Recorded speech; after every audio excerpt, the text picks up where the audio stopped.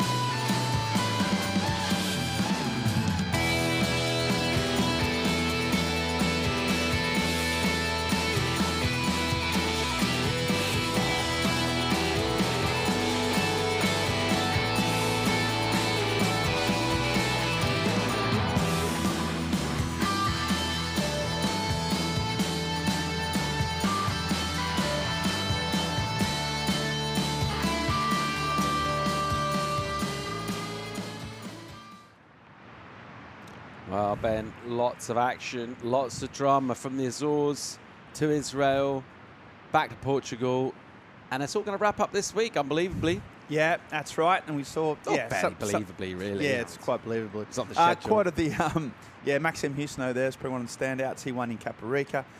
He won in the Azores. He's European champion. Exactly, Paul. You took the words right out of my mouth. Teresa Bombolo, there's no women's division this one, but she won all the events to also be the European champion. A lot of sun, a lot of great waves, a lot of good times. Should we take a look at those rankings? Yeah, this is the all-important qualifying series rankings. This is what's going to matter.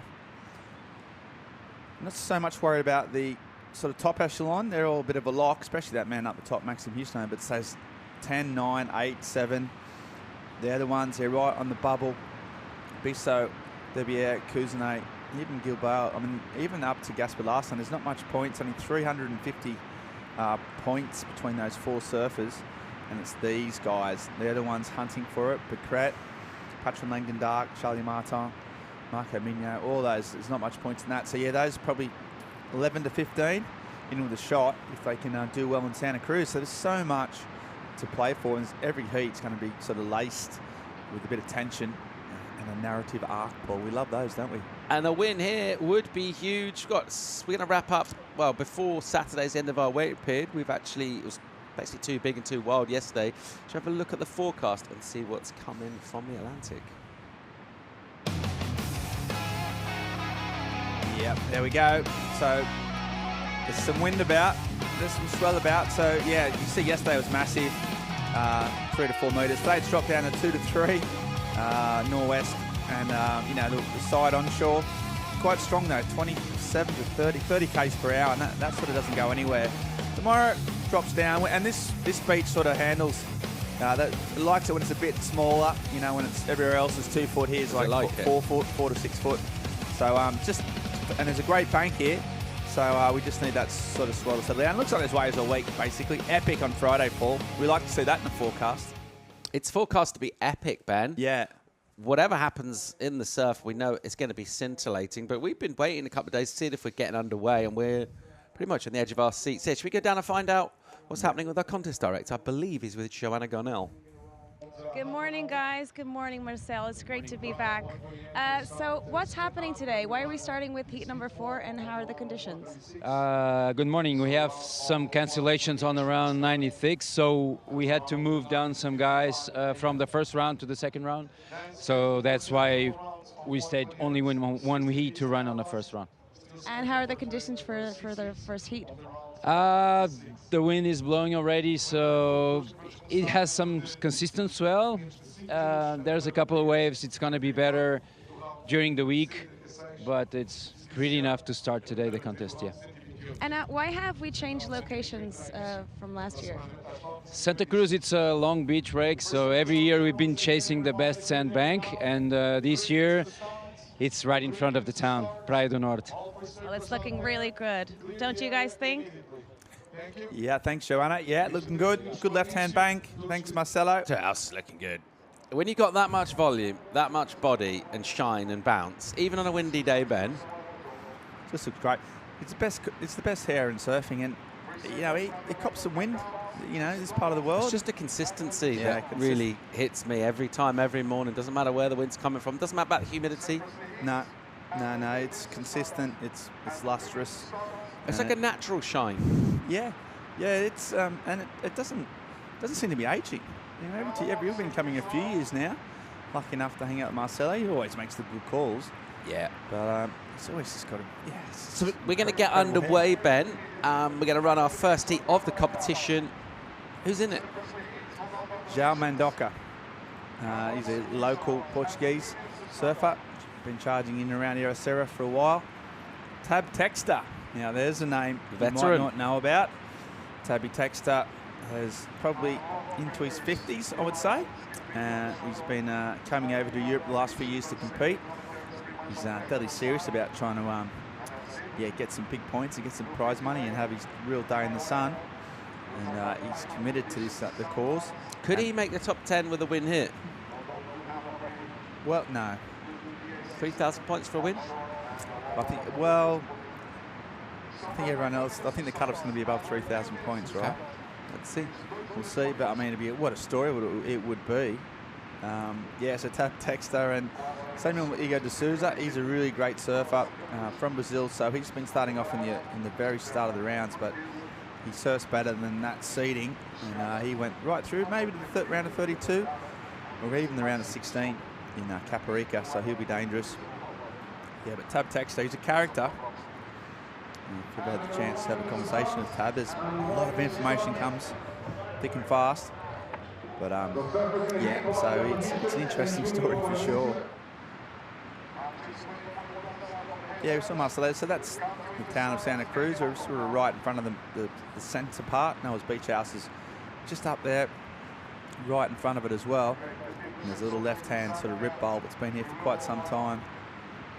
Even yesterday when it was like massive, there was some of the guys out there having a crack at it and getting a few waves. It's pretty rippy, it's pretty bumpy, but it's got real power. And I think we should see some big turns today. Yeah, the forecast has been pretty much spot on with how much it's dropped from overnight. It was really, really big yesterday. It's a big reduction in swell. It's still solid out there, and as a result, just the way these sandbars shape up. What we're looking at is a shorey, basically a reformed shorey, Ben. Yeah, that's right. Breaks out the back on the outer sandbanks and comes in and sort of spins on this sort of inside shorey. Pretty common here in Santa Cruz. And as a result, there's a lot of water moving around. All that water coming into this beach has to get out somewhere. Tends to go up in these really strong rips off to the side of the banks.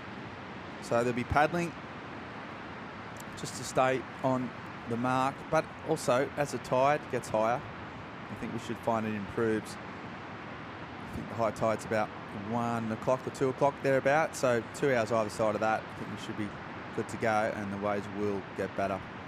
We're waiting to start here and get our final QS event of the season out the way. Now, if you're feeling disheartened, how can the season be ending in April? Don't worry. Next year's season starts this summer. Brilliant. Yep. It's not the calendar year. What with the event in Anglet. So Texter's getting a little bit smashed on the inside. Yeah. I think we're waiting for him to get out the back so we can start.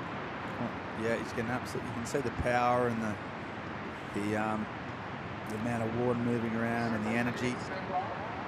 And Tab just trying to get through this massive shoreboat. The boys are at the back there fighting the rip. They're ready.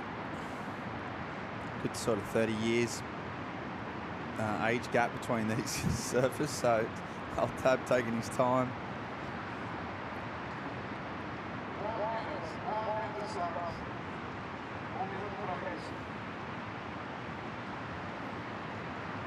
So we've been in a competitive event where a surfer hasn't just been able to get out the back.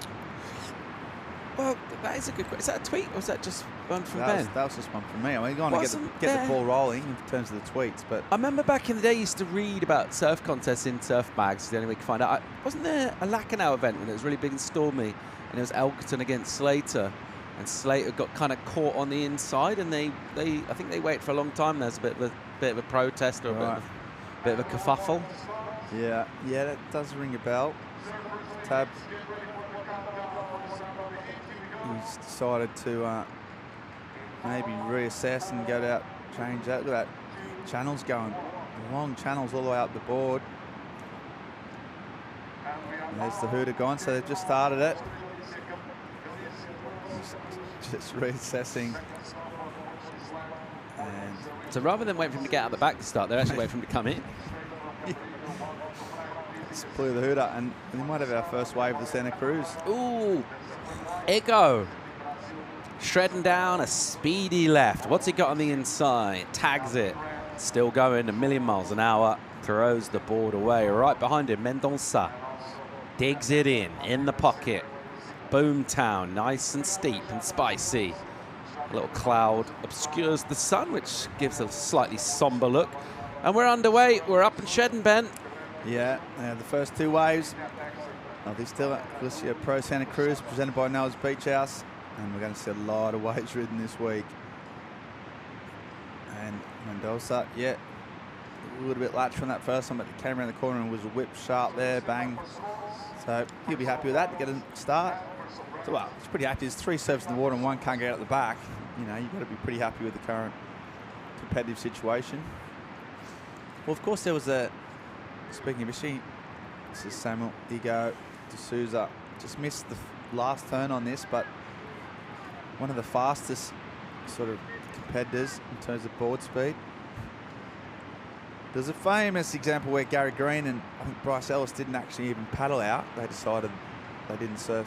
I think it was the Billabong Pro. They moved it to Waimea when it was 25 foot. Yeah. And so they didn't even paddle out. But I don't remember many people not able to get out. Okay, Noah Bahoon there. Just getting ready.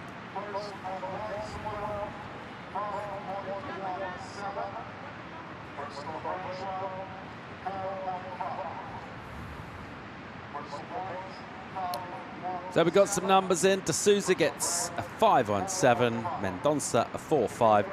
These two people have answered from the heat. Is that correct? Is correct, yeah. And there's 2 people in the water. Yeah. Both got a pretty good chance, you'd imagine. Here goes De Souza. Digs one. Wave goes a bit wobbly. And that'll be it for him.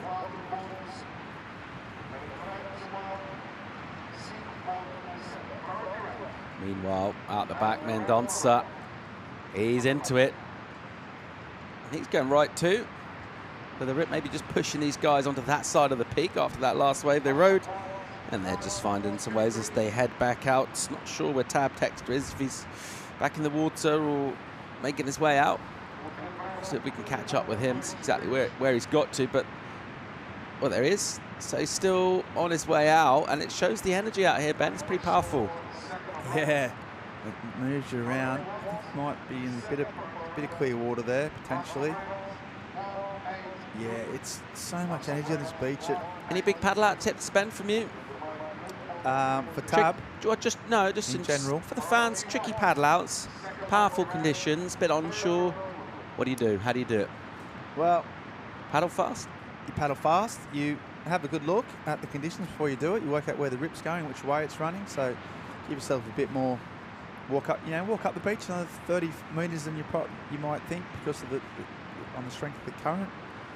And then, yeah, the rest of it's a little bit in the lap of the gods in terms of when the waves come or not. But it's a pretty defined bank, this one. You have a free surf, obviously, before your competition to see how it all works. Yeah, it's a fair bit to it.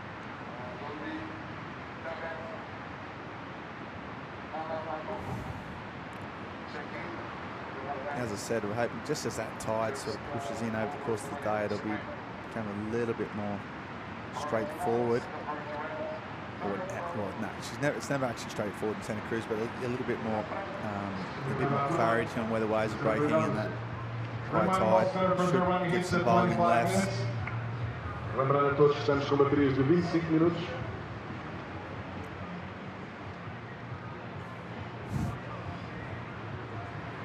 Here's Mendonça. Bang! That was nice. Some good amplitude in the turn. And a little bit of precise shred going on to finish on the inside of the little combo. Good chance of being his best. At the moment, he's got a really good chance of getting out of this heat, getting into the next round. Yeah, right off the left. Yeah, nice big turn, bit of spray, carve, and then finishes it off. A lot of problem injuries throughout his career. Had a debilitating sort of bone infection around the knee. And he had to, when he was 15 or 16, had to get through that. Quite difficult at one stage. Thought could have been the end of his surfing career, but he's powered through that and looking strong. A young Portuguese hope. Would know these beach breaks pretty well, having grown up in Aracira.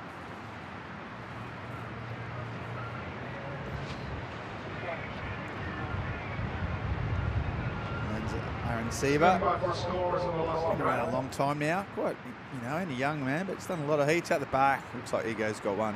Here goes Samuel, stands up in the rip. And as he gets through the rapids, he finds a lip, hits it hard, and just to hang on. What are judges looking for today, Ben? Speed, power, flow. I think anyone where you can connect with SPF. big clean sections, and really, if you get a section, you've got to try and hammer it. Hammer it. In from Caparica, they didn't mind at all one-turn waves as well. They weren't too bothered if you didn't get a couple of turns together. It was more about if you could connect and you commit to the lip or really heavy sections. If you went for it and made it out, they rewarded that. I assume that'll be the same at this event. But yeah, there's some criteria. A lot of boxes to tick. Yeah. But you don't get scored on all 5 criteria every ride. Obviously, you don't get scored on combination majors if you do one turn. No. Exactly. Well, yeah, you get marked. So the criteria you are get marked optional. down. Yeah, the criteria, well... What, super clear, is it? No, well... There's 5 sort of elements to it. And I mean, yeah, Right. exactly. You can't tick all those boxes on every wave. But if you... The combination of major manoeuvres... If you do one of those criteria to very, very well, you still get scored for it. Innovation and progression. So if you took off and just did just a really hard, sort of non-innovative turn, then there's 2 that you're not... Yeah, you're not ticking the innovation box. Or the combination. Right. Exactly. So you wouldn't, you're not going to get an incredible score. If you took off, did a 840, did a snap, did it with speed, you probably get a 10. If you can tick all the criteria categories, then you're looking for a perfect score. If you can do a couple of them very, very well, you still get scored highly, but not as much as you could. If you don't tick any, like Tab Texture is right now, you don't get much at all. Just dive into this because it's interesting. Variety of manoeuvres also criteria. Yeah. So if I take off on a set wave, just do one relatively standard but strong turn. That sort of turn we've been seeing for several decades. There's no combination. Yep. There's no innovation or progression. Doing a turn which you would have seen, in the 90s. And there's no variety because it's just one manoeuvre. So there's 3 criteria you're not scoring on. Yeah. Okay. But they're not in the criteria then.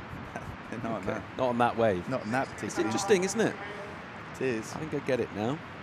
Here we go. What do we got? Patter out the back. That looked like De Souza. We're not talking about the 2015 world champion, but Samuel Igor De Souza. He's a goofy foot. He's also from Brazil. He's a ripper as well. Here he goes from behind, a little too far behind. And you see that rip just pushing through. Texter with priority. So he's in the lineup somewhere. I'd love to see him. Let's hope he can get himself something going just on 16 on the clock then. Yeah, he's out of the frame, but hopefully he's out in the back somewhere. As we see, Mendoza, big backhand turn, smooth, bit frothy. Still managing to get some turns in. Not easy carving through that foam.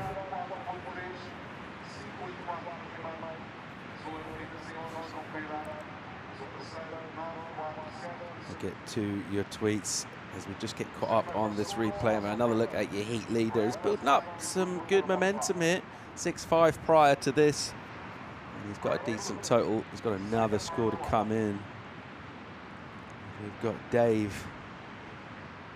He's in Margate. Question for Ben. He's been following the European QS. Really loved it. He liked the style chat. Did like the flat cap chat. Ben, he said they thought there was a glaring omission from one of the great flat cap wearers in surfing. Retired surfer. Richie Lovett. They haven't nailed it. The next clue is going to be he's on the webcast at Bells, but you didn't need that one. Yeah, Richie Lovett. Yeah, we did actually forget. He doesn't mind a flat cap, does he? Yeah, it's his. Yeah, Let's it's go-to. It's his go-to. It's his standard. There he is, Tab Texter. He's in the lineup. He's got priority. He hasn't ridden a wave as yet.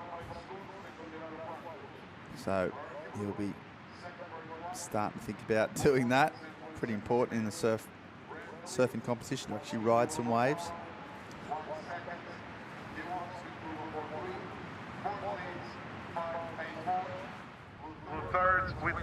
Richard Dog Marsh, now a coach, with Portuguese Surf Coach of the Year, in fact. He's been known to wear a bit of a flat cap as well. Doesn't mind a flat cap.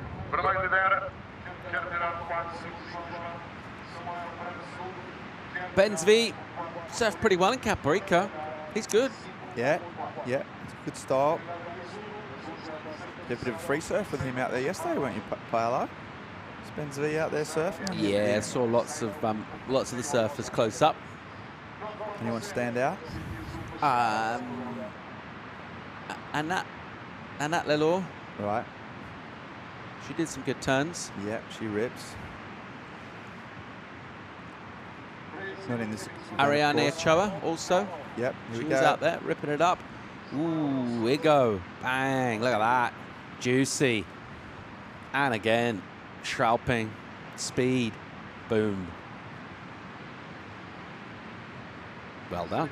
Yeah, that gives you a bit more example of how this bank works. So a nice left, a lot of push, a lot of power. And then screen through the inside. So that's the thing about this place, sort of can look unruly and can look a bit messy, but then waves, actually the faces can be, given the strength of the onshore, you got so much sort of push and so much power that it can sort of clean the face up.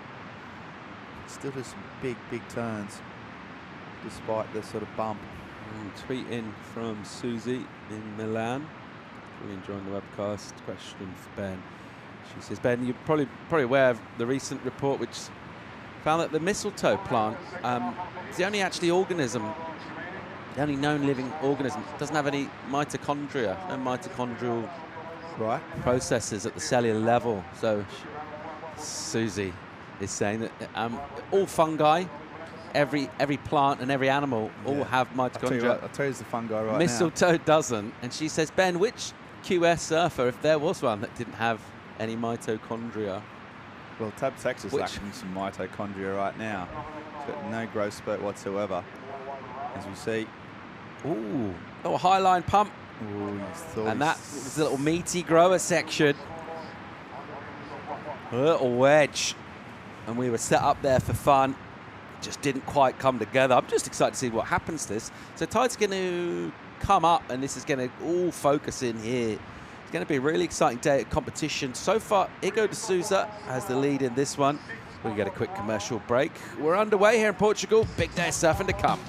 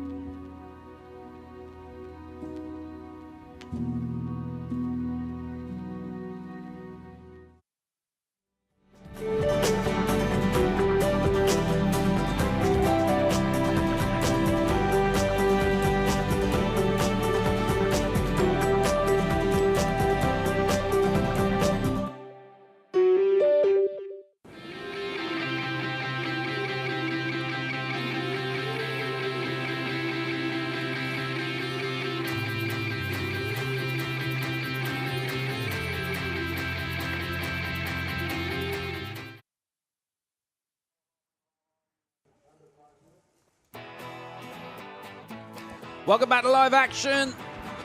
We're underway here at the Estrella Galicia Pro Santa Cruz, presented by Noah Surf House. Samuel Igor de Souza of Brazil, leading Xiao Mendonça of Portugal. Tab Texter of the USA, still looking to open the account. 9.5 on the clock, and a wild and ragged Atlantic Ocean. There is a little bit of focus in our shore break section, Ben.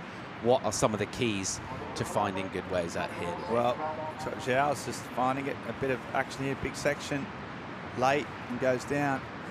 Well, you just got to fight for it, really. You can't stop moving. The more waves you catch, the more waves you catch. Paul is a rip bowl adage, and that means that you can easily get taken out of position by catching waves. Keep surfing. It effectively puts you in back in the position. Keep paddling. Keep paddling, keep surfing, and yeah, never sit still. There's be a sweet spot on that bank. Never give up on a good thing. Never give Do up what on makes you feel happy. Just be yourself. It's just the body. And don't overthink it. Just vibe it. Yeah, it's pretty difficult out there. I mean, as Tab Texter has shown, he hasn't been able to catch a wave. He's caught in that rip. So there's Tab. So he's just sort of caught in that rip a bit and being sucked out to sea off the bank. See him working really hard against that rapid sort of rip. Not easy. He's going to know he's been in the heat. Even if he hasn't caught a wave, he's going to be fairly exhausted. Tab Texter. Don't think he's won a heat in his sort of competitive career on the QS. Ooh, live action. Here goes Souza digging in and going pretty fast down the line. Likes the look of this little section, and in the end he decides just to kick out there. He's got some decent numbers though. 6-1, dropping in earlier on. It's the second high score in the heat, the 6-5 of Mendonça. This guy is the high score. He just waits at the top of that wave and realizes didn't really like it, decides not to go. Just over 7:20 remaining in this.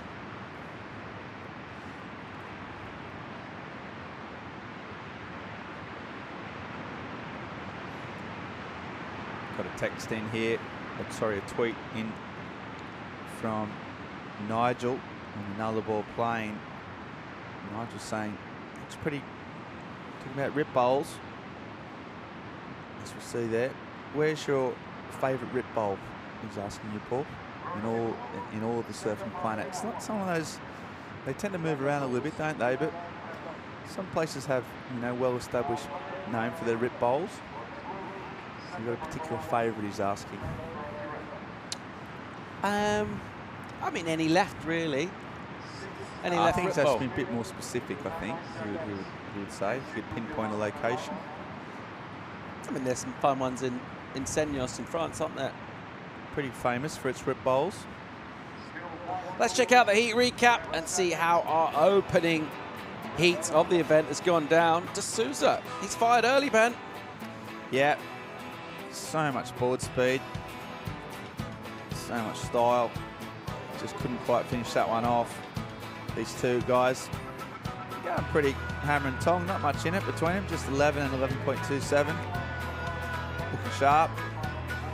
They'll appreciate the time to get a surf in on the bank with no real competitive pressure. The odd right came through. Zhao made the most of it. Great surfing from the young Portuguese. Old Tab Texter, nowhere to be seen. So it looks like we're going to see the run around here from Samuel, who's up the beach. Let's have a look at what he got done. Ooh, spicy carve. Sort of waiting for an aerial at some stage at a massive air game. Just fanging down the line. Oh, wow, air. A little ollie. A little backwash ollie there. Got some good pop right there. And he's gone a long way. Yeah, he knows the Tab Texter ain't going to get a wave. And so he's decided to look after his board, look after his... He said, what's the point, he's saying, basically.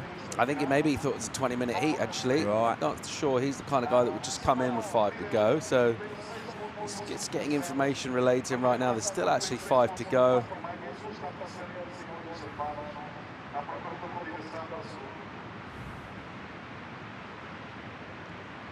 Texter now trying to paddle in against the rip. You get kind of caught on the inside, and you're trying to paddle out, and the waves are washing you in, and then when you actually punch through, then it wants to drag you out the back, Ben. It's not easy. Not easy. Got another tweet in here from Ricardo. He's from the Richmond Valley. And Ricardo's saying, if Tab doesn't catch a wave, would this be the first example of a 0-point heat total in professional surfing? No. It's not Ricardo. This has happened before. We've seen Philippe Jarvis one time, Chopu. Didn't take off on a wave. Any other examples you can pick up, Paul? Recently in the CT, the Portuguese wildcard, Afonso. Junez, yeah. Yeah, he didn't, in his first heat, he didn't get a wave, 3-man heat. No. I mean, to be fair, there weren't a lot coming through. It wasn't like he didn't go on many opportunities, there just weren't really many waves. 3 of them in the water. There's quite a lot of waves out there. That's Luis Haley Batista, who's very active with the signals. Yeah, he's a great signaller. So they're potting the board with the nose heading south. Does that mean paddle that way? Well, or don't paddle that way? Yeah, I mean, you're hoping there's some prearranged sort of tags. Fins one way means something. Nose or the board vertical means another thing. If you're tapping your head and rubbing your tummy. Yeah, that That's means also stay where you are. Okay.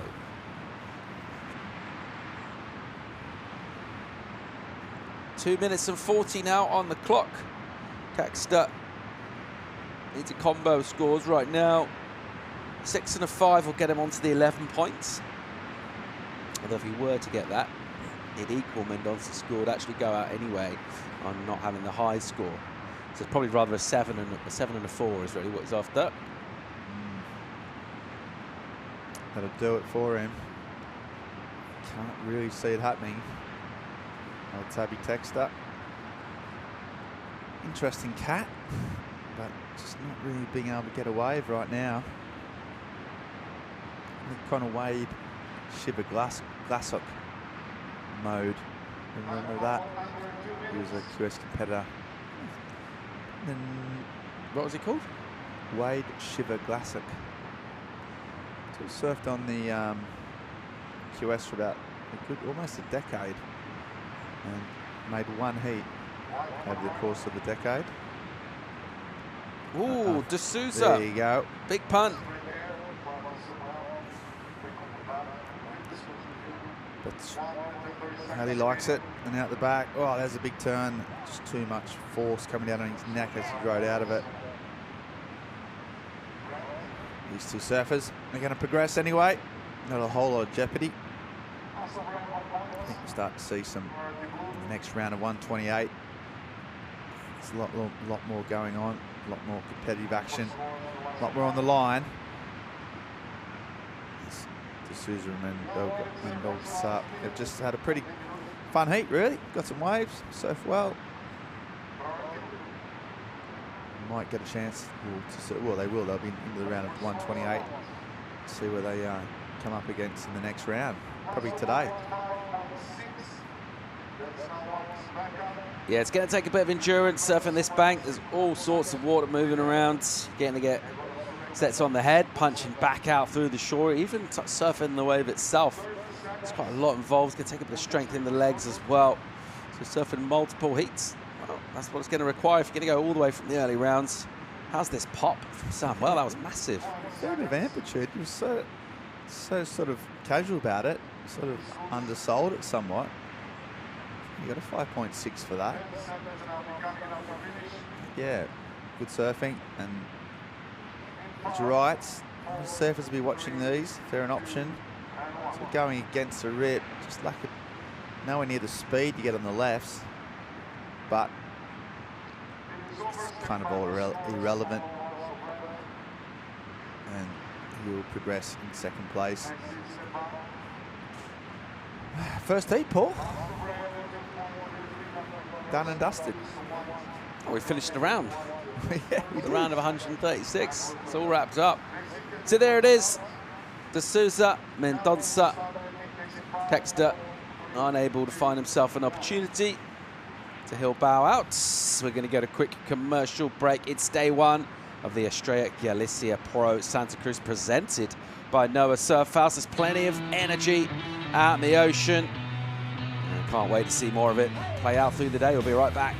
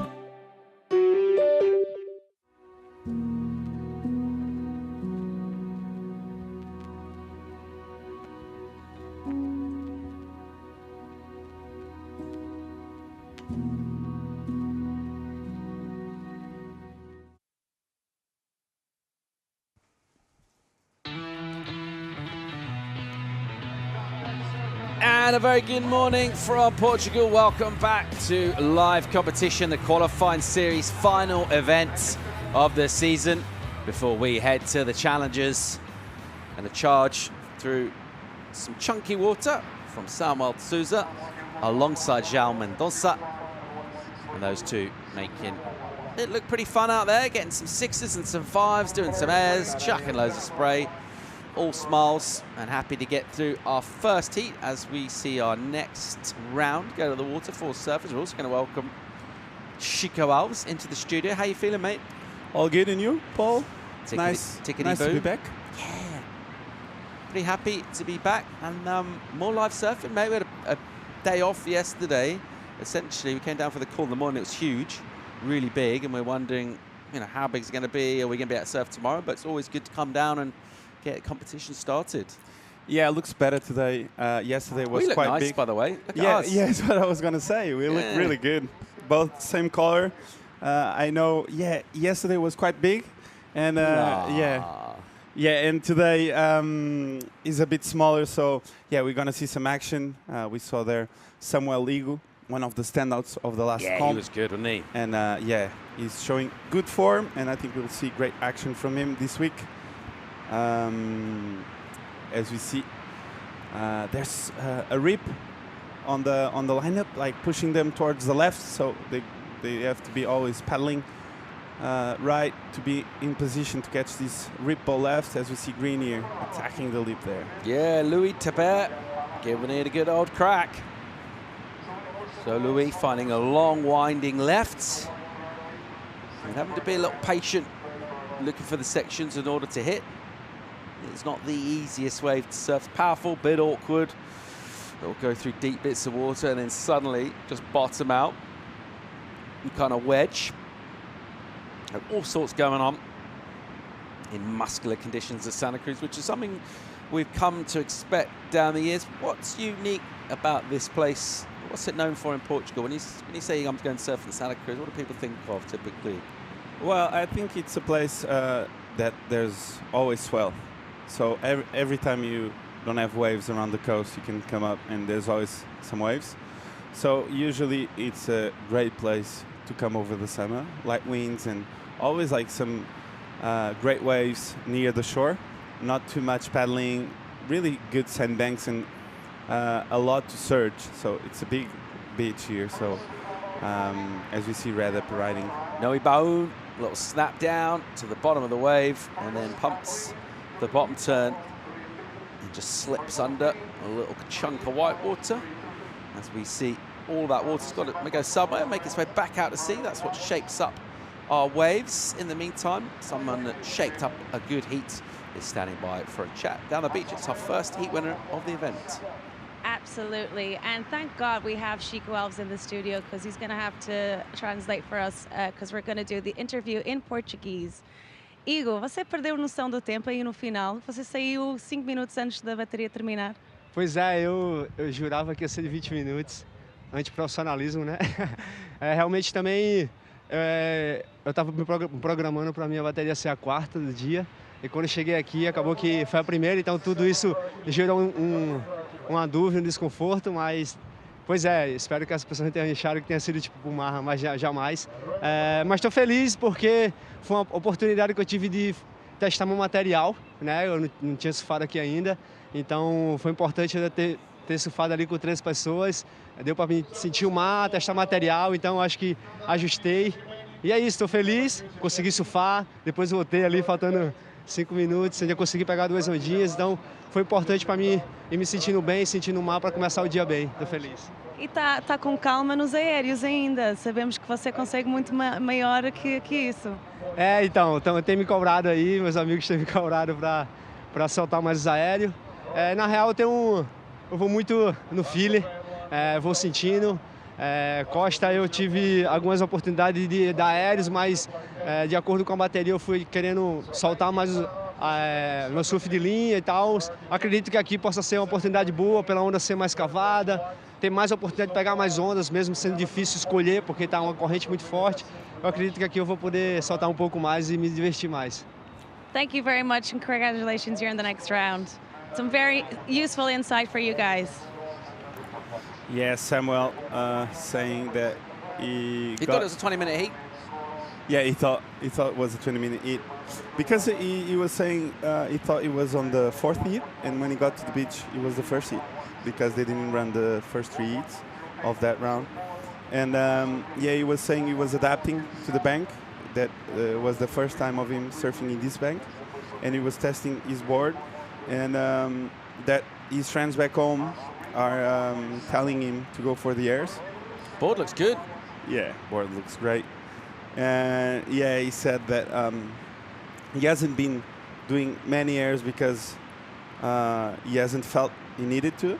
So he was just going through the motion of the heats. And yeah, that he's looking forward to go to the air. So we're going to see Samuel Igor flying anytime soon on the next rounds, which is which I think it's a good idea because he's such a good guy on the air, and he's got such a good repertoire of airs that we usually see on Instagram, and it would be nice to see it live on some good eats, as we see on the beach there. There's a sandbank far out, which is impossible to get there because it's a long paddle, and then there's like a ripple left near the sand that allows the surfers to catch a lot more waves. A lot of rip though there in this bank, but it's the only way they can catch 2 waves in 25 minutes, and is looking really rippable. So as we see, there's quite a distance in between blue and white now. That's because of the rip, so you can't really stop paddling towards your right, otherwise you get a little bit too far behind the left, which is the main wave we're going to see all week. But if you basically don't catch a wave for too long, you can get dragged off the peak. You've got to keep catching waves, essentially. You know what this reminds me of? And you're from there. Portugal. Yeah, well, me and Monday were just talking about that in the last one. Oh, Senos. nice. Yeah. If you don't get a wave for 5 minutes, you're gone. You're gone. You're on the right, and on the right, it's a close-up. You've got to come in, basically. Yeah, you got to come in and just walk around. So it's just fun to have like the same connection with you guys. Even I wasn't here. And we have Tap Texter. Tap Texter coming out of the heat. He couldn't really find himself out there. A really great surfer. What a legend. And always present in our QS's event, as we see, red there, throwing buckets of water. No way, Baun. And I think he's going to put a great score on the board, and probably will be the best score of the heat so far, I think. We haven't seen much yet. Low score affair, as we see the replay. Quick snap there. He winds up off the bottom, and boom. Nice click of the tail, and great composed surfing from Noe Baun. And we see there, as you were telling me, you have to come out. We see the surfer on the left, which I think it's green.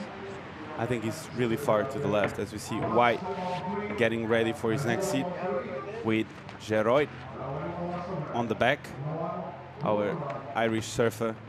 How are you? Always smiling, and really stylish surfer from Ireland.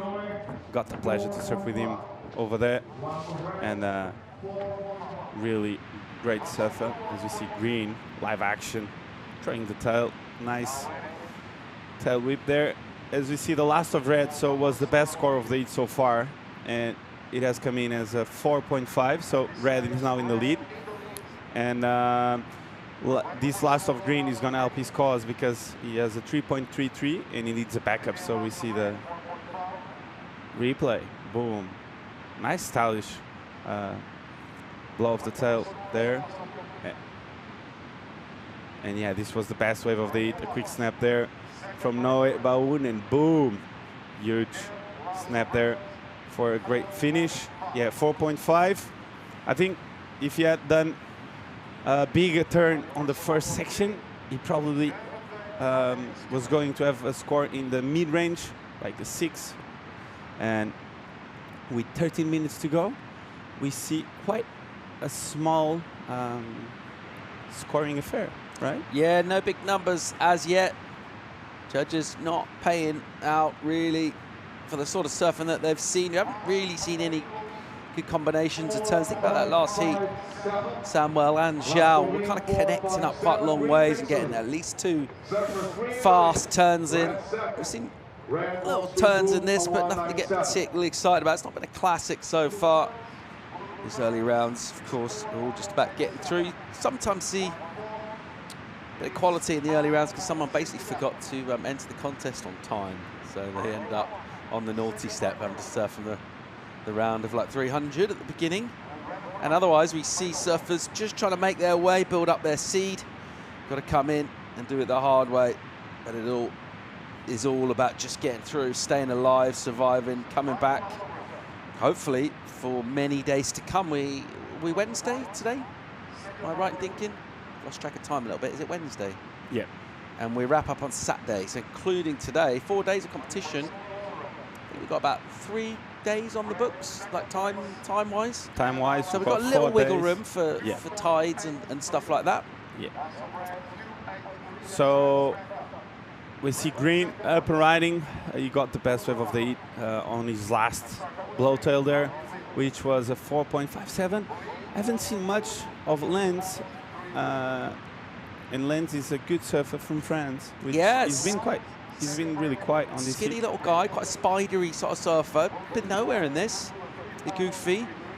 Let's see if he can get himself a wave now. He needs to get going. And he normally is quite active. Very, yeah. He's always taken off on waves. Every time we look at him, he's paddling in. He's not been at this at all. That shot there gives you a really good idea of how complicated this lineup is. So that's wave way out the back. You see our ski pilot out there running the safety. That's what Chico was talking about. It was basically impossible to get out there and get a couple of waves in your allocated time. So this inside bank, it is more concentrated, but you see that rip pulling off the almost dry water at the bottom of your shot. Do you think we might see someone going out the back today? I'd like to see it. If like the waves drop a little, I think we might see someone going out to the outside and try to get a big turn out the back. So, yeah, plenty of action today. Well, just over 10 minutes, 40 seconds remaining in this one. It is Louis Tabert Alamelu at the moment with the lead from his compatriot Noe Bone. Other than that, not loads of action to talk to you about. We've got a big day of competition coming from Santa Cruz today. Plenty of swell out in the water. We expect to see some big performances too. We'll be right back.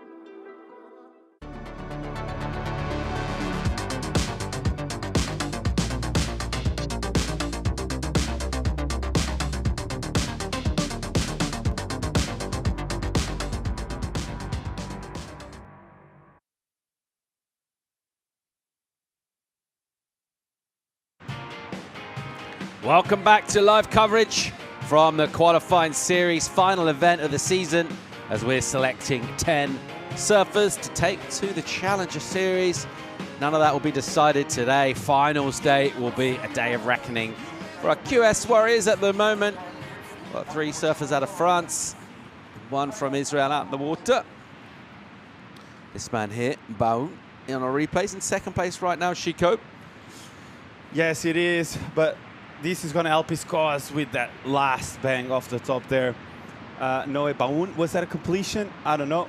I'm going to let the judges decide, but great style from our French surfer, Noé Baoun, and nice way to put a backup number on the board, 283, and he's in second. So we've got blue and white third and fourth without any type of mid-range score. So they might be kicking themselves to get something on the board. As you see, Geroid, oh, nice flexibility, getting there, the muscles loose, getting focused, all smiles all the time. That guy is always happy because he knows if something wrong happens, he's back home getting barreled with any type of problem. He charges Mullagmore and all those breaks in Ireland, and he's such a charger, and yeah, what a passionate surfer of the sport. He had a great mission down in Ireland not a while ago with Maisonneau, surfing a slabby right on the rocks. So great content coming out, always from Geroid too. And as we see, green, boom, and couldn't make it. Oh, sorry, maybe I spoke too soon, but yeah, just a hard wave to finish it off there. And green, sorry, Louis not finishing the wave there. As we see, Lance trying to figure out where to sit and what wave to catch. He's been really flying under the radar on this heat, which is strange. And we see the replay of green again. He comes off the bottom. He gets speed down the line, and this section was just too hard. A lot of froth on the face. And yeah, here I thought he didn't make it, and then I saw his head and I was like, maybe I'm wrong, but yeah, he didn't make it anyway. So Louis in the lead with a 4.57 and a 3.33, and Noé Baoun in second with a 4.5 and a 2.83, and we've got Blue needing a 5.73 and Lens needing a 6.53. As we see, surfer from the next seat, Vidal, who surfed really good in Costa de Caparica. What a nice surfer, and what a character to have around. Dior Martinez coming up too. He's a young ripper. He is goofy footer from Portugal too, and he rips. So we've got a stack heat coming up. We've got it's all happening. The Benz V there going to late takeoff on the back end, going down. That's not going to help his cause in third at the moment. Looking for a 5.73. It feels like quite a big score the way this heat's gone. Yeah, we've got. What's the tide doing, Chico?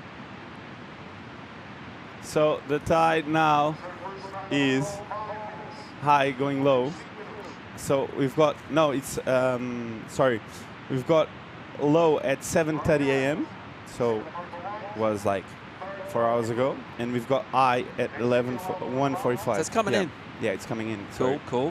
So could get more sort of focused on the shorey on the high, couldn't it? Yeah, I think it's going to get better with the high tide. A bit cleaner, a bit less of a rip, maybe.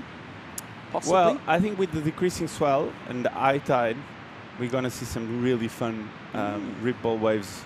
I like it. Near the shore, which I think is great. So less paddling and maybe a little bit more size on these waves, and easier, maybe less rip too, because with the low tide, there's the water going out and drags the surface to where the water is moving. And with the high tide, I think it's going to be a little bit hard, maybe, to get to pass the impact zone. But once you get it, I think we're going to see some really meaty sections to it off the top. So I think we've got a full day of action, and with the tide coming in, it's going to get better. That's my prediction. And with the high tide, you're going to tell me if I'm wrong.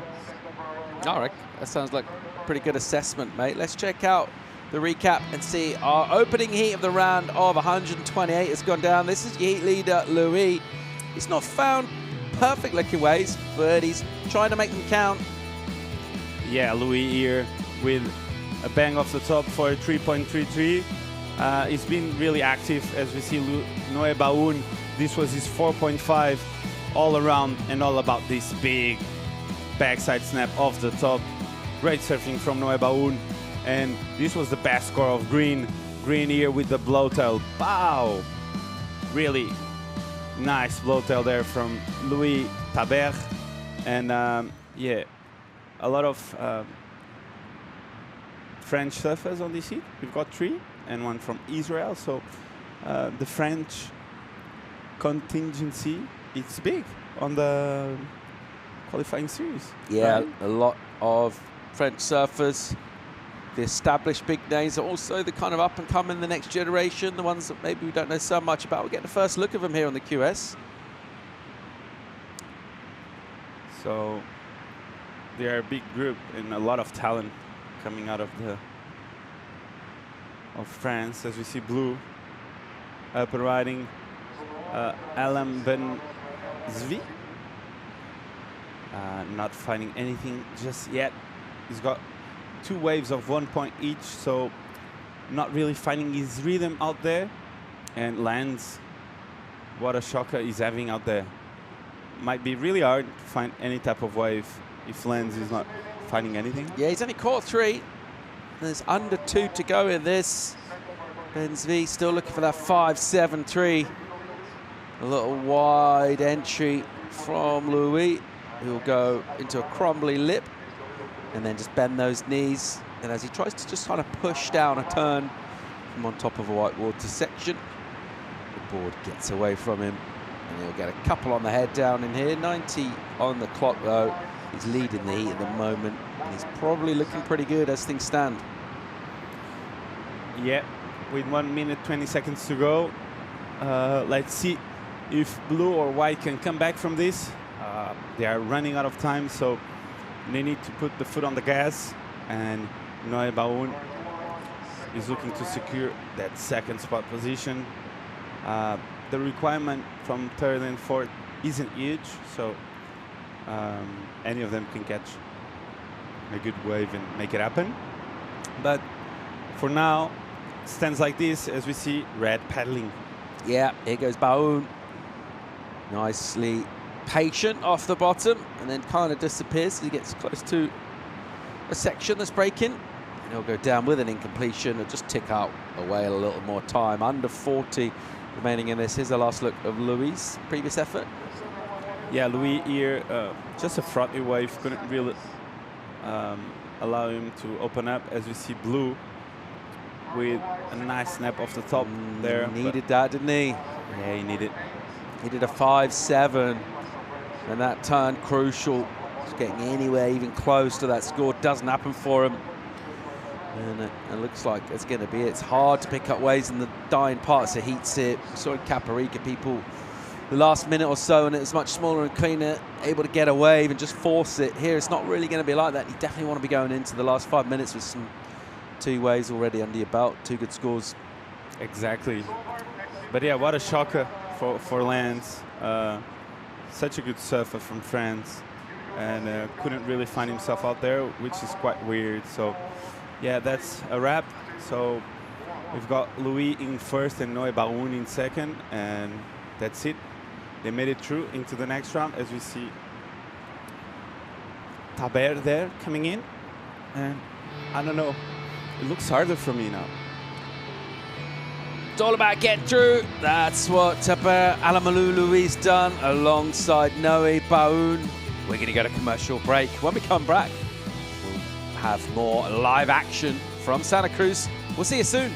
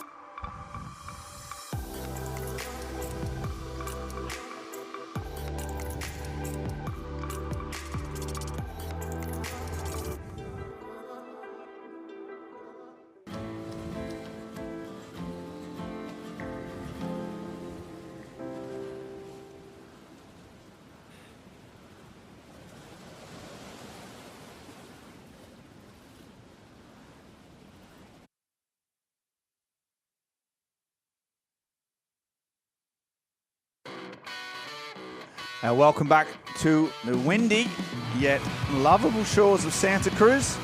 My name is Ben Mundy. I'm joined in the box by Philippe Jarvis. And Philippe, what's your, you're a bit of a local around these parts. You've surfed up and down the coast of Portugal, used to compete in some of the big events, but what's your take on the conditions so far, mate? How's it look out there for you? Yeah, first of all, it's an honor to be here, Ben, sharing the booth with you. It's really good. The conditions, it looks tough. It looks a lot of work. But there's a few opportunities. There's a bit of a left rip ball, as we see the white up and running on this left ball that I'm talking about. But it's hard. But I think the conditions will improve with the high tide. Yep, we're hoping that water comes in. They'll be sort of breaking less out the back and more on that inside bowl. We've got full surface here. George McDade from Ireland. He's been charged. He won't be bothered about these heavy water. Yeah, he's been charging some heavy waves over in Ireland throughout last winter, the last couple of winters, to be honest. Having a real crack at Mulligamore, down there at Riley's, all those crazy Irish slabs. He's been all over. But it must be hard. Actually, we had a chat to him. But this is what happened in the breaks. He's got his backside. Yeah, as you see, Geroid is one huge turn on his backhand. But let's see if we can make it. Yeah, actually, it was a nice one. And we see Dior Martinez, the Portuguese surfer from Cascais, as we go. Nice off the top, nice little last turn to finish the wave. It's a good way to start, as we see the first scores coming in, and Geroid started with the banger. Yeah, 6.67 for that one big turn. I was about to say, it's disproving, but it must be quite difficult going from surfing 20 foot or whatever you want to call it, like sort of almost perfect reef breaks to competing in 4 foot short. Definitely, it's a lot different. It's weird when you're surfing perfect, even if it's big. If it's a perfect point break, it's different than surfing a rip ball full of white water and full of this current, as we see the wave. And it's not easy, but you have to adapt. You're a competitor. That's what a competitor has to do, is adapting to the conditions. Yeah, exactly. And he's done it pretty well. Jose Vidal on his backhand here, trying to adapt as well. And he's got a nice little runner. Can he finish it off? He does. A bit of spray. Oh, nice. So good surfing. Yeah, Jeje is an African surfer that he moved to Portugal a few years ago, and he has been living in Praia Grande, and he had a lot of help from the locals in Praia Grande, so he's improving a lot. I haven't seen surf for a while, and that's way better than he used to surf. Yeah, pretty good spot. Nick Von Rupp helped him out, didn't he? Definitely. And a lot of his mates over here, so we're really welcome into the... Where's your hometown, Philippe? Yeah, as you see, just to analyze this wave, a nice little cutback, and then he finishes off with this. One more turn here, and he finishes off with this one. A lot of white water, a lot of spray on this last turn, so nice way to start for JJ. I'm actually from Cascais. Right, Cascais. Yeah, I've been living there since I was born. Nice. I started surfing down south in Alentejo, which has a lot of nice waves and pretty uncrowded still. Yep. So I still go there every once in a while because I have a family home. I have a family home there. Nice. So, I spend most of the time in Cascais. Cascais, yeah. And what a surfing hotbed that is. No, yeah, definitely. And so you would have seen Diego Martinez. Oh yeah. Growing up. Hold that thought. I'm gonna grill you about him next. Yeah. See if you know his shoe size, know his mother's name. But right now we've got the heat winner. Down there with Joanna Garnell. Thanks, Mondi. Congratulations, you're in the next round. That was a tough heat. The scores weren't, the best ones in the world, but how did you feel about that? It was very hard to take the good one, but I make one good wave with a 4.57, and I take a back up after, so yeah, I'm stuck. How does it feel out there? I'm happy to be here. It's a great place, so yeah. How does it feel in the water? In the water, very hard. Conditions are very hard, so yeah. What was your coach just saying now? Just to take a wave and many waves, take many waves. Well, congratulations, you're in the next round. Thank you. Thanks, Joanna. And yeah, it's pretty stoked about that result for Louis. Yeah, but Diego, he's obviously a bit younger than you, Felipe. But what's his sort of story? How What type of surfer is he? He's actually a really good surfer. I mean, I'm actually really impressed with the way he surfs. He started off pretty late, which is actually pretty weird these days. Yeah.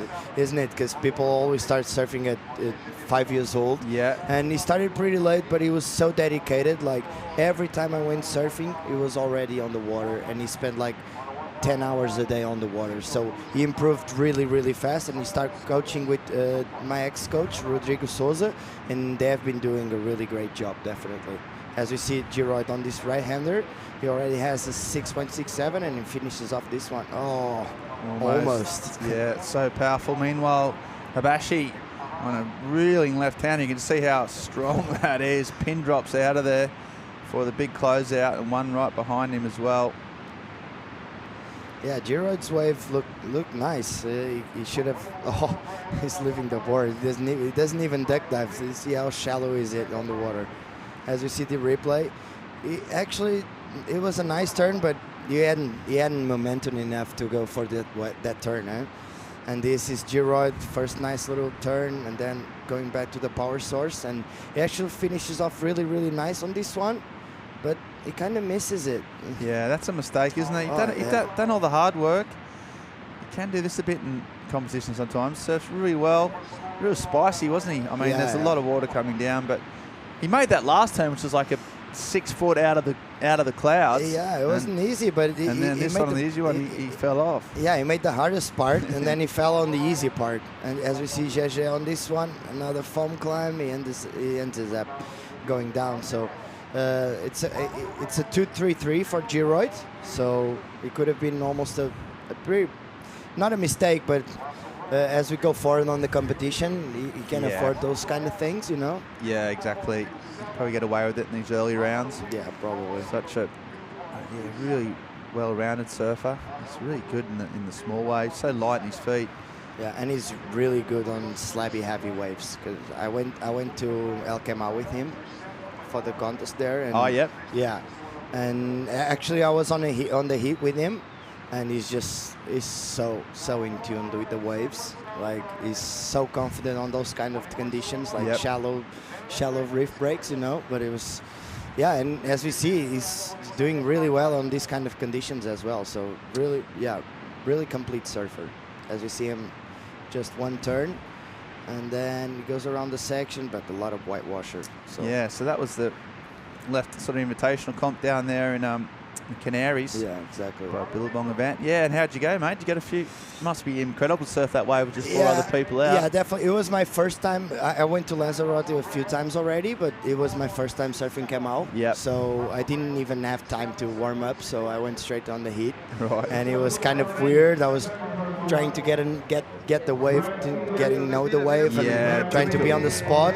I ended up having a lot of fun. I didn't make it, but I didn't make the first round, but it was like a really nice experience. Yeah. Like just to be able to surf that wave with just 3 guys out and you. So I ended up getting some fun ones. Yeah, cool.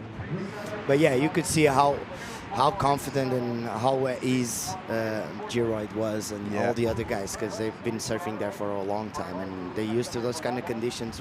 We have some slabs in Portugal, but I don't dedicate my time as much as I should. Even though I like it, but it's different. You have to dedicate a lot of time. Yeah, on this, you got to be totally those, committed. You can't dip your toe in some of those huge waves, can you? You've got to have all your boards. You've got to train hard. You've got to be completely, as you say, dedication's the word. Definitely. And Giroid has been doing that in Ireland now for quite some time. Rewards paying off. For sure. I was speaking with him about the session he had with Maisonneau right now on those on those waves that they just ride on the rocks. Completely dry, completely dry. He was saying that Mason is absolutely insane. So he he ended up having a concussion, you know, Giroid. Oh, did he? Right. Yeah, he was telling us like he went head first to the reef and he had a concussion. He didn't surf for a week almost after that. So yeah, that's no good. Yeah, I mean, understandably, it's just so dry. Yeah, you want to wear a helmet with those type of waves. That's definitely. what we're saying. Like, you should wear a helmet next time, even though Mason doesn't use one. But Yeah, it's a nice, yeah. But then I was saying, I had a chat to, just for another interview with Craig Anderson, the Australian free surfer, and Craig had been over in Ireland as well just a couple of weeks ago and scored some big waves, and he was saying he was surfing with Giroge and Connor, Maguire, and he was saying they're just, he was saying they're lunatics. You know, he was just couldn't believe just how hard they were pushing it, and he was just like, you know, he was amazed just at their commitment and just, you know, how difficult it can be and how cold and how gnarly it is. That's what I was about to say. And they were just going full throttle, you know, so. It's different, you know, the whole environment. As you see, Dior on this wave. Nice little left. Starting to clean up. It's a nice open face. Little cut back. He's looking for a finish here if he can. Wordle drop wallet. And then one more. And finishes. Can he ride out? He does. So that's well surfed, and he's happy with that. Yeah, definitely. He needed this score, because he's losing to JJ Vidal, as we see. Giroud on the little left as well. Nice little wave for Diogo. Let's hope he improves them. The little rip ball. He needed that. Yeah, and that was sort of one of the more cleaner open face that we saw. And yeah, he took his time, which is good. You know, he didn't go crazy. Did a few carves but finished off strong, which is what you got to do just to get the score. Really, doesn't need to do too much to get right back in it. Yeah, as you see the replay of Giroud's wave, a nice little left. He goes off the bottom. Nice little hit on the outside. The wave gets a little fatter, but he's going to finish it up. Yeah, that's what we were saying. You have to finish these waves because it makes a lot of difference for the judges to finish the last turn. Even if it's not a really strong turn, you just have to finish up and show some confidence on yourself, and that transmits some energy for the judges, definitely. And this is the one Diego's. Yeah, he was taking his time. That was what we were saying. Nice little cut back, and then this kind of layback carving straight into this, stronger little last section. It was a nice one. Nice one. As we see, JJ also goes on this wave. A nice little snap on the outside, and then a little roundhouse cut back. Let's see if he has a finishing turn. Nice, spicy little one. He didn't make it though. Quite hang on. He's saying it right. And another one here from Hibashi. So a lot of left. That was a nice vertical turn. And another one. And he can't make it. Yeah, that's a mistake. Screams in frustration because he'd done all the hard great work. surfing. He just had to finish it off. I think he went so soft that he actually, like the whitewash came from under him and just threw him away, definitely. As you see, probably the best sort of set we've seen, wasn't it? All 3 or 4 of that sort of set just kind of ran down the bank. Yeah, the last wave was definitely the best wave. As we see, Diogo with a 4.97. Yeah, a good score there. So right now, though, as you see the beautiful shores of Santa Cruz, we're going to go for a short break. We're going to come back with more live action right after this. The Estrella Galicia Pro Santa Cruz, presented by Noah Surf House. We'll be right back after this short commercial break.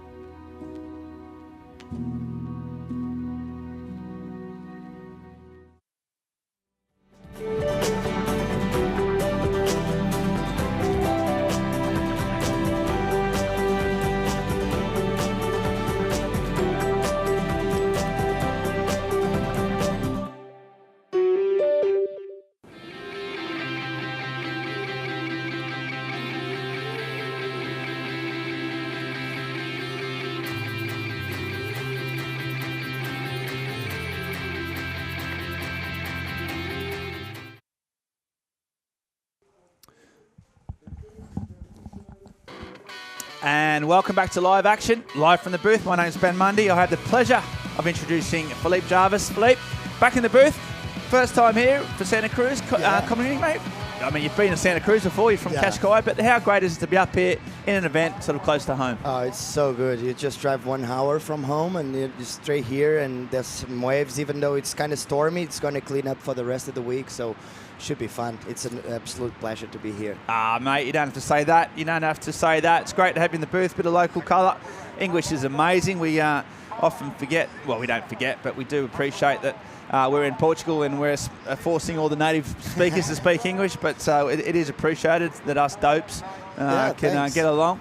But and we've got a bit of a pretty solid heat here. McDade, Martins, Habashi, and JJ Vidal. So, mate, we've got 7 minutes and 14 seconds to go. What do you know, give us your call. Who's going to get through this? What are you feeling? Giroid looks solid to me. Even though he fell on the last one, he got a 4.33, so he's on the first place. And then we have the Portuguese surfer, Diogo Martinez. Sorry, he's just if Diogo gets a good wave, he's going to show us his potential. So he's a really powerful surfer. So these conditions actually suit him pretty well. So. Yeah, those are my 2 bets for this one. Even though Fantin got a really nice wave, he just made that little mistake that might cost him on the end. Yeah, it's small margins in this event. These surfers just trying to get up some ranking points. This is the final event of the European qualifying series for this year. So the calendar sort of runs from sort of summer till now, really.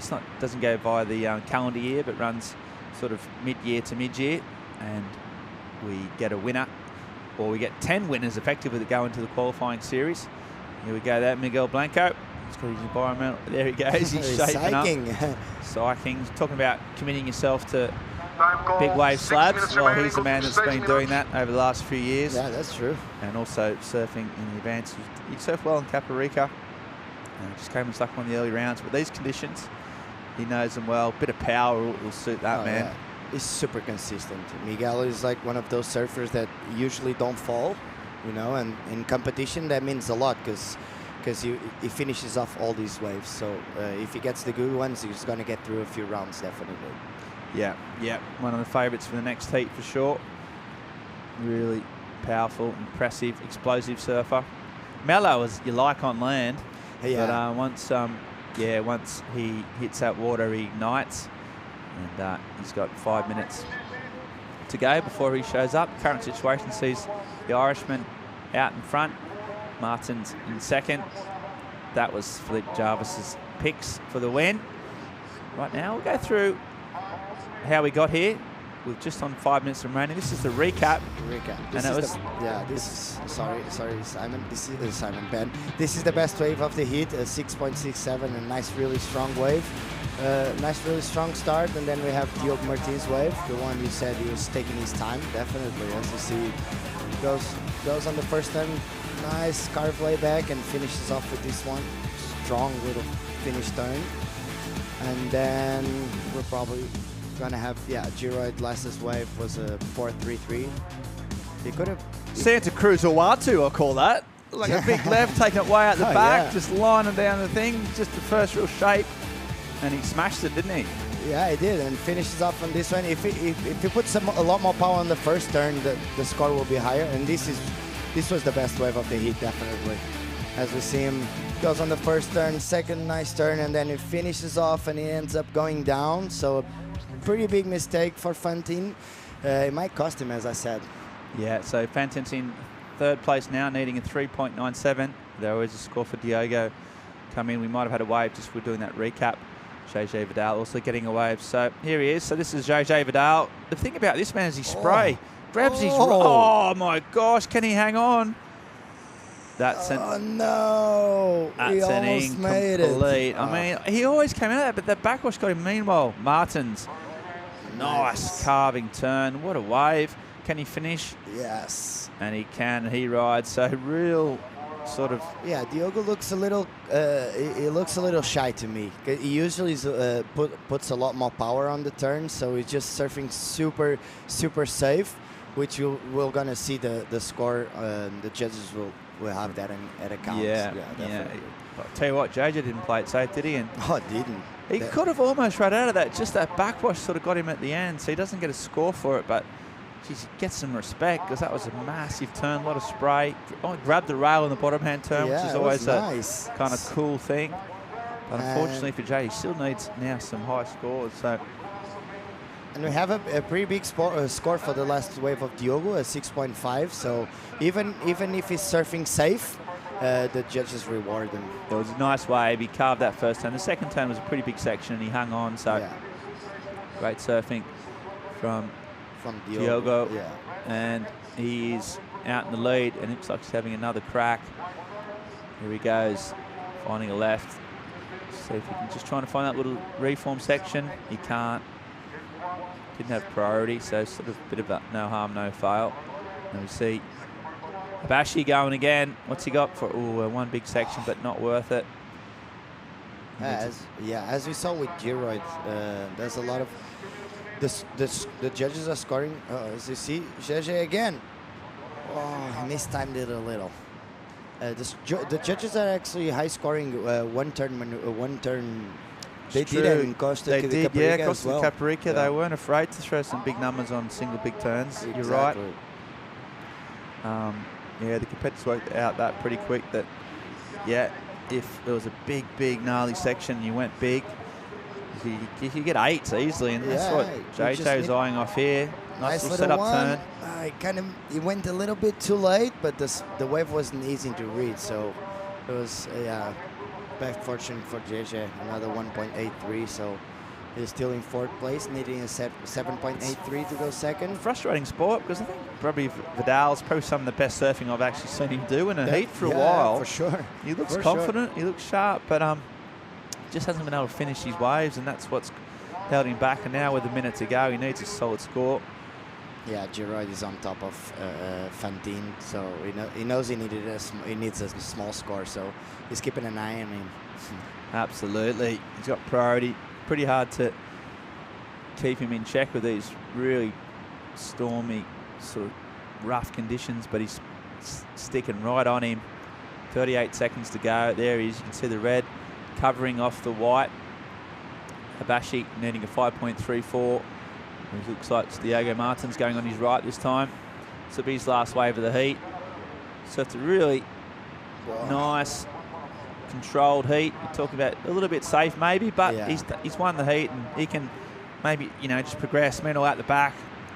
Shiroz goes down, so that leaves his opponent on his own with priority. Only 8 seconds to go. Will he have time? He's paddling out the back, you can see. As you see, JJ is going on this wave. Okay, right hand up. Needs an 8 to get through. A bit of a funny old wave. He goes for it.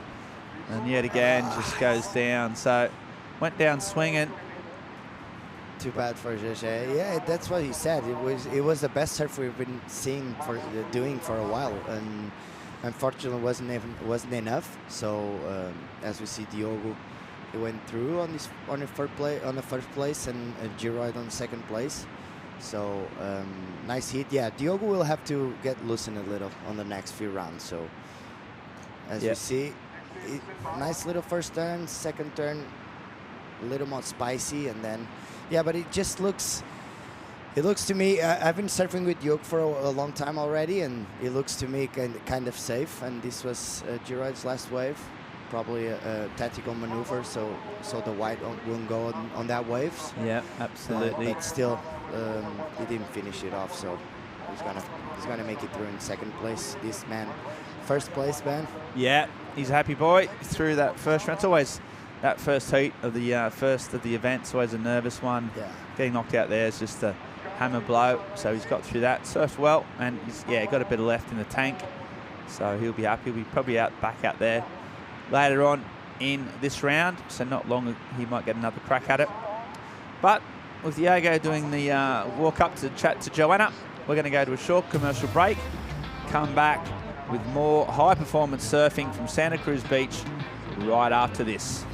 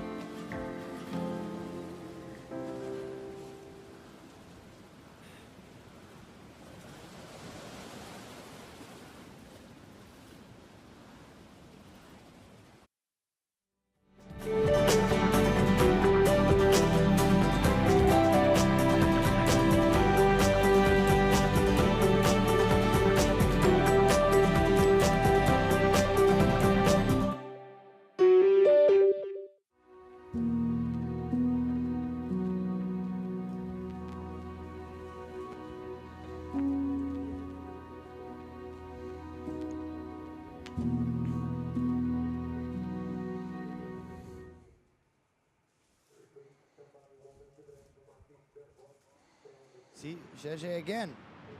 Oh, he mistimed it a little. Welcome back to Santa Cruz as we see heat number 3 of around 128. Shape up Blanco, Silva out of Portugal, Verwoest from Belgium, Hermenning from Germany, Deutschland. I'm Evans from Great Britain, joined by Jarvis, also Portugal. How you doing, mate? I'm really good, Paul. It's a pleasure to be sharing the booth with you. It's been a while since we've signed together. Yeah, it's been a while, mate. Yeah, it has. How are you enjoying what you've seen so far, the action? It's not easy. As we see, the conditions aren't absolutely pumping, but there's a few opportunities, so everyone's going to be able to make some scores. As a goofy for yourself, you'd be looking at these lefts? Oh, definitely. Does seem to be slightly longer and a bit more scoring potential, and they have been favoured by most of our top scores. Yeah, for sure. And as we see, all the guys, the guys we saw from last heat, they actually take advantage of this left-hander. As we see Rafael Silva here, nice little first snap, and then a little off the top, and the wave gets a little fatter, and he finishes off. So yeah, this is the wave there people are looking for. So Blanco, powerful, nice little, just one turn maneuver, so he should be a score anyway. So as we see Rafa again, nice little, oh, that was a good one. I'm pretty sure that's a 5.5, the first wave of Rafa. As we see Blanco again, a lot of action. A lot of action. As you see the waves, if you don't get the right one, that's what's gonna happen. We're gonna see a lot of waves with no wall on it. So it's not easy. Yeah, it's definitely a lot of work out there. I like the tactic, trying to get a couple early on. It's not an easy place to chase scores out here. I mean, look at that lineup, just absolutely chewed to pieces by the rip. So coming to the back half of the heat, chasing a 5 or a 6 or something like that, it's always going to be a tough ask just to find the wave that stays open. So trying to go busy at the start of the heat seems like a pretty reasonable way to kick things off. The best of it, Rafael Silva, 5'5". Can you tell us much about Rafael? Rafael is from Cascais. His parents have a surf shop down there. I actually met Rafa last year because I went on a surf trip to Maldives, and he was on the boat trip as well. And he's a really technical surfer, really technical. And he's starting to improve his surfing. He's working with a few coaches, and he's doing a great. He's getting better and better by the time. Sharpening his tools right now on the QS. It's our final QS event of the season. We're shaping towards qualification for the challenges, but several more days of surf before we wrap all that up. And we've got a freshly minted heat winner. He's Dior Martinez. He's down for a chat. Thanks, Paul. Congratulations. That looked really tough out there. How did you feel? It's good to start the first day here. Yesterday was really big, and today conditions are a bit easier, although it's not easy. Yesterday was too big. It was a good call to do it today. Pretty intense anyway, but I'm happy make it through. Caparica, I couldn't get my best surfing, but here, nice warm up today. How hard was it to free surf here in the morning? Really crowded in the morning. The waves were super difficult, but everybody is like firing, training super hard. So we all get in the water to warm up and feel the conditions and try the boards, all the fins, making sure it's the right choice for the heat. Well, you made some really good choices, so congratulations. You're in the next round. Thank you. See you in the next round. Good stuff from Diogo. Some of the challenges on the QS, not often it's too big to warm up, right? Trying to get a free surf, trying to practice. Normally it's the other way around, but we have had big waves for the past couple of days. It's still pretty solid out there, which is actually the shore break we're looking at now in the reform. Yeah, but you can see that the swell is definitely dropping. The day I got here in Santa Cruz 2 days ago, it was massive. And yesterday was pretty big as well. And today, as we see, it's not even breaking on the outside anymore. As you can see, also the tide has some influence on it. But yeah, the swell is dropping. So we're just gonna wait and see if all these bounces and all these bumps on the ocean, they just get a little calmer. Well, the main ingredient for a surf competition is, of course, waves, and we've got plenty of that all week. We're looking at a really fun week back in Santa Cruz.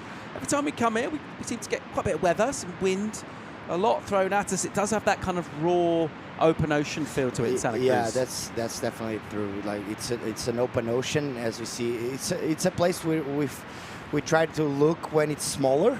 Because it always has the sandbanks, and if it's not, as you can see, we have a lot of north winds here in Portugal. That's what's happening. So you can see this side onshore wind. But if the banks are there and if it's fun, it's always fun to come here. Action. Here goes Miguel Blanco. Good looking left as he tags it nice and sharp. Gets a bottom turn. Was looking, hunting another section. The wave just kind of creases in front of him and folds. Blanco already looking sharp in this with a couple of early entries into lined up lefts. It's a nice down the line speed for him and a pretty decent turn. Yeah. Miguel is a really smart competitor. He tries to choose the right waves, even if it's like this. As you can see, the wave had a lot of scoring potential. See, at least for one really strong turn, boom. It didn't allow him to go for a second one, but the damage is done. So we might. This is scoring actually. As we see, Rafa he ends up falling on this one. As we said, the judges are scoring one big turn. Even if you don't do anything else, if you do one strong and major turn on the outside, they're going to reward you. We used to see Miguel dropping clips from free surfing, charging big waves and slabs and doing all that, but competing on the QS, what do you think he's after here? Just loves to compete? Yeah, I'm pretty sure. Miguel is. I think his mind right now is on the environment and helping people, getting to know, getting people to get greener. You know, worry about the environment. As we see, white and green up and riding. This is Matisse. He actually is Belgian, but he lives in Portugal. He lives like 40 minutes away from here. Peniche. He's always getting the best waves. Always. Peniche is really strong. He's really consistent as well. But yeah, Blanco is, as we see, he's up and riding, nice little left, first carve, and then he ends up hitting a little late, so it wasn't an easy wave to surf. As we see, green as well, nice little carving turn. It's hard to choose the right waves. As we saw from our shot just earlier, we took in this kind of wide angle. You can actually just about make out Peniche up to the north from here. So anyone tuned in to the championship tour, Super 2 Boss played host in March to the third stop of the year, and it's just up the coast from here, as Steve mentioned, like half-hour, 40-minute drive through some quite nice. Got those little kind of rocky valleys, and it's a little bit hilly this part. It's a nice drive from here. Very scenic. It's not actually that far. It's like 20-something Ks, but it takes a little while to get there. You kind of go through the villages a little bit, but very beautiful as you head up there, and then all sorts of surfing options when you do you get guys there. went there yesterday. You got some waves? Got some waves, mate. As they say, it's always offshore somewhere up there. Always. Yeah, that's the slogan of Peniche. It's always offshore somewhere. Found a little clean wave, but it's amazing when you think about Portugal and sort of the different areas that people have come to know about, how close they are to each other. I mean, Ericira's not far down the coast from here as well. 20 minutes from here. And then where we were, Caparica and Lisbon last week. As we see, that's Peniche. I'm pretty sure. That's the drive you're saying. You're going around the cliffs and you ended up getting there. And it's always offshore somewhere, as you said. And even if you carry on about the same distance north of there, you'd find yourself up in Nazaré. So all of these really well-known surf zones are actually really close together. For people that usually drive 3 hours up and north to go for a surf like the American guys, for us, it's like it takes a long time for us. It feels like it's a long drive, but if you put it in that way, it's super close. There's so many good surf options. The Santa Cruz pretty much right in the middle of everything. Oh, yeah. An absolute swell puller as well. Just even if you're looking at flat, right on the charts, or small 1 foot, 50 centimeters, there'll be head-high waves down there. Oh yeah, it's never a place where it gets flat. It needs to be like a super weird forecast for it to be flat. This is Peniche. This is Peniche Cape, as we see.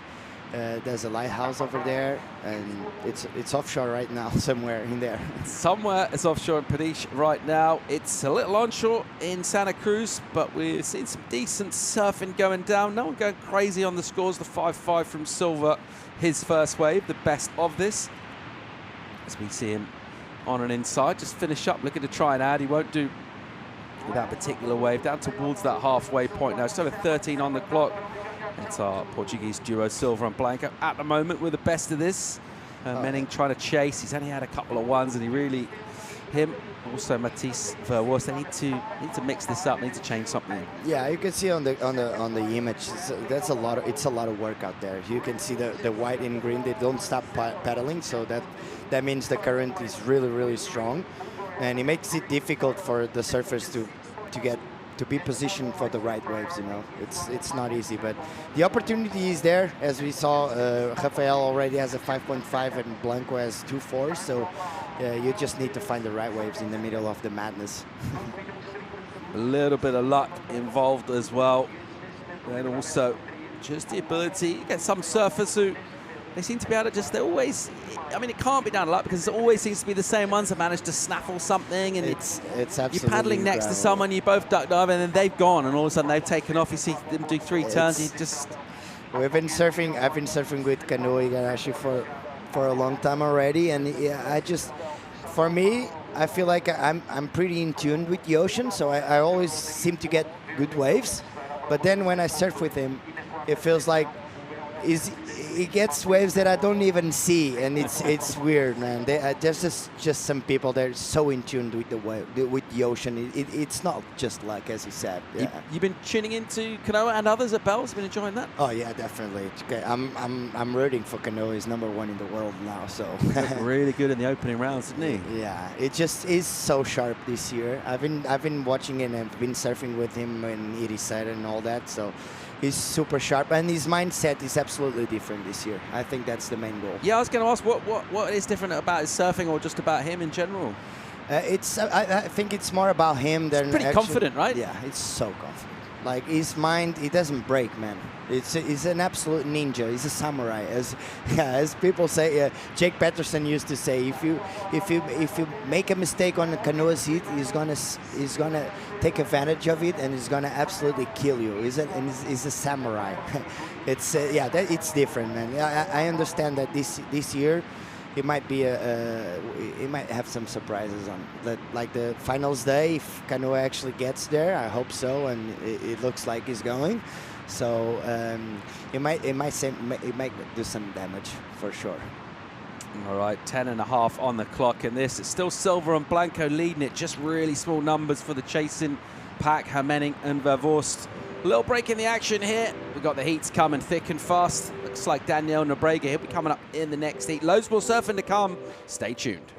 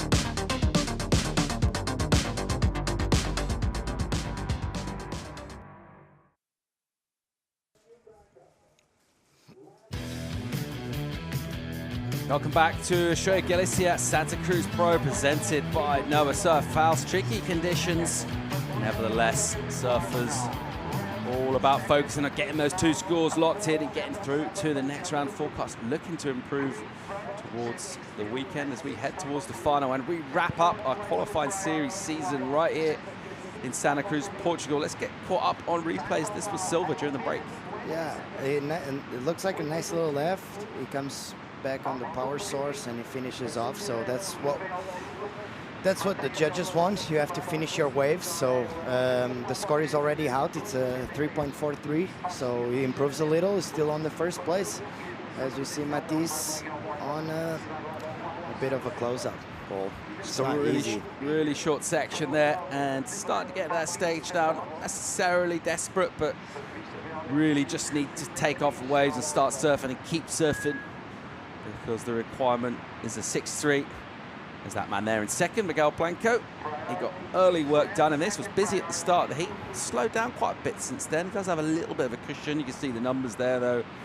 Nothing to make him too comfortable, but there is quite a considerable split between our top 2 and our chasing 2. Definitely. Miguel is on a comfortable position, so Miguel and Rafa, especially this guy. But it's a low-scoring heat, though, and everything can change with one turn, as we saw already. So they have to keep looking for the opportunities and keep looking for the right waves and keep paddling against the current. So it shouldn't be like the last 7 minutes. So there's still a long time. They have to be careful and try to find the right waves. Definitely taking some endurance out there today, paddling against that rip, getting a few waves on the head. It's quite thick as well in there. That water does feel quite heavy. It's a little bit fresh as well in the early morning. With that wind blowing out the northwest too, it's a fresh breeze. You definitely know you're in the heat when you paddle out Santa Cruz when there's a little bit of chunk out in the water.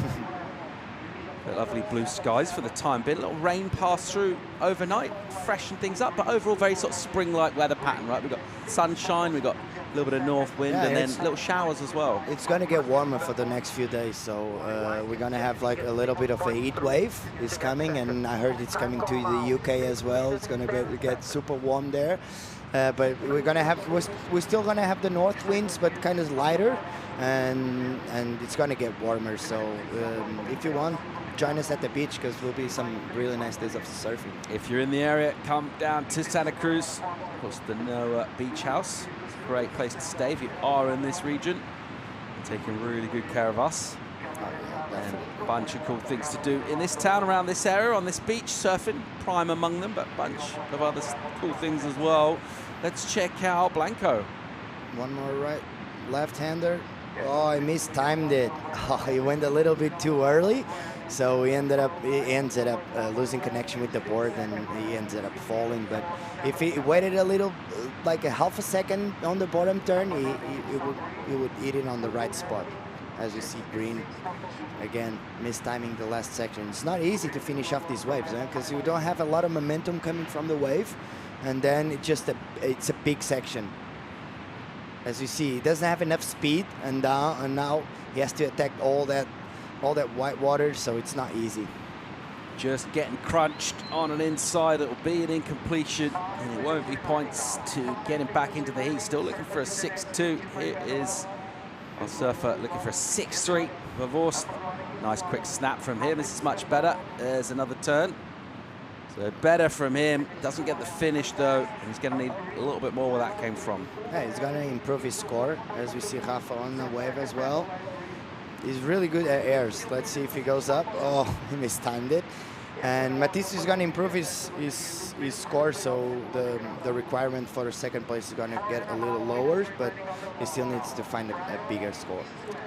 Rafael Silva, an absolute ton of speed there that he built up. We saw that high line. We knew what was coming. It's not an easy section to find a ramp at the moment down there with all that rip and that water moving around, and it suddenly just kind of pokes up, doesn't it, that shore reef? Out of nowhere, you're looking at a fat bit of water, and then suddenly it just bottoms out into that kind of gargling sandbar. Even though this wind is really good for us to the left, the section was nice, but he kind of mistimed it. As you said, the wave just pops up out of nowhere. Check out the story of how this one has gone down. It's our third heat, the round 128. It's our Portuguese surfer so far making the best of it, both of them. Nice first turn for Rafa on the big section. The best score of the heat so far. And then we have Miguel Blanco on a similar wave, as you see, a little more powerful, but the wave was kind of smaller, so the score ended up being a 4.17. And then this guy, Rafael Silva, on a nice little left, nice little carve, and then he finishes off on this one, the second best score at 3.43. And yeah, as he said, it's all a Portuguese affair right now. Just over 3 on the clock. Silva Blanco still doing all right. As we see numbers come in for Vervoorst and Hermening. They get 2s, so they bring their requirements down by about a point. Still quite some way off that as well. Tough to chase scores in the final couple of minutes out here. Yeah, Blanco is just waiting. He knows what he's looking for. So the current looks a little less stronger right now because he actually is sitting on the board, which we haven't seen for a while. People are always paddling. But yeah, as we see the replay of last in green, one snap off the top, and then this another section, one more foam climb. It's a 2.0, 2.90. As you Paul, as you said, the requirements are a little 1 point shorter, but it's still Rafa and Miguel. They're dominating this heat, so still 2 minutes remaining. Blanco is going to probably try to find a bigger wave to get one more turn and try to make it on his third place. Get a little bit of warning as to when the waves are going to come. See the outside bar, they're kind of capping out there. So you see the sets hit that, and they come into this rip here. It's a really dynamic lineup, just loads going on. If you've got a lot of water moving. If you've got a decent read, you can kind of chase that energy through there, but otherwise, pretty much just got to paddle, keep yourself in the right spot, and just see what comes to you. Doing that is a surfer trying to get out fourth. Vervoorst, that's nice.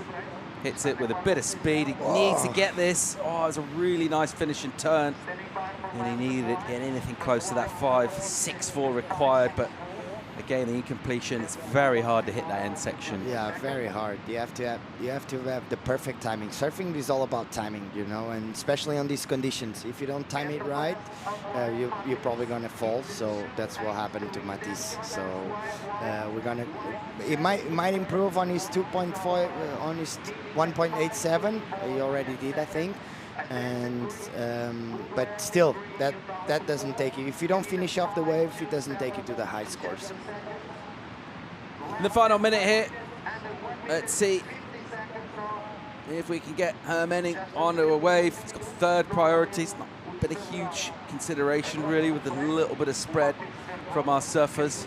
It's Miguel Blanco's kind of sitting in a sea all of his own at the moment. He's feeling pretty happy about the fact that with 30 to go, he's doing all right. In that second place, though, always a little bit vulnerable from a late charge, but with the difficulty of finishing off your turn in here, it's really hard. In some heats, you see surfers kind of like manufacture that score, right? Just kind of maybe over-surf a little wave a little bit in the dying stages. Here is some nice surfing, though, from Hermening, and our surfer in fourth does manage to get a combination done.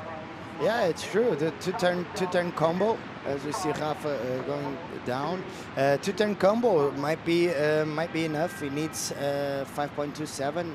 We're gonna wait for the replay to actually get a bit more a closer look for what he did. And yet the buzzer is off, so we're just gonna have to wait for the scores of Igor, the German surfer. What do you think, Paul? Number drops in, and it's an improvement from him, but he's some way off still. A 3.13 for him. So a little late charge. He did the right thing. He put a score on the board, but came in a couple of points short. So it is well done to our Portuguese surfers, Silva and Blanco, who got out of that one. It wasn't a classic, not great numbers. Got the job done, and getting through that will wrap up our third heat of this round of 128 surfers. 16 heats in this round before we bring in some of our seeds in the next round. We've got a couple of seeded rounds actually after this one, so loads of surfing to bring you. Loads of surf too, which is the good news. We'll be back with more live action right after the break. Stay tuned.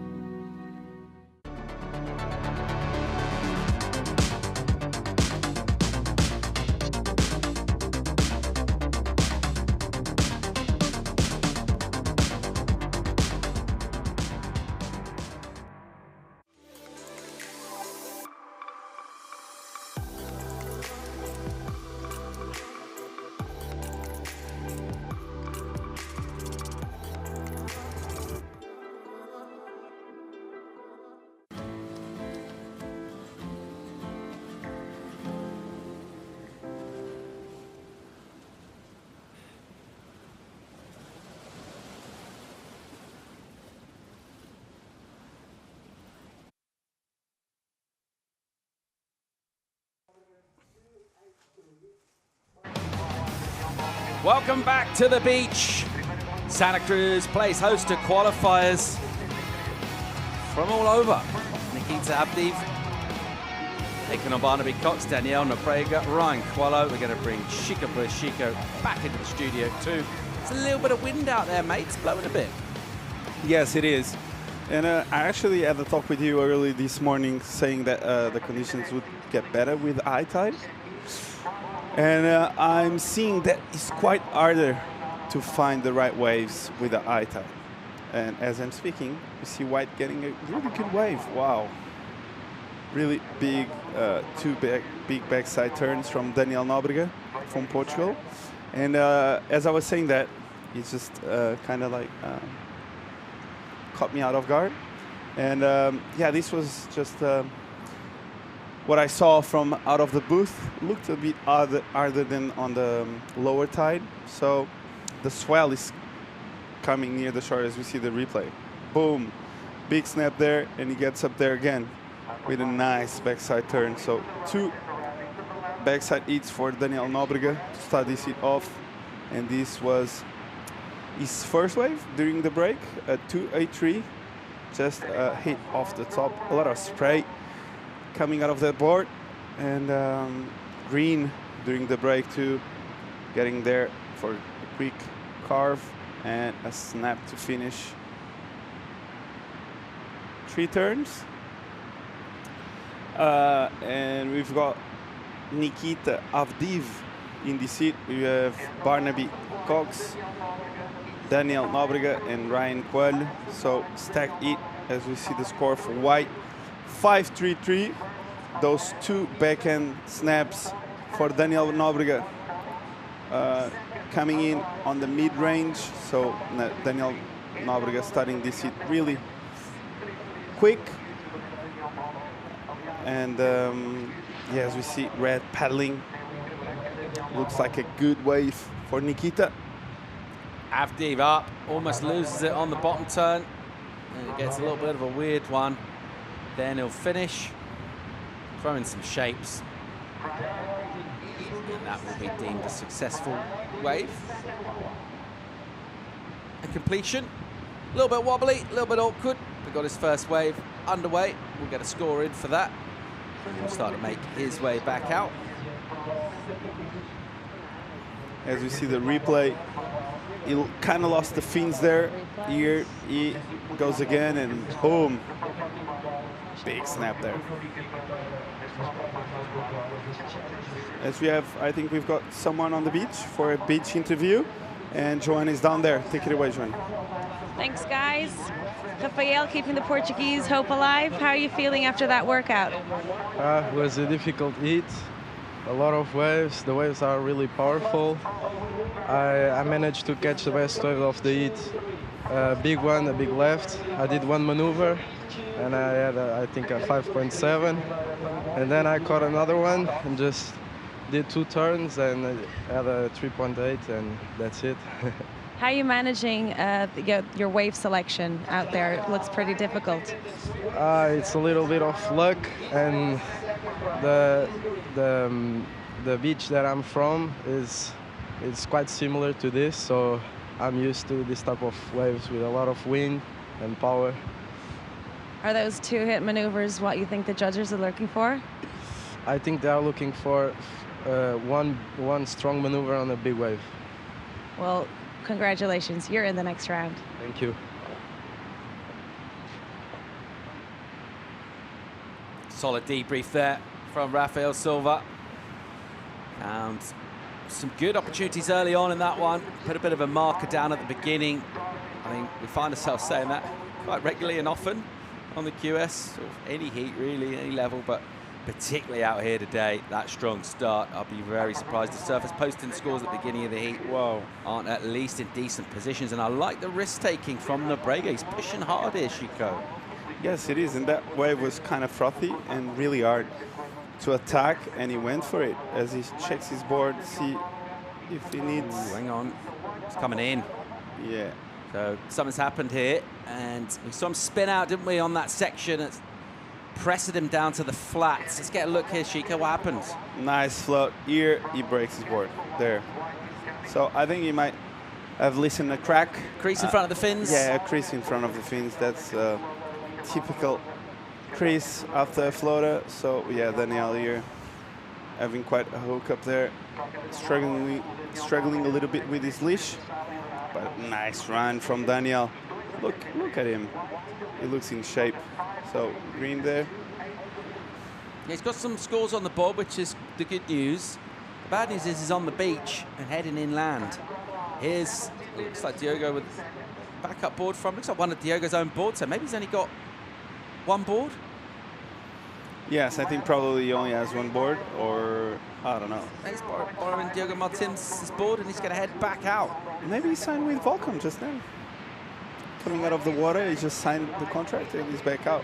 So could be a little bit of a thinner board, a slightly less volume. Let's see how he goes with it.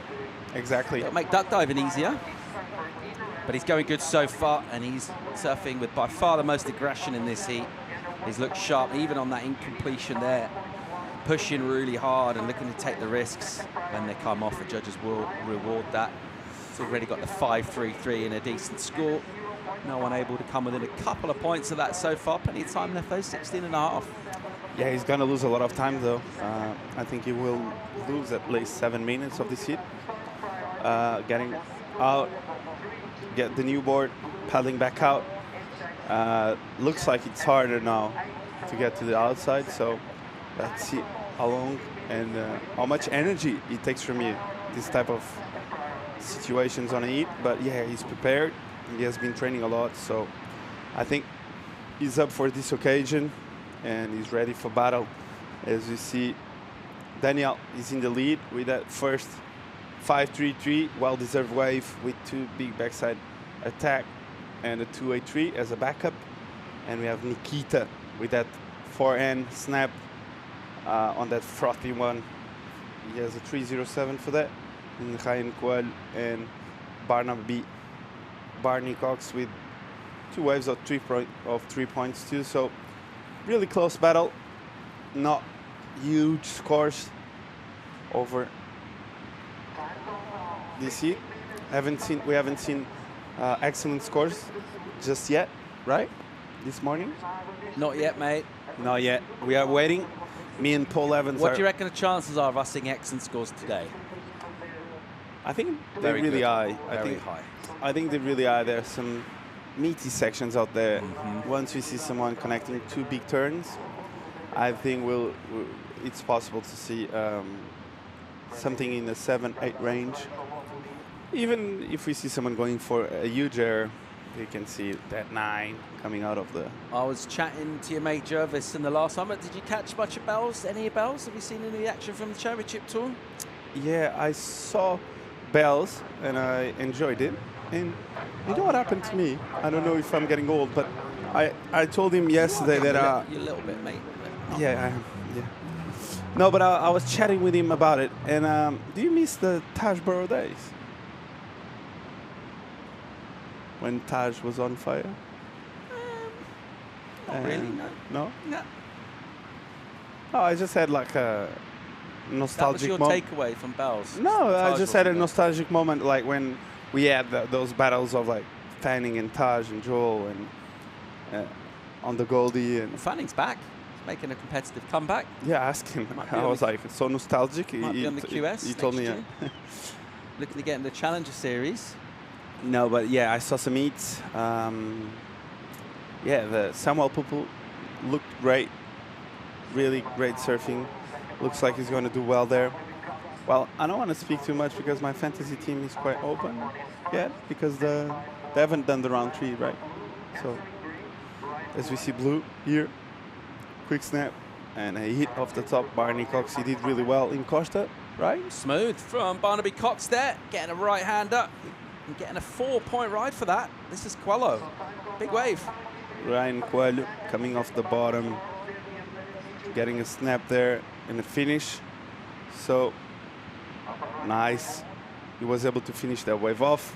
Hard and difficult section to deal with. And we see that Daniel Nóbrega is back on the outside, right? Can you see him, Paul? Was he? Yeah, I can. Because he's in white, so I thought there he is. Yeah, gotcha. So he's used He's that there, rip. right? Yeah, he's used that rip to the south end of the bank, and he'll try and sneak around the back while everyone else just gets waves on the head and cleaned up. He's still in the lead. Barnaby Cox has come back at him though. He's got that 4 to add to the 3. So our British surfer in second place at the moment. Not a big gap between him and Guel. Avdiv, who's surfing under the world's designation, hasn't got much going in this one. exactly. He got a big punch off the top on that left, and hasn't found another gem of a wave just yet. But there's 12 minutes to go, so plenty of time for our surfers to unload and redefine the story of this year. So I think we have another broken board. So Yeah, this is the festival of the broken boards. Yeah, we talked about the power, didn't we? There's a bit of juice out there. So Avdiv, don't think he just got a wave, did he? But he's making his way in with considerable speed and almost sort of dry docked it there on the shore break. Can't get troublesome in there. You get this water just kind of drain out, and you just get folded by one as he just throws that board in the air. And he's looking for a backup here. Where's he headed? Here's his backup board, leash on it, good. And he'll be getting a few words in his shell, a little bit of advice, try and get some waves, something like that. He's already got 307 as his high score. Needs more where that came from at the moment in fourth. No, not that way, the other way. So heading to a similar place to where Nobrega paddle out, trying to come from behind. What do you reckon? Did he damage his board there? Knocked the fin out, maybe? We have to watch what he did on the wave. I think we didn't saw. So yeah, maybe it's just a crease board again. Looks really powerful out there. So, but he got a 413. So I think he did like a big snap. Okay, I'm gonna imagine what he did. He did a big snap. He comes off the bottom, he hits it again, and he has a crease on his board, and he fell. And then he looked under the board, and yeah, oh. Great looking wave here for Barnaby Cox. Nice carve in the pocket from him. And again, using the whole rail back into the pocket, almost back into the tube. And then he'll snap one on the end. So 3 nice turns there for the Cornishman. I think this was a really well surfed wave. How good was that wave looking? Yeah, Barnaby.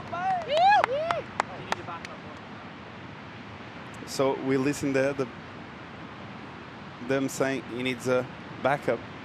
The roast beef crew on the beach, just checking out their man Cox, and they're loving it. Yeah, they're loving it. They have a tight crew. They support each other. We before was hard to see these tight crews supporting each other. Now it's quite like a ISA kind of thing, like where they put hashtag squad goals, mate. Hashtag couple goals. Yeah. Hashtag Mykonos. Yeah, just a quick carve there. And he comes off the bottom, and a nice wrap for Barney Cox. And what a nice wave from Barney overall. And he finished this wave off, so he looks at the beach and he say, hashtag squad goals. I'm back, mate. Gets a 5-4, goes to first. 9 minutes and 20 seconds. Barnaby Cox leading this one now. Nobrega's had a whole chunk of his heat taken out by the fact it did damage to the board, had to come in, pick one up from Dior Martinez and paddle back out. And Cox, who's been really patient, has managed to pounce. Get himself some carving turns done on a right-hander. So against the grain of those lefts that most of the scores have been coming in on. And a little redirect on the sand allows him to paddle back out straight into the rip, so just avoid the main attention of that shore break. Just paddle into the lineup. It's then a bit easier to come across sideways on towards the peak. Let's see how Nobrega fires back on borrowed equipment now. Also Avdiv, who's changed his board after doing something to it, getting that 413. Quello with a little bit to do, but also only needs a 484. It's all to play for, Chico. Yeah, they are all really close. I think this is going to be one of those hits that is going to go to the wire. As we see, surf from next hit, I think Ismael. Now aboard from Martinique. Yeah, he surfed really well in Costa de Caparica, so he's in form. And he's got, oh, the leap key. Leap key is going to love these conditions. Marlon Leap is going to love these open faces. Maybe we're going to see some excellent scores coming up just next, as we have with him Dor Biton, Mael Laborde, and Alain Saulu. So, great hit on our ends next, as you see Mael getting that connection with the ocean just before going in and preparing as he looks forward to make a couple more rounds, as he did in Costa de Caparica last week on the Estrella Galicia Caparica Surf Fest. And I've got with me Paul Evans, the myth and the legend. Just the myth, has it? Yeah. Just the myth. The hoax. Oh, we missed the reaction warm-up. Seems like yesterday we've seen a reaction warm-up. So, yeah, Marlon working on those reaction times. We've seen that coming up probably one of the first times in Formula One. You told me actually another guy from another sport actually started the reaction training. Or you or Ben Mundy, I don't know, but yeah, I have to double check that. If you don't say anything, was it you? Was I Ben think Mundy? that's me, mate. Wasn't you? Yeah, thanks. So yeah, it was Ben Mundy. Once I have Ben Mundy with him, I'll ask him who was the person that started off the reaction time training and warm up. So I think he knows where it comes from in terms of time frame and sports. As we see, Was it Eusebio? Might have been Eusebio. Eusebio, Yeah. the footballer. Yeah, maybe. Tennis balls. Maybe. I think it was Eusebio. Or Klopp. Maybe Klopp. Yeah, could have been Jurgen Klopp. How do you say his name? Jurgen. Yogurt. Yogurt Always Klopp. thinking about food, aren't you, Chico? Just have breakfast, mate. Yeah. You can't be thinking about food already. Oh. Big turn from Quello. Goes down pretty hard. Cox still in the lead in this. 5:40 to go. Went a little quiet for a while there. As we see that board getting tugged by the leash, tugged by the wave. All of that power, that ocean. It's traveled a long way. It's been blown by the wind. And it meets the continents of Europe, specifically the coast of Lisbon. And that energy's got to go somewhere. It explodes in our powerful shore breakdown here. That's Dor Biton getting a little jog and a canter down the beach to take on a former CT shredder, Marlon Lipke. Pedro Enrique as well in the job. I'm not imagining he was on the CT 1 year, right? He was. He was, wasn't he? A long time ago. Back in the 2000s, he did Yeah. one lap of the tour. I think he had 1 year on the CT. I have to double check that. Or he was 1 year on the CT, or he was one spot away from making it, or he won the juniors world title. Or not. I think he won. Now, he did do a lap of the CT, so I think he won the juniors world title. Okay. Against Joel Parkinson in Australia. Okay. I'm going to double check that. Good stuff. Good stuff. 4:20 to go. Cox leads Nobrega at the moment. Avdiv 4:04. Requirement for surfer in red. Quello 4:84. His number. We're all caught up with scores. 16 ways ridden. Cox slashes. Really nice. Gets it done again. So a nice combination of turns there. And using the rail, using it well. Surfing with the speed. Avdiv. Wow. He got absolutely shot out of a cannon by the lip on that wave and went down headfirst really hard. I like the fact that he's attacking, looking to take on the lip, but that oncoming section just belted him. So let's see where Cox goes. Well, his score does come in. He does improve, gets a 4:4. Let's get another look, Chico. Yeah, blue ear, quick wrap there, and he gets up there again. Wow, nice backup. I think he will improve. Yes, he did, 4.4. So Barney Cox in the lead and looking really sharp. Really starting off where he left last week with nice surfing and great hits. overall. So Barney here with a total of 9.8 in the lead as we see White paddling. Whoa. Whoa, thought about getting barreled there. Bang! Hits it hard on the borrowed board. Thought it was going to slip under that one, get a little bit of vision. Yeah, I thought so. The wave looked like a barreling wave. He had a big snap there, and a lot of right-handers going down now, Chico. High tide. With the high tide, I think the bank is shifting. It's quite more open up, so it's not like only a left, and now it's like lefts and rights overall, a more wide open field overall. So I think we will see more rights and lefts and just a mix of everything. So not as we see. Oh, this isn't good news. This Barnaby Cox, your heat leader, is back on the beach with a couple of minutes to go. It looks like he might have hurt his ankle there, and he's getting a little bit of an assist from his mates. But Barnaby Cox, who's ripped out here, and he looks like he might have just rolled that right ankle a little bit. He's in a bit of discomfort. Tell you what, the cold water can sometimes keep a bit of the swelling down. Then after you get out the surf, when it warms up, it does start to hurt, but it's not good news for him. He's got a smile on his dial, though, as Luke Dillon just helps him.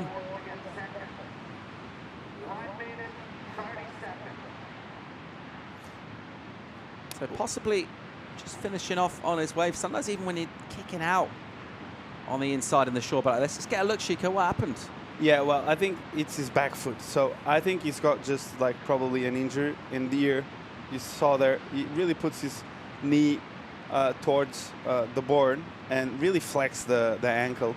I had an injury on my ankle, on my back foot, and every time I would lean on my foot too much, that would hurt or feel really discomfortable. So maybe he's Is that when you really just decided to focus on training? Yeah, that's when I just like changed my mind and just went for like full working beast mode on like weights and like it's just my life. But for Barney now, I just think maybe he just had some kind of like pain already, and as we see Nikita here, gets another one on the head. There's some size on these waves. I think like maybe the angle we've seen, but there's some size on that last wave from Nikita. You can tell by the end section that was a meaty section, like Paul Evans says. But as we see Nikita going again. Yeah, he likes it. He's up again. He needs to get some in the last 15 seconds. A little bit stiff on the opening turn, but he'll tag a lip, and it goes a massive claim. He only needs a 4.04. And he's asked a question of our judging panel, Chico. What's our answer going to be? Well, by what I've seen this heat and by the comparison to the other scores, I don't think it can be enough, but I think it's not. Gets a 3-1-3. The 3-1-3 for Nikita. And despite his enthusiasm for the wave, not really being replicated by a panel of judges, Quello, very lightweight surfer, looks a little underpowered in these kind of conditions.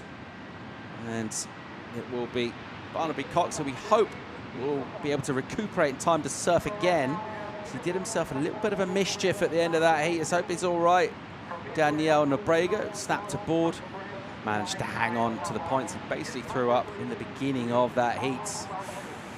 And that's going to get it done for our heat number 4, the round of 28. We're going to go to a quick commercial break. When we come back, we're going to see a former CT star in Marlon Lipke. Also got Dorbiton, Mayo Laborde, Alan Saulo. Loads more live surfing coming at you from Santa Cruz real soon.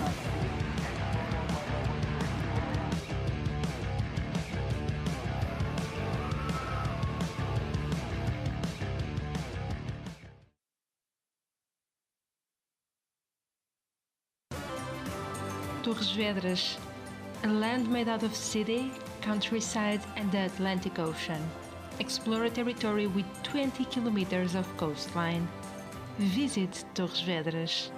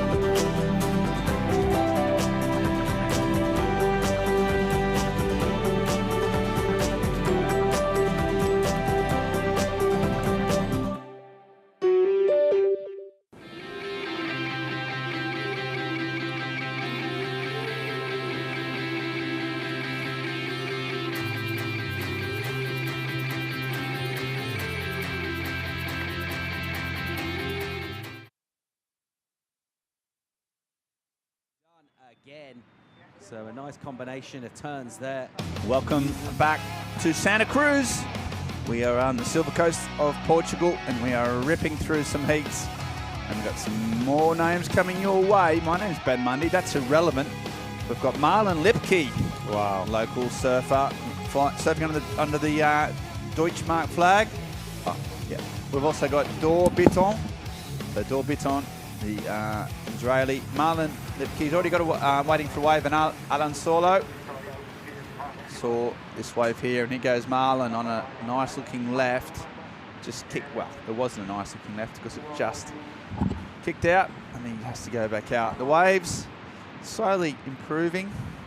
We should expect to see the waves get better as we come up to the high tide around 2 o'clock. So we've got a good lead up to that, and then also just on the other side of high tide we should get some waves as well.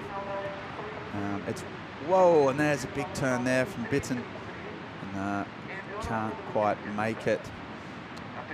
Chico Alves is in the booth with me. Had a bit of a day off yesterday, Chico. Have you talked through this with Paul already?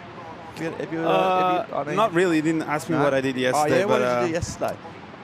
You got a day off. I had like a busy day, I can tell you that. You're in Santa Cruz. It's 400 foot. As we see, 333. Yeah, what did you get up to, mate? Anything exciting? As we see green, the replay of green. Nice snap there to finish that wave off. Yeah, I had a, the ripple under the hotel. And this was Blue's best wave with a 210. This was during the break. Did he have a fault? Yes, he did. So otherwise, he would have done better than a 210 from Biton. Yeah, just had a ripple surf under the auto barrels. Oh, really? By myself. Just on your own. Yeah, I didn't. Left. I didn't really drive down to Peniche. You're a bit like, you know how Jeff Clark went to surf the Mavericks left on his own all those years. You're a bit like that, but just out the front of the hotel on the Rip Bowl. Let's just not talk about the name of the hotel. Okay, yeah. Okay. So I can keep for like, you know. Yeah, right. You had a Rip Bowl surf. Anything else you get up to? Yeah, I just was watching the Champions League final. The Champions League match. Oh yeah, Chelsea, Real Madrid. What a match! I missed it. What a match! Yeah, come amazing on. match. I know. I saw the highlights this morning. I was gutted. I didn't watch it actually. What a match! Those guys just ran like 12, 15, maybe kilometers a game, and they were like exhausted and giving everything to win that. So, what a battle! One of the best football matches I've ever watched. There's a big single turn. Can he hang on? He does. So one big turn from Dior Martinez. Yeah, that was cool. So that was in the evening. And meanwhile, the big left-hander. It's a nice two-turn combo from Miguel Laborde. He surfed well in Caparica. Got run a few heats. Got a bit of only young, finding his way in the QS, but managing to get a few turns in. Yeah, he surfed well last week. He's got a great style. He's not really. He doesn't make many mistakes. So every time he's got an opportunity, as we see here, he kind of makes something happen. So I think that's one of Miles' surfing qualities. He's always so consistent through the rounds, and every time you give him an opportunity, we saw him performing. So yeah, Miles is a dangerous surfer. If he gets the opportunity, he will perform. And yeah, we've got in the lead now Alan Saulo with that 3.33, which was that snap he got in the start of the heat. Biton in second with just two low-scoring affair of scores. And Miguel Laborde is in third, but I think with that last wave, he might jump into the lead. As we have Lipke, the Marlon, the big man, yet to catch a proper wave. He might be excited with these waves. What you reckon? Yeah, he loves the left-hand rip bowl, doesn't he? Obviously surfing down on the coast, all up and down this coast, and also down on the Algarve coast. He knows his way around a tricky little, left rip, and looks like he's going to pull the trigger now. In this case, goes right on his backhand. First turn's good, and then gets up, but can't hang on. It's a couple of mistakes from Marlon. So last of white, 427 white is now in the lead with that last left. And Dior Martinez actually as a 417 for his last.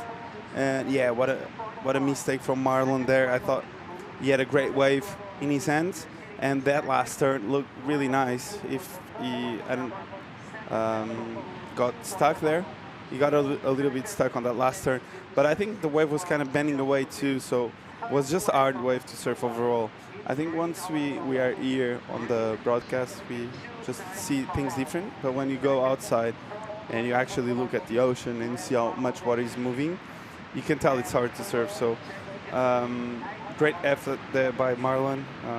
And let's see if he can actually catch an open face and open up a little bit more on his next wave, as we have 17 minutes to go.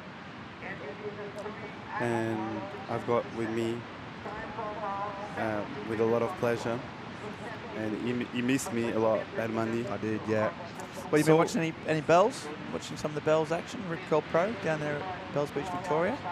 Yes, I watched it. Just saw you texting some of your pro I mates watched it down there. What have they been saying to you? Well, What's their feedback been? I miss Gabriel there. Yep. I think he's having a good time back home, but I missed seeing him surf there. I think he's got a good backside overall. I think He's got he's a beautiful backside, hasn't he? Really, firm, really good, strong, firm backside. I have to put it up there. Canoa was smashing it. No, your mate. He was the standout of the first round, opening round. I think wearing the yellow jersey as well. A lot of pressure, and he ripped. He's looking really solid, so I think it's going to be hard to beat.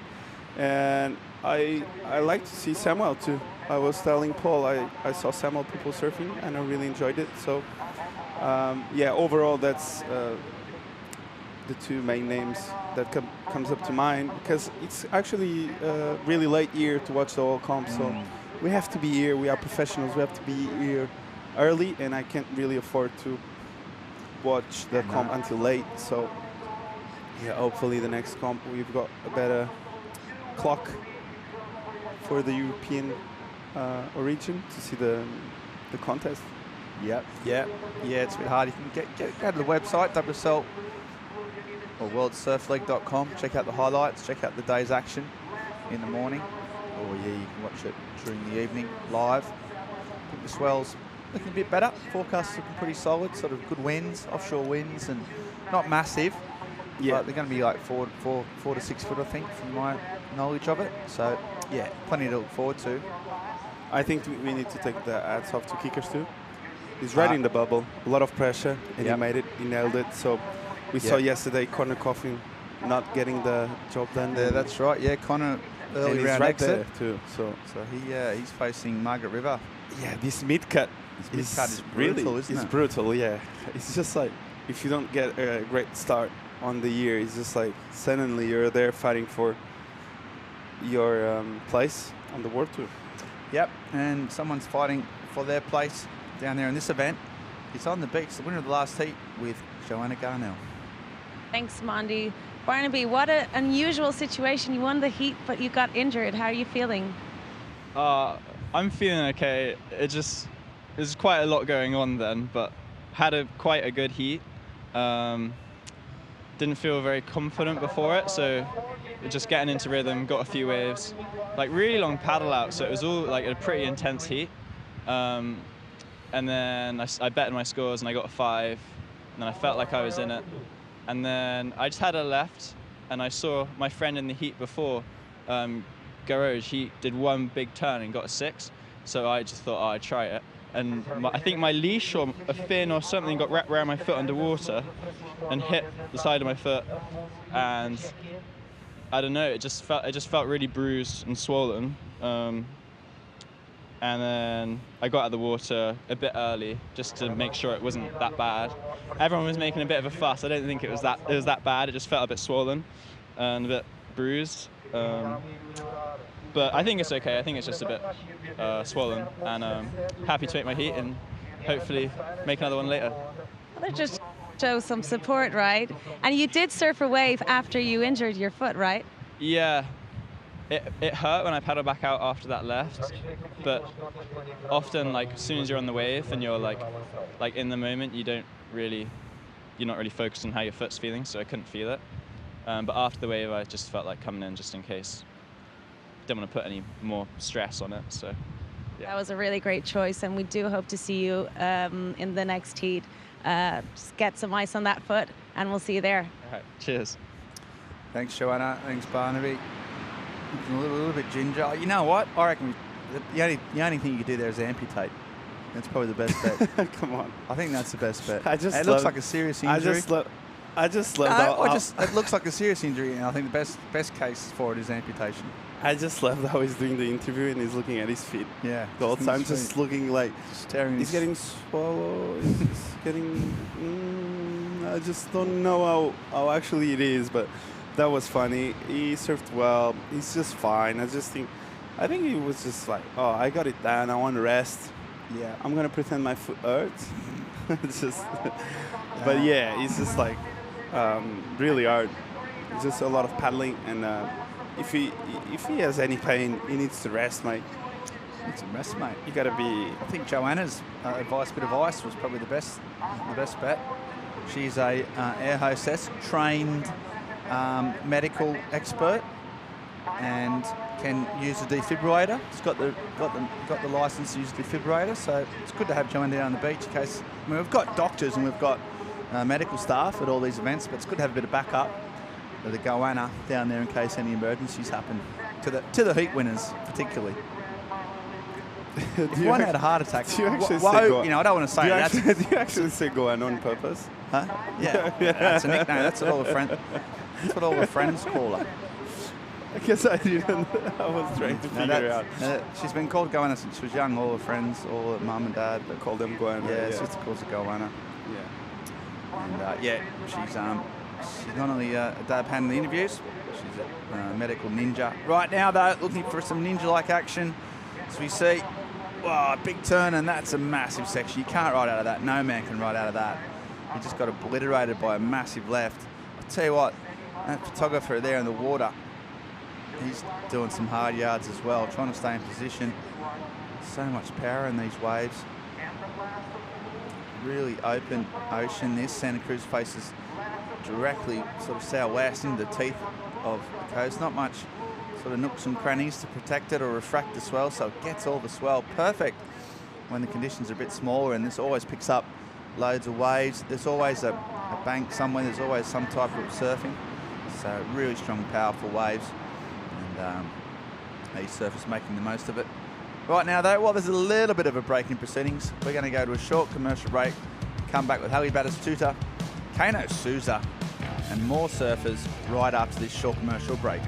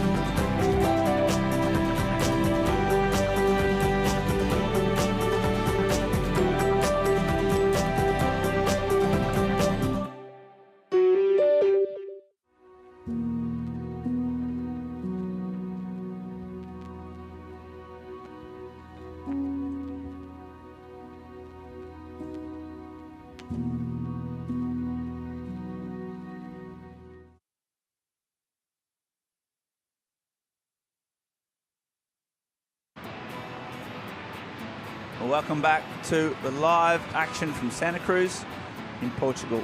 We are rifling through the round of 128.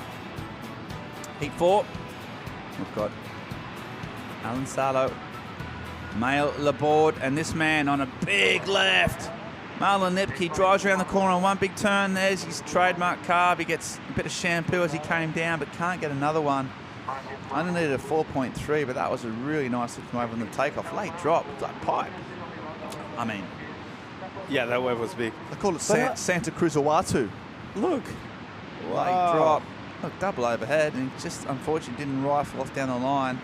One thing I thought was a little bit awkward was looked like his fins were kind of like not like chattering. Yeah, on the shaking. water. Yeah, it is.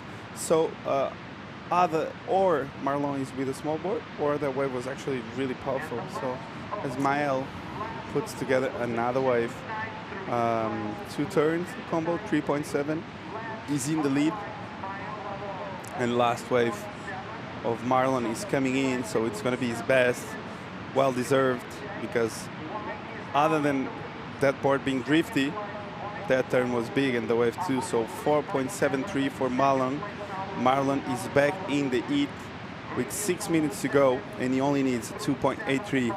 So close battle for Lipke, Beaton, Saulu, and Laborde. And let's see what. Look at the score. Look at the scores from all the surfers. Yeah. They are all so close. So close. They all got 7-point totals. Yeah, there's less than 0.8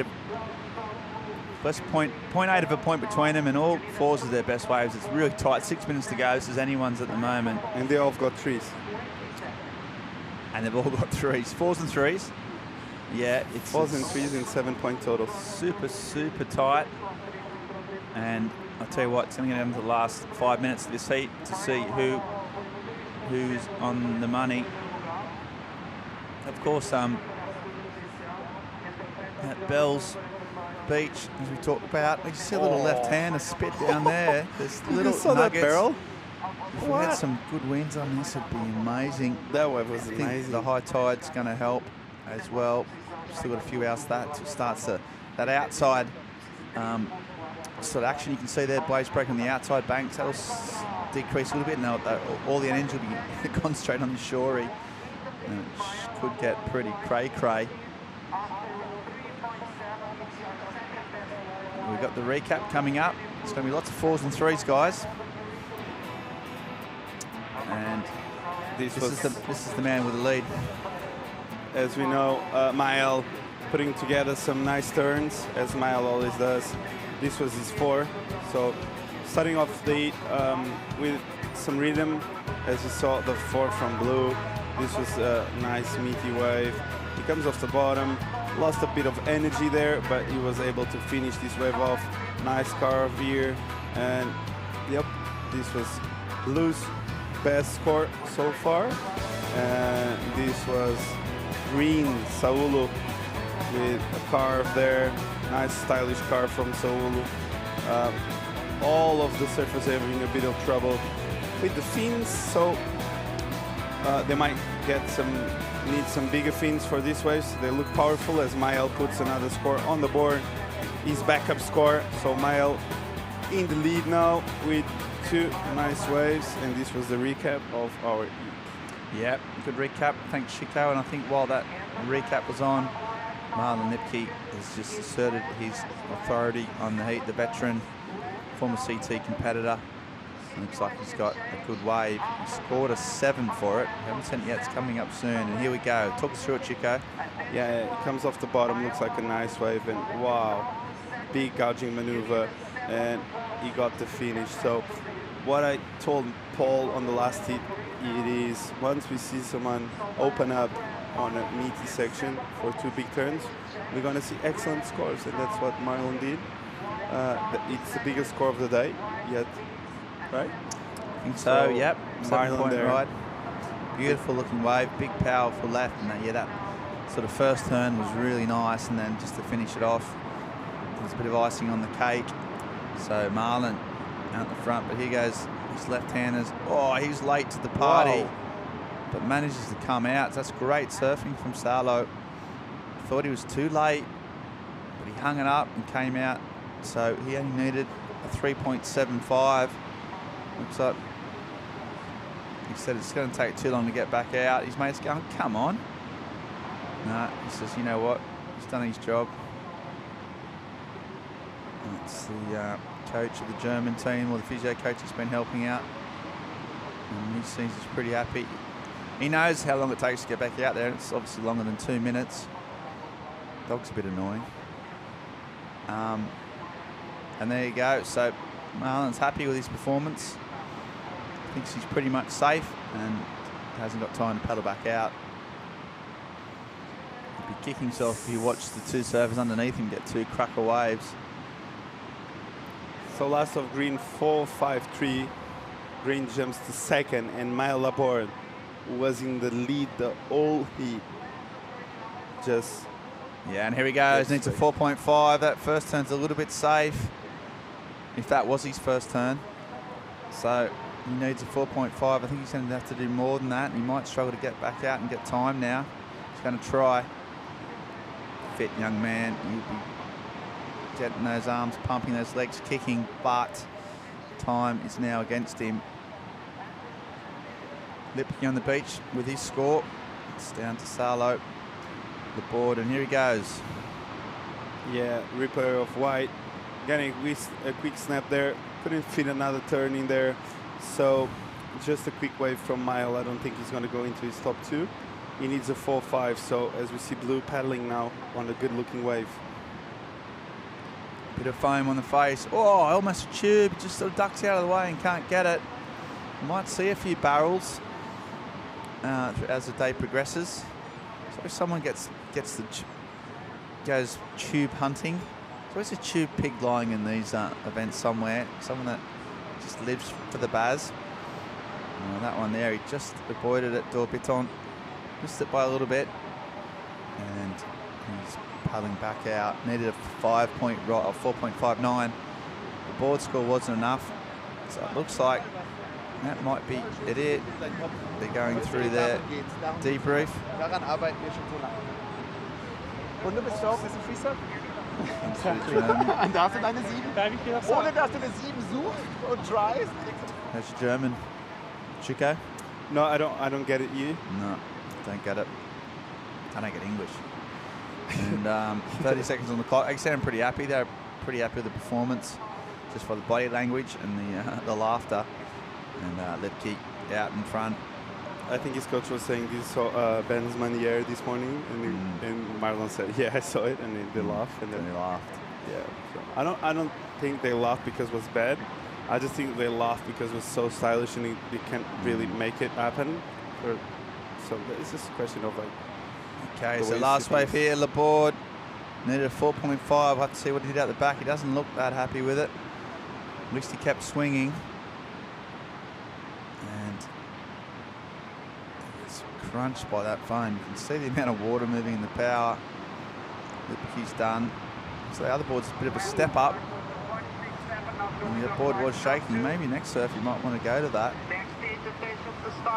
So it's all over for that heat, and it was official results saw Lipke and Salo progress to the next round, round of 96. As we also progress through the next heat. Hali Batista,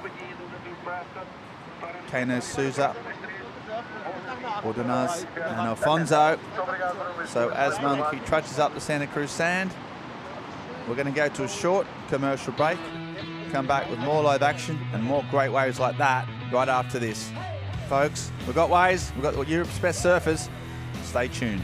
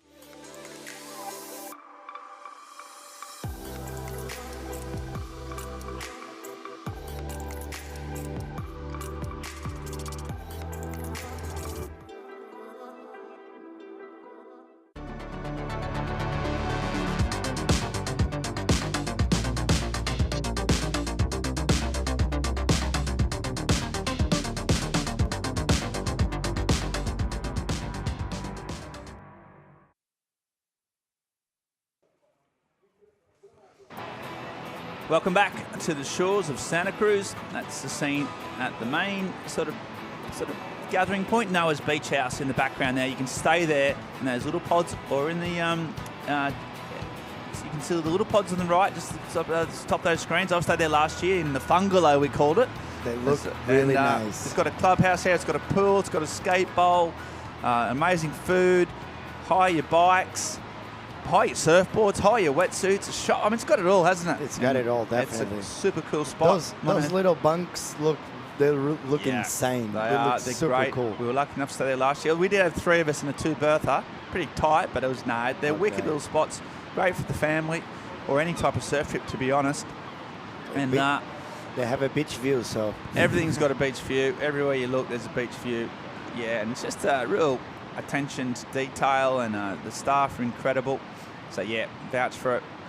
And we're back here with Afonso up from the first wave. I got rid of Chico Alves. I had enough of him. 25 minutes is about I'd say it's 5 minutes too much. I reckon 20 minutes is the perfect Chico time. Is a talker. Eh? Yeah, so I brought in Philippe Jarvis. Philippe, what's been going on, mate? You had a little break? Yeah, just watching the action. Marlon was ripping on the last hit. He got really 2 really good waves, as we see.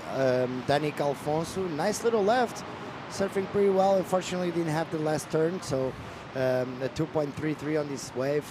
It's cold outside. It's warmer in here. Yeah, we're out of the breeze. That wind, it's got a bit of teeth to it.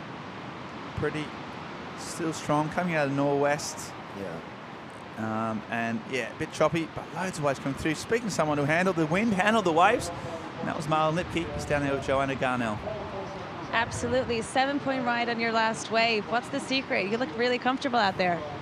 I actually felt quite uncomfortable at the beginning. I thought I wouldn't catch a wave.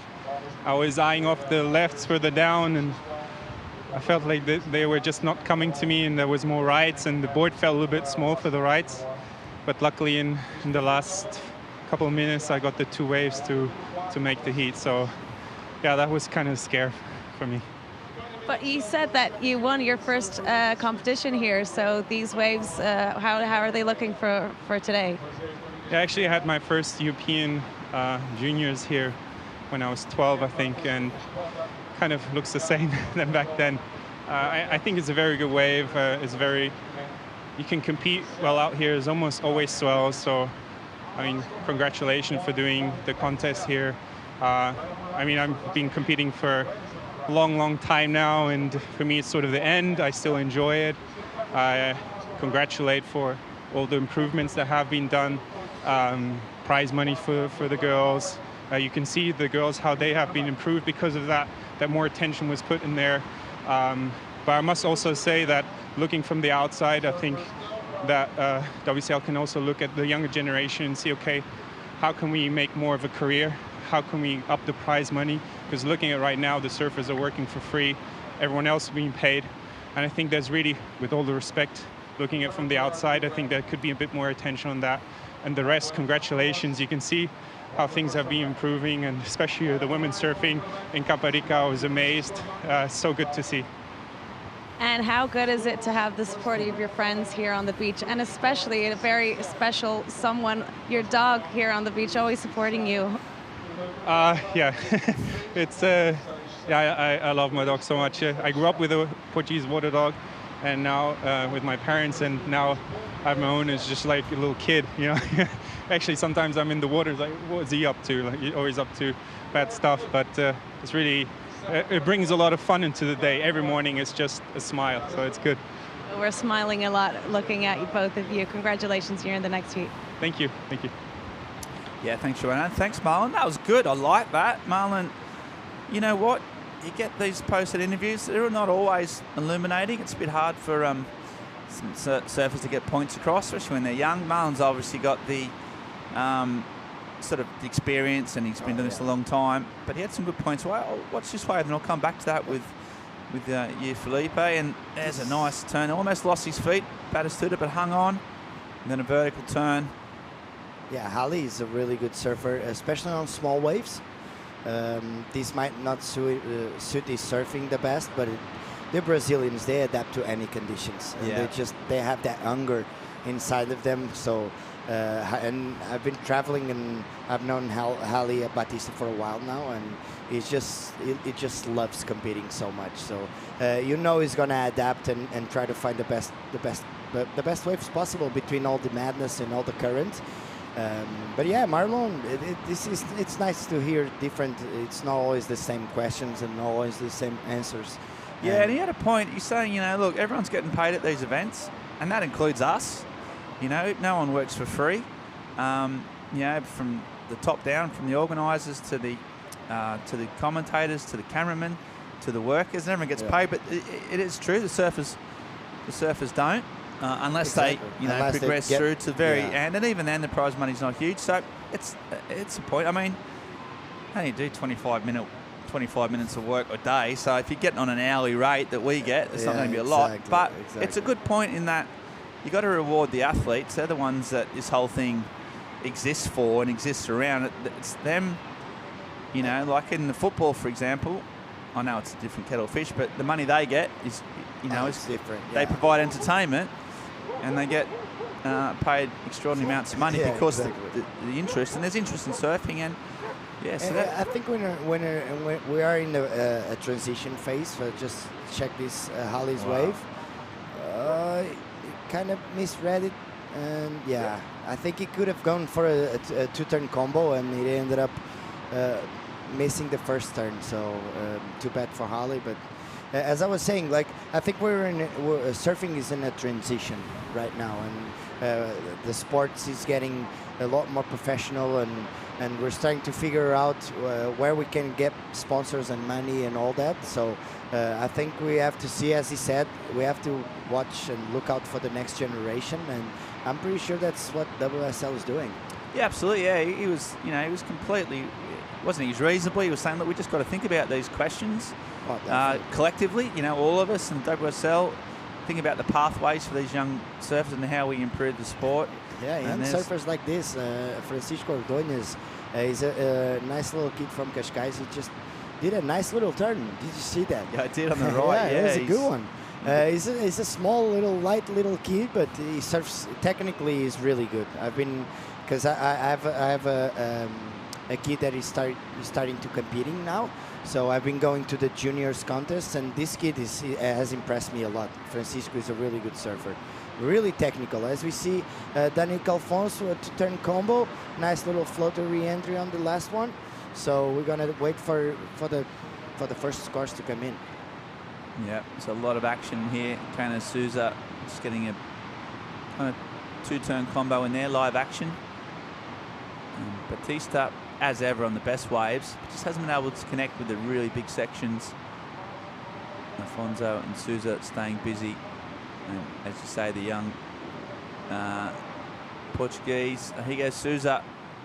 Nice little snap straight into a floater re-entry. So might be his best wave. So we're going to check out the scores.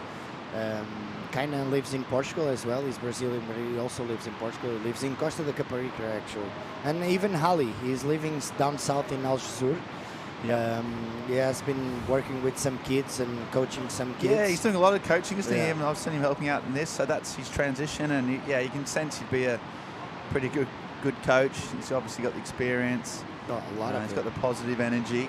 Yeah, he's a really positive guy. I spent a week with him back in the day in the WQS in Zourouts, in the Basque Country, and I spent the week sharing a house with all the Brazilians. And Hali is a force of nature, man. He's always with a smile. Always everything's nice. Everything's good for him. So, and he adapts really good, especially on small waves. He impresses me so much in small waves. And he's right now, because he's living in Portugal for a while, he's competing on the Portuguese nationals, and he has been doing a lot of. I actually had a great hit with him 2 years ago in Guincho. On a rip ball left like this one. It was a really nice hit to compete with against Hali. Yeah, he's got a big air game on him too. Definitely. Really good completion rates, and he's got that in his locker. You have to go pretty big on the airs here. It's a good drone shot, just showing that bank. Surfers, I mean, it's defined-ish, but then you can still get caught out by those ones out the back. Yeah, it's not easy. It's a big playing field, and even if you're looking from the outside, the left looks, as Marlon said, you're looking at the left from the beach, and it feels like it's on a place, and then you go out, and it's a completely different playing field. Like you don't actually can be able to connect with the ocean and try to figure out the right spot to be. As we see Holly looking at this one, nice little left, looks like it. Okay, drops down, nice takeoff. Bottom end turn, that's a bit more like it from Harley. That's what we know. There's Grobral. Oh, and he's made a mistake. Something he'd be telling his own competitors never to do, just to try and finish your turns. That first turn was really solid. He was on the way to goes under the hammer there. On the way to a really good score if he just makes that second turn. It's almost twice he seems to have slipped, almost. So yeah, I feel like he actually grabs the rail of the board to go faster up in the leap, but I think he mistimed it. He went a little bit too early, and he ended up disconnect with the leap. So and then it's all that, and with the slip of his feet, and we might see on the replay. It would be a nice. He still got a 4-point. Imagine if he got the second turn done. Yeah, absolutely. We've got White just on the inside. He's getting hammered, and there's nothing more frustrating than just being caught. You want to compete, and he's sort of finding his spot in the lineup. It's all about, you talk about being young and trying to get experiences when it counts. No one really able to get a big score on the board, so everyone's in the game.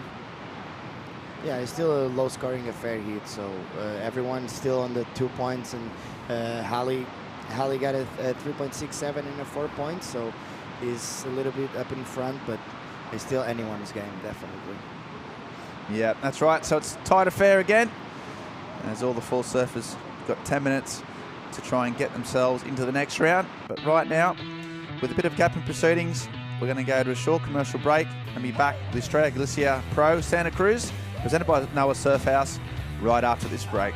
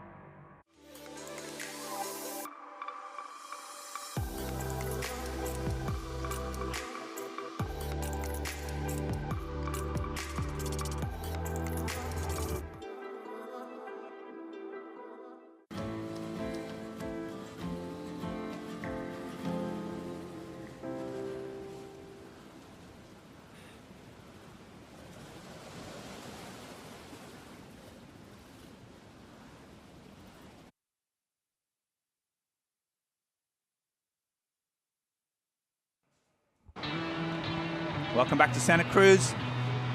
That's a bird's eye view, maybe a peregrine falcon's view, or a local swift's view, or maybe even a house martin view of the lineup. You can see the lumps and bumps, but there's some powerful swells coming in, hitting this shore break. There's a little left wedge there. You can see surfer in red, Batista pulls the trigger.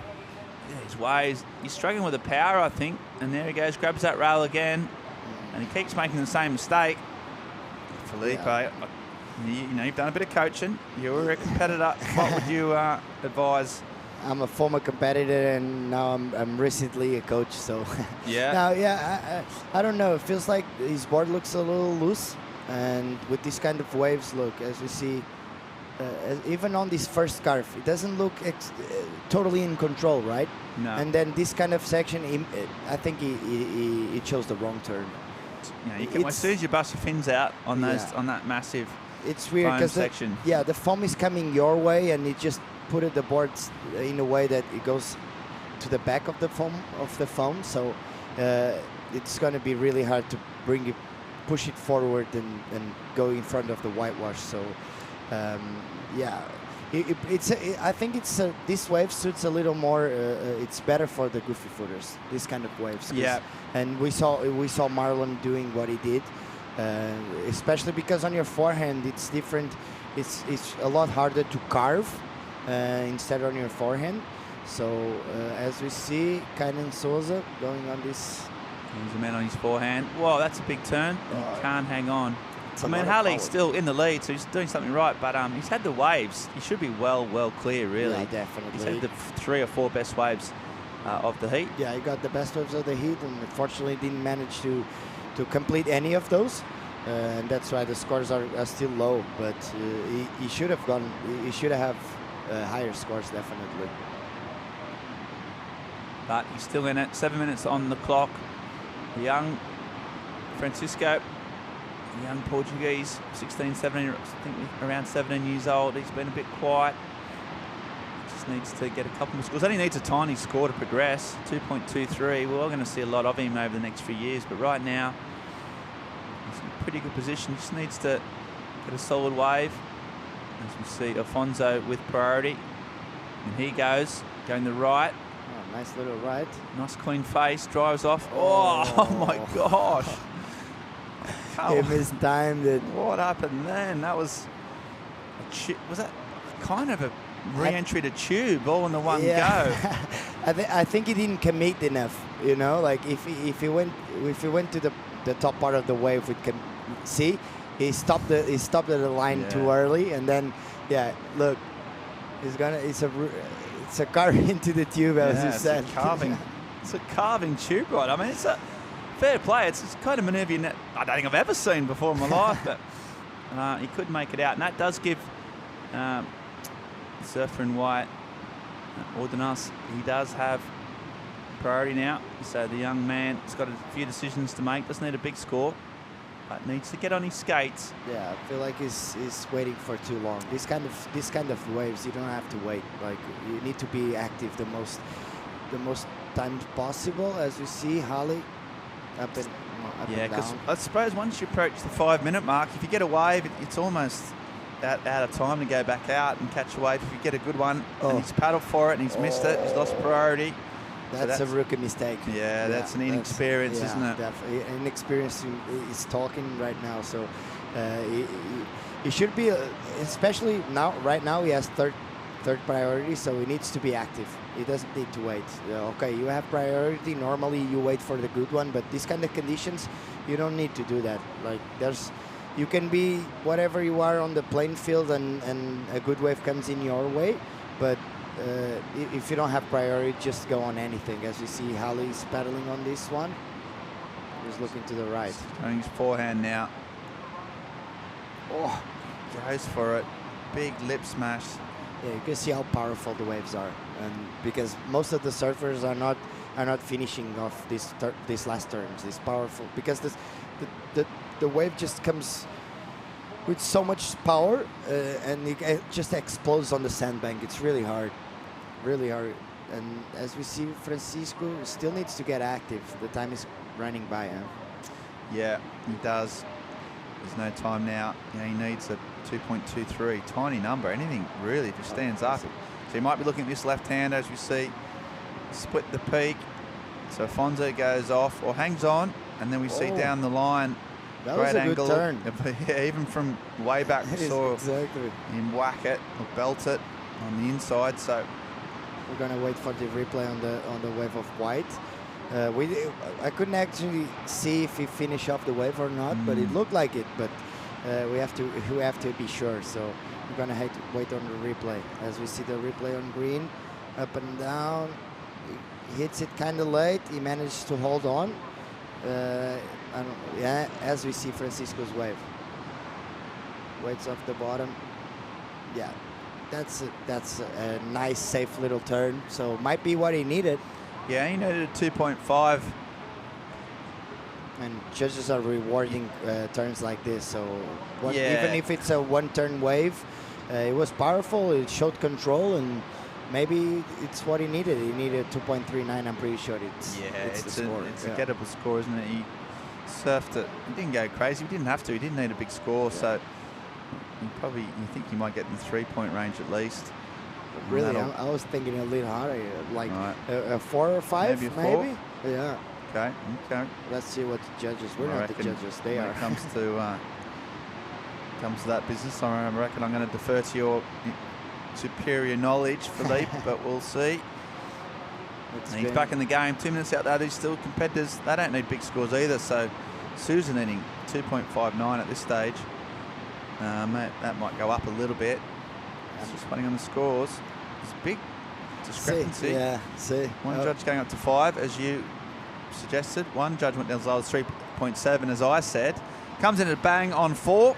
That's enough. Forget what all the average means. He's a 4, so he's now in second place. Second place, yeah. And Afonso and Souza now needing 4.2-point rides with 2 minutes on the clock. They're out the back. They're poised. They just need a wave to get a 4.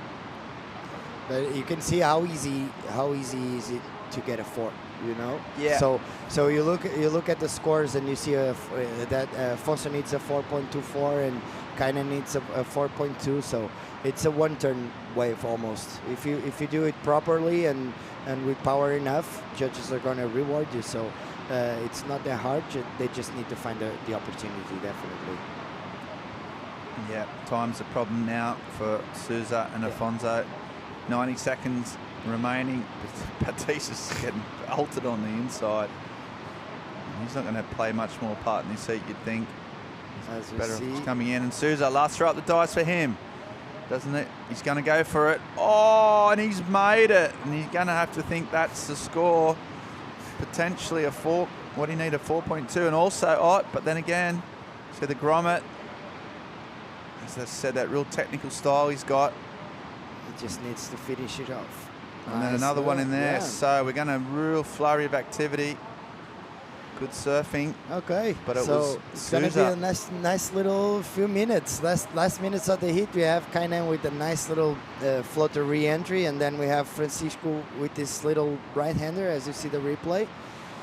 He waits on the bottom turn. Nice little cut back to the inside. Now he waits for the wave to stand up. And then one more turn and straight off the bottom.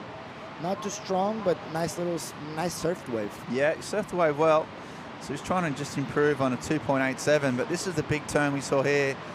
Goes up, big floater. That's got to be airdropped. His arms went up. What do you reckon, Ben? What do you reckon? He's claimed it. I reckon that's a big score. I think that's better than Francisco's. Yeah, okay. It was a bigger wave. It had more grunt. And we still had this wave from Daniel Afonso. Yeah, so that's a little frothy burger. That's not probably going to help him too much. Sort of comes down to those two waves, Francisco and Kaina. And I tell you what, Francisco might improve on his low score. Yeah, you know? exactly. So that might be difficult for Kaina, but it all depends because Kaina will have a small backup. Yeah. So it all depends on. I think it will come for on the backup wave. So Francisco has a 4 point. He might improve on that 2.87, and Kaina will still have a 2.67 counting on his side as we see Kaina's wave coming in. So Souza's wave. Prior to the wave of white, he needed a 4.24. I thought he's just got a 4.3, so he goes up. But now, that last wave, that right, was needed a 2.98, and you think with those 3 or 4 turns, that was a pretty small right. There wasn't a lot on it. It didn't have much energy. A lot of white water on the wave. Is that going to be bigger than a 3? So it's going to be super it's a tight. Tough call. Yeah, it's going to be super tight, definitely. He's going to, he's a passionate man either way. He's going to know about it. Oh. And the score's coming in, and looks like it's going to be it feels like it's going to have. This is a 2.98. It's a 3.07, and Souza, you can sense the disappointment. He's hearing that score come in, and he's like, he's not happy. Of course, he's not happy. He thought he'd done enough. Got that last wave. Thought he'd done enough to get the score. still a nice result for Francisco and Jali Batista. They got through to the next round. Kind of went a little short, as I said. It all come to the backup wave. So nice job for Francisco, the small little kid. Still Yeah, young. exactly. So they get through by the skin of their teeth. Lessons learned, hopefully. We got more lessons to be learned from the booth as we going to go a short commercial break and come back with more live action right after this.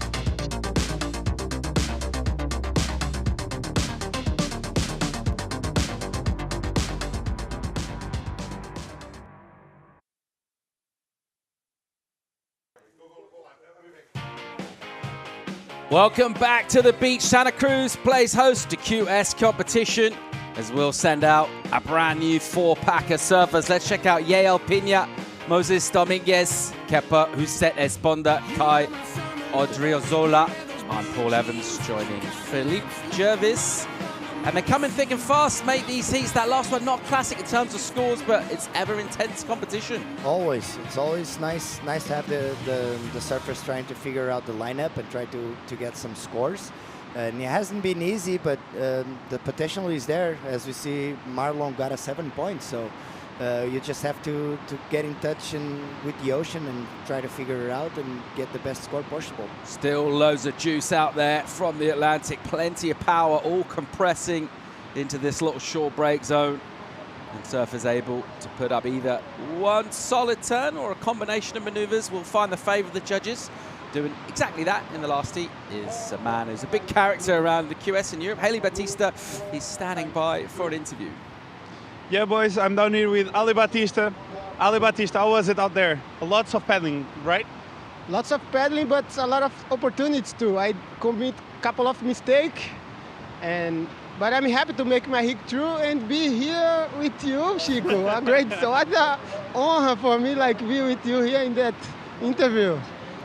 Are we gonna see a full rotation from Ali Batista? I'm gonna try the next hit. I promise to you, my friend. Can I see that? I will try my best. Let's see if it's gonna work. In terms of board selection, what did you row today? I use my 5.9. It's like kind of short board and was a bit stable. I felt that, but I'm confident with that board. I'm trust that board. Actually, was the board I used in last year here in Santa Cruz too, and I got like quarterfinals. And let's see. I wanna be sharp for the next hit and do better than this hit for sure. And why you didn't compete on Costa, only in Santa Cruz? I would choose to not compete because I was coaching a couple of athletes there, and I felt they was not really confident for me, like competing and be coaching and everything. So I choose just compete in that one and support them in the first one, and we got like a big result with Lucas. Lucas got second, and the other athletes also did make a couple of hits through, and I'm stoked to help them and see them like find their goals. So giving advice in Costa and now showing how it's done, as you normally do. That's why I try now. I will try my best to improve my performance in the next hits. And let's see if the full rotation will come to you. I'm going to send to you the keys, okay? Okay, I'm waiting for your keys on the full rotation. Back to you, boys, and good luck in the next round. Thank you, guys. See you soon. What a legend. Jali Batista Great interview, that one.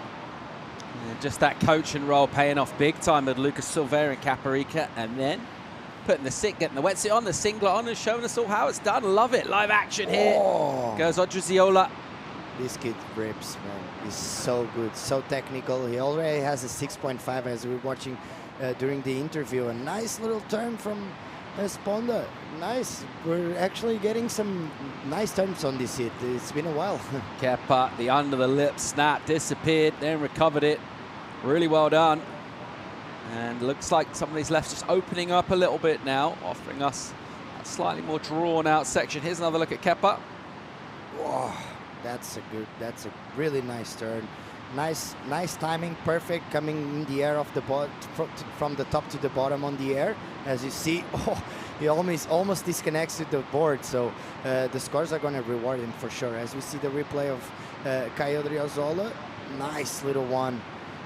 It's really powerful. He's really small, but really powerful at the same time. We saw the right-hander, the 6.5 during the interview, and he got some couple nice, really big turns. Yeah, everyone just kicking this one off with some good energy. The big numbers, or decent numbers coming in early, just fires everyone up a little bit more as well. Puts a little extra spring, a little extra energy. And obviously, just from a mathematical point of view as well, you know you're going to need to post those numbers. But just hearing the fact that they are out there just allows everyone to try and really maximise their opportunities and go up in terms of the points. That last heat was a real low scoring one. We quite often see this where Fano doesn't look particularly different from here, and yet all of a sudden there's just way more opportunity out there. It's an interesting idea because Halley, on the interview, he actually acknowledged that he made some mistakes. So he told everyone at home, like, the opportunities are there. So if you don't make a mistake, you're gonna get scores. And he did some mistakes, and Caio Odriziola already has a really nice score, and Kepa a really big score as well, a 7.5 on that one turn. So the opportunities are definitely there, Paul. Massive number for Kepa, set that's 7.5. This is live action. Let's check out Yao Pina. Tenerife off the bottom a couple of times. And will he hang on to that? Oh, no. Almost. A lot of white water. He mistimed it a little. And everyone feels like they're a bit more in tune with the ocean than the last hit. It feels like it. Maybe it's the tide getting higher and it's a little more. But yeah, as you said, it doesn't look that different from the last hit. So it kind of mistimed it a little over there. And then this was a nice turn, but a lot of white water in the middle. It's really hard. Even if you keep your center of gravity really low, if you're staying in the middle of the whitewash, it's really hard. There's a lot of bumps and a lot of water moving, so it's not easy. Doing well to fit the two turns in there. Saw that kind of close-out section pretty much from when he stood up. Just joining up the dots did Yale. It's a relatively small number though, so 2.5 in for him. Judges really showing the difference. You just compare the 7.5 from Kepa, one big turn, really late. The dramatic recovery, a little air drop out, wasn't it? And contrast that with relatively sort of tame couple of hits from Yale. So big spreads. The judges making it quite clear what they want to see. Oh yeah, definitely. They have been rewarding this kind of turn since Costa de Caparica. You know, one big turn, it's enough to get almost a high score, as we see. Oh, kind of stops it in the middle of the turn, and then he ended up blowing it. So nice little first. He could have go really hard on that first turn, right? Looks like he wanted to set up for a big hammer, and the wave just fattened out real quick on him. He had to kind of go a little flat with the turn. But still, I think it chose the wrong turn. Maybe if he went for a actually proper carve instead of a carving layback, he could have gone all the way through back to the power source of the wave, and then do one more turn. But he kind of missed it and chose the wrong turn. Feels like it. Yeah, maybe just the size of that wave sort of took us all a little bit by surprise. It kind of doubled in size, didn't it, when it hit the bank? Big right-hander section stood up, and Kepa went to try and attack. Gets a small number for it, which will count for him. 287 at the moment, in second in this. I dare say he'll improve on that in the next 15 minutes or so, because he looks like he's surfing really sharp. No, yeah, for sure. I've actually never heard of him, so he's a kind of a novelty for me. So this new French generation, there's a few surfers already have been following, but there's a lot of unknown names for me. And as we see, the Canary surfer, almost a nice really turn for Requena, but unfortunately he went down. But yeah, Exponda was, as you see, Kai, nice little turn, really white wave, a lot of white water in the face of the wave, but still managed to get a few nice turns. Snapping hard on the backhand, staying light on his feet, whippy and loose off the bottom as well. Collects on the inside, a little moment for pause, maybe even a little bit of counsel coming from the beach. Let's have another look. Nice first turn, and then he gets a little caught up on this bottom turn, still managed to get it two more turns and finishes off strong. He might not get rid of his 6 point, but he's showing a lot of consistency on his surfing. Looking good so far in this with those 6s. He'll get a 5-4 right there and just throw that away. Doesn't go in this top 2. The biggest number in this heat, though, is Kepu set with that 7-5. Massive backhand hammer from him. Massive. And a great number, a great way to get rewarded. So those two, far and away the best of the early running, our pair from the Canary Islands. Not doing too much, and we just saw Kai having a word, didn't we, on the inside down there. We just paused a little bit in the shore break. I'm just trying to figure out if it still is the Portuguese coach, the coach that actually put Tiago Pires on the tour. He's actually coaching a few kids. I'm just trying to remember his name. Zé Seabra? Yeah, Zé Seabra, exactly. I'm pretty sure he's coaching the Odriozola kids, and a few more. Matias Canhoto from Peniche is coaching as well, and they have a little project. And they've been traveling all over the world, and João Maria Mendonça as well. I'm pretty sure it looked like him, and he had a bit of a chat with Kai, and now Kai is going back on the outside again, but we'll try to figure out if it's really Zé Seabra or not, but I'm pretty sure it is. Nice. Big coach, a big name in coaching tradition, so he definitely knows what he's doing, and Kai is showing that the work is paying off. Pretty much half hour off the top of our tide here. So all that energy just drilling in right into that shore break. There's the high tide, 1:45 p.m. and quite a bit more swinging it. We've gained about 1 meter since last week in Caparica, just in the range of that tide. So almost 2 meters of vertical change, which is quite significant. Add that with the onshore winds, the power of the swell, which has been juiced up for a couple of days, and it all comes to a head, and a little sort of semi-triangular shaped peak inside the shore. And at the moment, it's providing a decent competitive environment for our surfers to throw scores up. This one, pretty healthy numbers coming right at the top of the heat and setting this one up nicely, meaning requirements, well, they're actually pretty solid for our chasing surfers. Yale Pena a long way back right now, looking for that 787.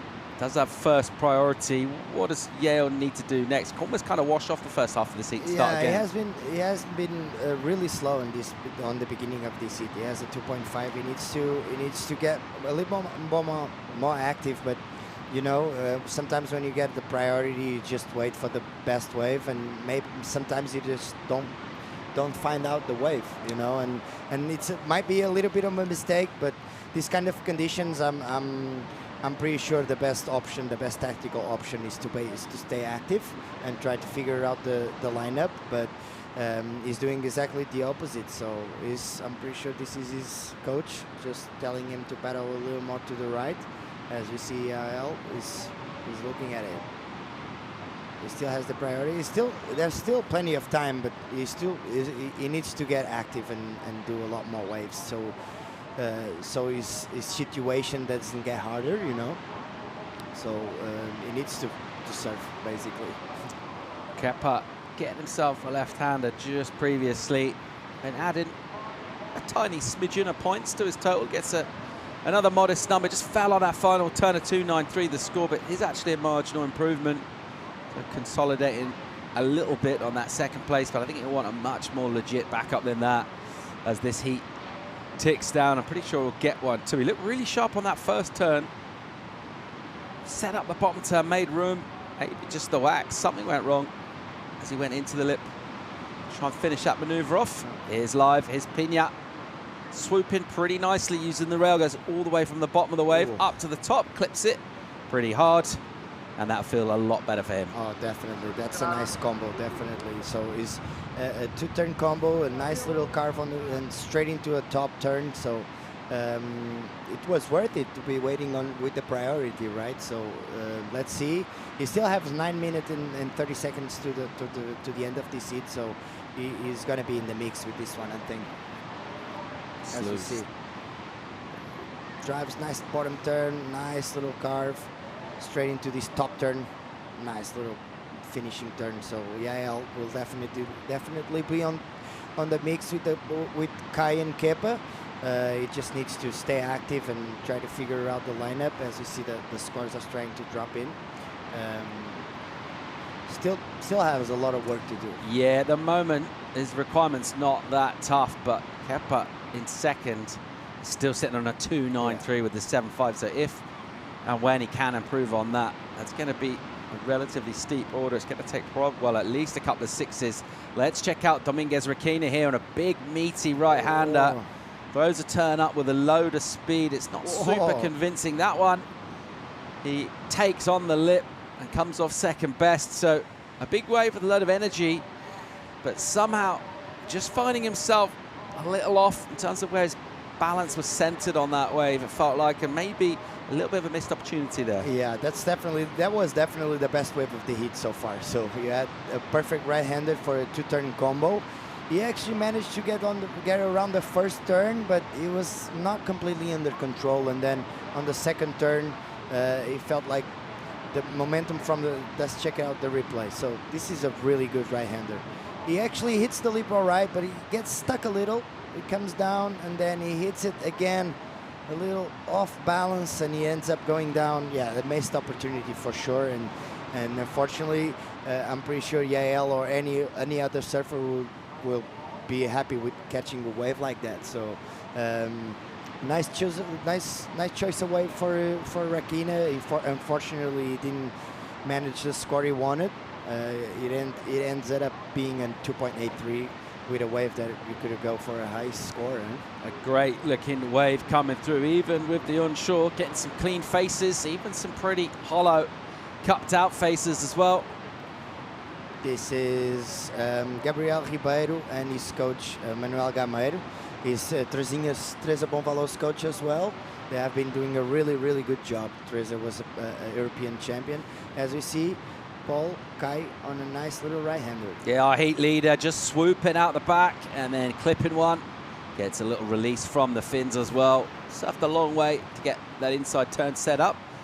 He's really technical, really, really technical. The kid has some technical issues that you can see the way he attacks this section. See the little, yeah, as you said, the little fin release on that little turn. It was not easy to do that. So nice little, I don't think it's going to count on this top two, but still a nice surfing from Kai. Just controlling the power on that short braid section pretty well. Controlling this heat as well pretty much since the beginning.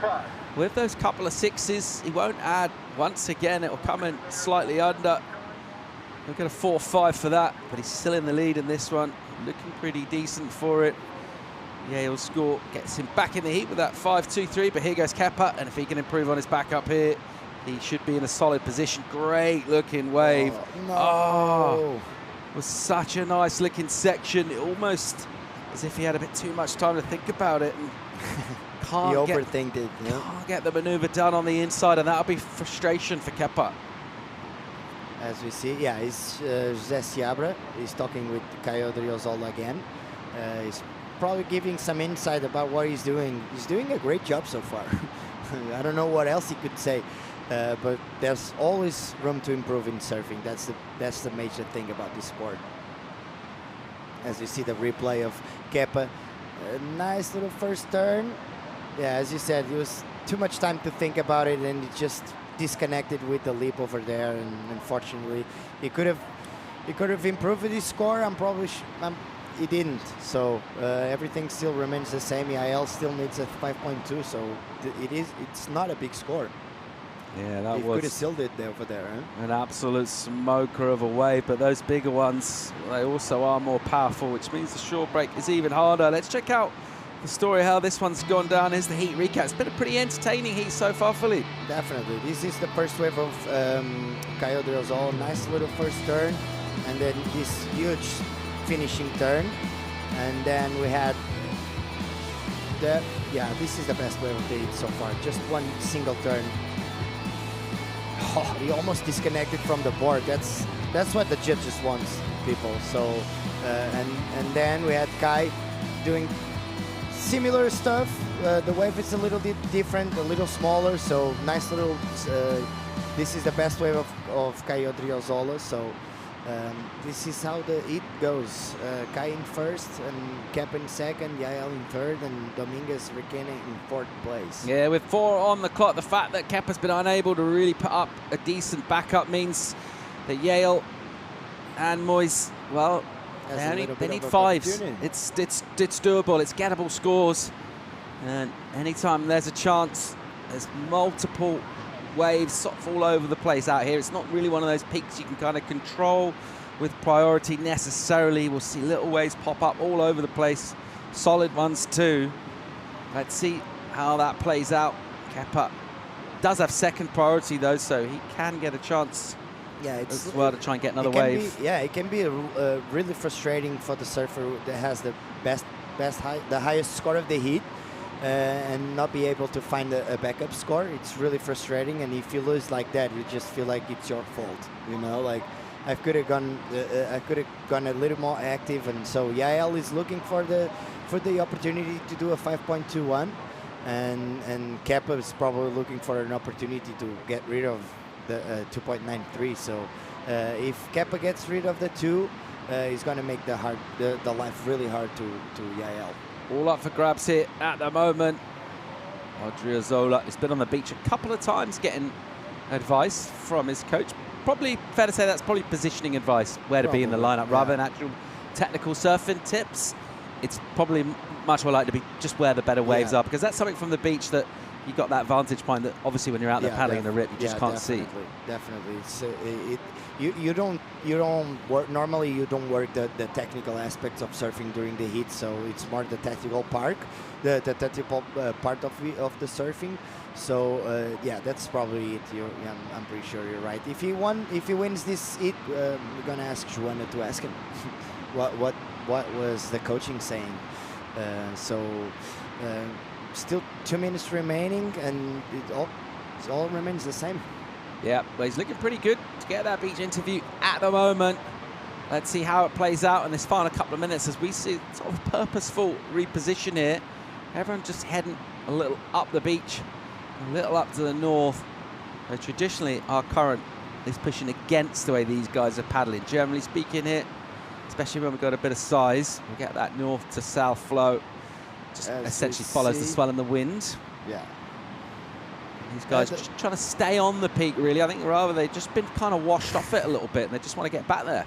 Yeah, look, and it looks like it's more of a right than a left right now. So it might be the tide changing, and just keep paddling against the current and try to reposition every time. But it's not easy, and the time is running out. Yeah. If you're surfing a right-hander, that current turns into a sweep that pushes you the same direction as you're surfing, so quite hard to get back to the peak. Of course, if you can go left into it, well, you've got that rip bowl energy, and then the more times you stand up, the more times you surf, the sort of easier it becomes to hang in that position. If no other ways get rid, no. Our surfers in first and second won't mind too much.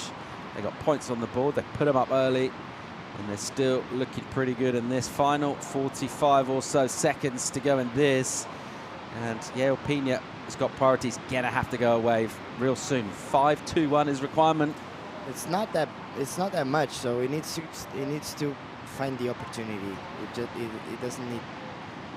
He's looking at it, but it's not easy. It's a big lineup. You know, you're just you're looking at a right-hander right there, and then a left right there, and it's not easy. That's why probably Kai was talking with José Seabra about it, because it's a big playing field and you can be anywhere. There's a lot of opportunity, and at the same time you can lose yourself on the lineup. So it's not an easy playing field to surf, and the time is running out. It feels like Yael missed his opportunity and Kappa got a little bit of luck. Yeah, Moise Dominguez Requena there with a wave that's not going to offer him up the score.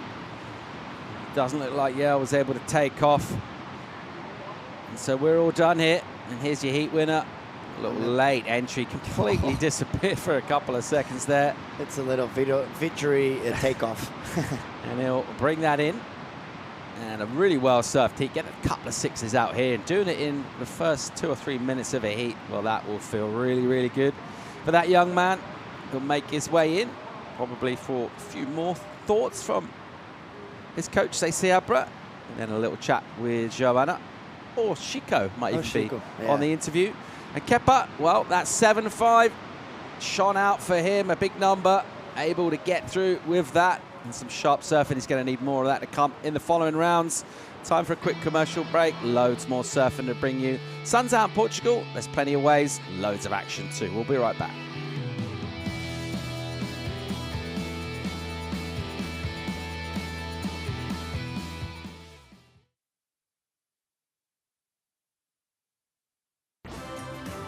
Torres Vedras, a land made out of city, countryside and the Atlantic Ocean.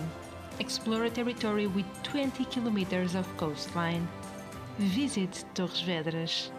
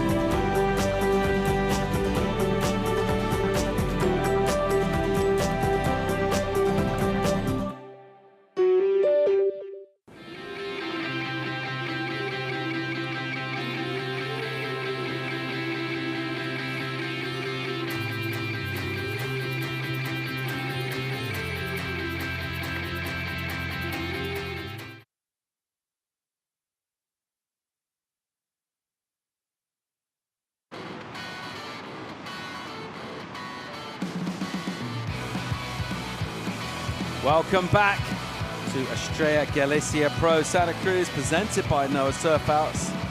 As we'll take a peep at Christian Botelli, Marco Teichner, Gabriel Ribeiro, Baltazar Pinto. It's going to set ourselves up for another 4-man heat. In a little bit of size, a little bit of chunk, quite a bit of rip, some wind out there too, approaching the high tide, and straight into it, Botelli in the red. A backhand attack from him, from the Swede, as he'll get some relatively kind of stock lines done on that wave. It will be a modest number. And it's also time to welcome back into the studio who's refueled some of delicious, fresh, locally grown, all organic produce in the form of lunch provided by the Noah Surf House. And there's even a few of the local cakes going down too. Chico, how's cake life, mate? I'm doing a good job under pressure. I've been with a lot of rhythm. You needed a 6. This you got it. Pastel de feijão, the Torres Vedras. Bean cake. It's one of the best I've ever had. They're really good and small, so it's really easy to eat all of them. All of them, not all of them. I want to leave for the other people, but yeah, I'm having like 1, 2, 3, but it feels like I'm not having one because they are small. So it's just like a good miniature. Miniatura, it's how we say in Portuguese. Yeah, I like it. How do you say in mini. in English? Miniature. Miniature. Yeah. Oh, okay, thanks. Just a small cake, I just thought I invented a word, so... I don't think it's the size, let's say the size of the cake. It's the amount of calories that's in it, though, isn't it? It's the kind of key thing. Yeah. Kinda. Do you ever think about that? I do, mate. I do. Every time I have one, And then you I get feel sad, and then to feel happy, you just have another cake. That's the vicious cycle, isn't it? It is. Like, you just feel so happy when you see it. You have it, and you feel kind of sad. But then it gets back to you, and you want another one. So it's just a joyful life. As we see in the water, a lot of great surfers. Yeah, last heat was a really entertaining one, actually. Big numbers going down. Kapahusek got 7-5. One big backhand hammer of a turn. Kai Odriozola also ripped it out for a couple of sixes. Here's Portelli again on a rail. And he'll have a little fling into the lip, and we like that. That was enjoyable. Did we saw Christian compete in Costa? Because it's funny, because last year I only saw him competing in Santa Cruz too. So it's just love Santa Cruz so much. It's just a special relationship. He's just stoked to surf it with only 3 other people out. Yeah, look at this. Boom! Huge. Look at this turn. Huge. Boom. How do you call this? Floater, like, how do you call it? That turn, like. Close out re-entry. Thank you, Paul. Close out re-entry down the lip. Fins drift off the side. Off the side of the wave. And it's a good one off the side of the wave for Christian Portelli, 617. Yeah, big turn in that powerful short break. Good number for a surfer out of Sweden. And a good way to get into the leads. 6, nice to have in the opening exchanges of a heat. As we'll just watch the high tide sandbar, just trying to gather this swell as best as it can. It's going to happen this afternoon, though. You can expect these rips to go mad because all this water's got to get off the beach somehow. And it's going to be racing through our lineup. Probably bring the left back into play as well. The rip bowl left, the running left that's seen some good, powerful sections. Been mainly favouring the rights for the last 40 minutes or something like that. The rip kind of slowing down a bit. You can see that from the fact surfers are paddling from behind the peak rather than from up the beach, sort of floating into the lineup. I think with the decreasing swell, it's going to get better and better. I think as the swell is dropping, it's going to get cleaner, and we're going to see some more surfing opportunities, because once the lines come in, they just get a lot more clean. I was watching from the outside, and look at this. As I say this, blue upper riding going off the top, nice. Kind of like layback jam, back arm from Marco Talkner from Germany. A lot of Germany surfers coming up, I think, based on the Olympic. As we see white now, sorry. I'm going to hold that thought. Oh, he almost added Gabriel Ribeiro, sorry, from Ericeira. He's a little bit gutted about the not made turn. This was a big turn. Boom. Massive turn. And I actually, when I saw him coming off the bottom and eating the lip, looked like Guilherme Ribeiro too, so I was quite impressed with that turn. And then blue, Marco Talkner with a big snap off the top.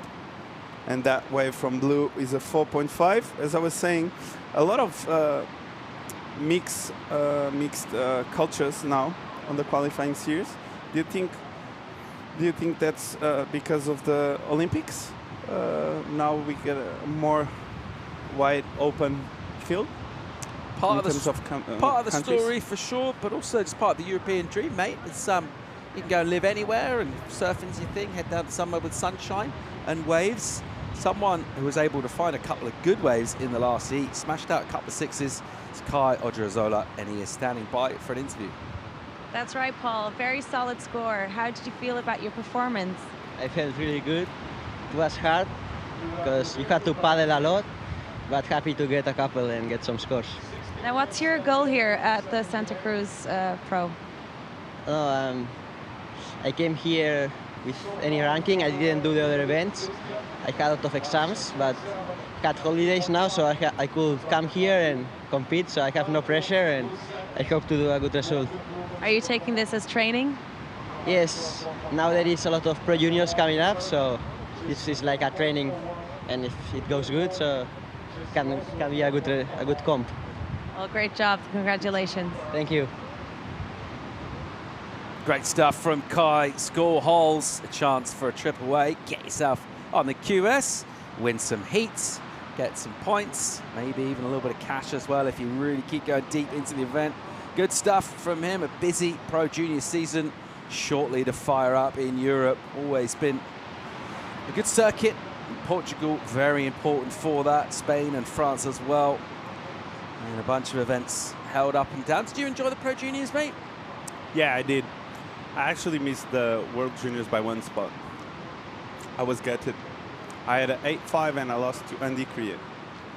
And I needed something around the 4 range. I was gutted. And you've never spoken to Andy since, is that right? Yeah, me and Andy. The hate is still really real Yeah, for we you. never spoke again. Yeah, after that semi-final, I just never spoke with him again. I actually missed by 1 spot. I was really gutted.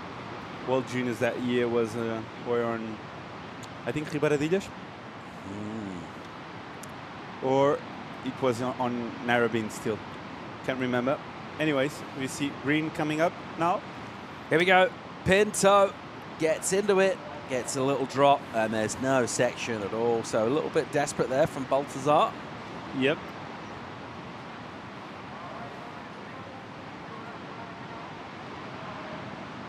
Party white, third party blue. Christian Rath in the lead on a 6.17 and a 2.5.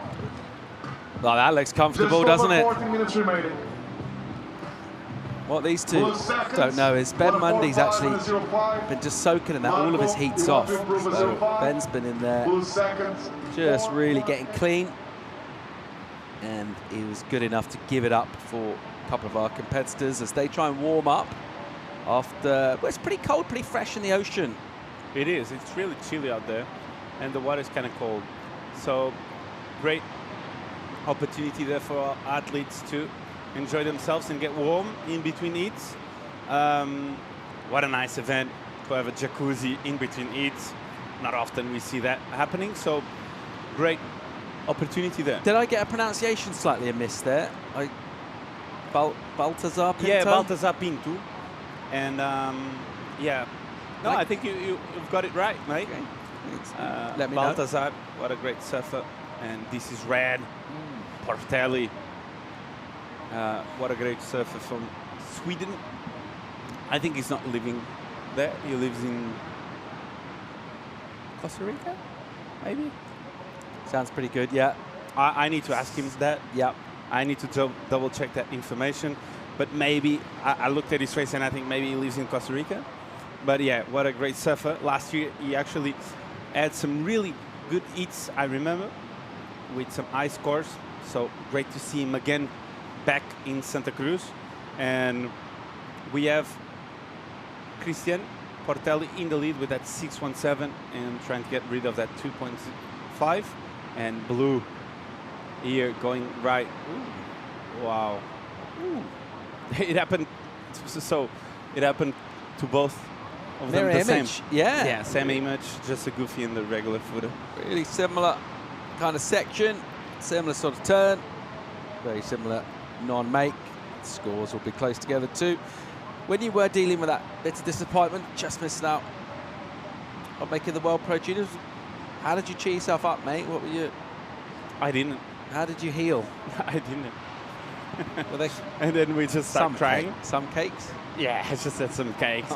I'm not a guy of a party, you know. I never cheer myself up with a party. I just go for the cakes, man. I'm Very good. safe. Yeah. All right, late drop here. What do we got? Blue. Teichner, bang, hits it really hard. That was nice, extends, ooh, beautiful. Drawn out bottom turn. Unfortunately, only a bit of white water for him to go against. But nice control from him, dealing with the speed pretty well. Decent wave. Yeah, really decent surfing from Marco.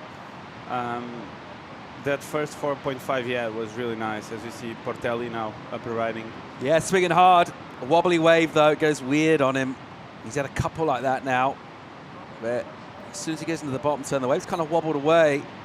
And you see him motoring to try and squeak under that because there is some power in here. And these lips do pack a punch. They do. This is a replay of Blue coming off the bottom. Great snap there as he winds up again. Another click there. Not the most radical last turn, but nonetheless, he was able to finish that wave off. As we see White now up and riding. Ribeiro hits it backside. Misses a little section. And then snaps one, snaps two. And that'll be it for him. So getting into it, much better stuff. Had throwaways before that. One was actually his high number. Good stuff there from Gabriel. And that'll feel a bit better. 10 minutes. This is anyone's, really. Still open. It is. I think Gabriel might be looking for something for his type of surfing. He's a powerful Portuguese surfer.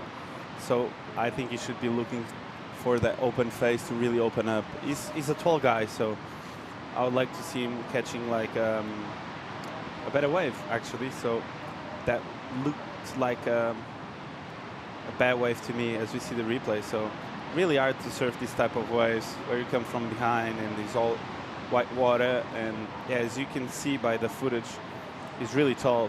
And once he gets the opportunity to open up, I think we'll see Gabriel putting something on the 6 range. As you see Blue. A front foot leash wearer, which you don't see that much of these days. There's tighten up. Oh, that was nice. Released the tail. Released it a little bit too much. Was the leash on the front foot? Yeah.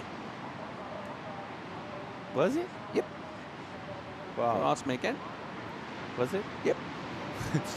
And have we seen that a lot from our surfers? Do you see often surfers doing that?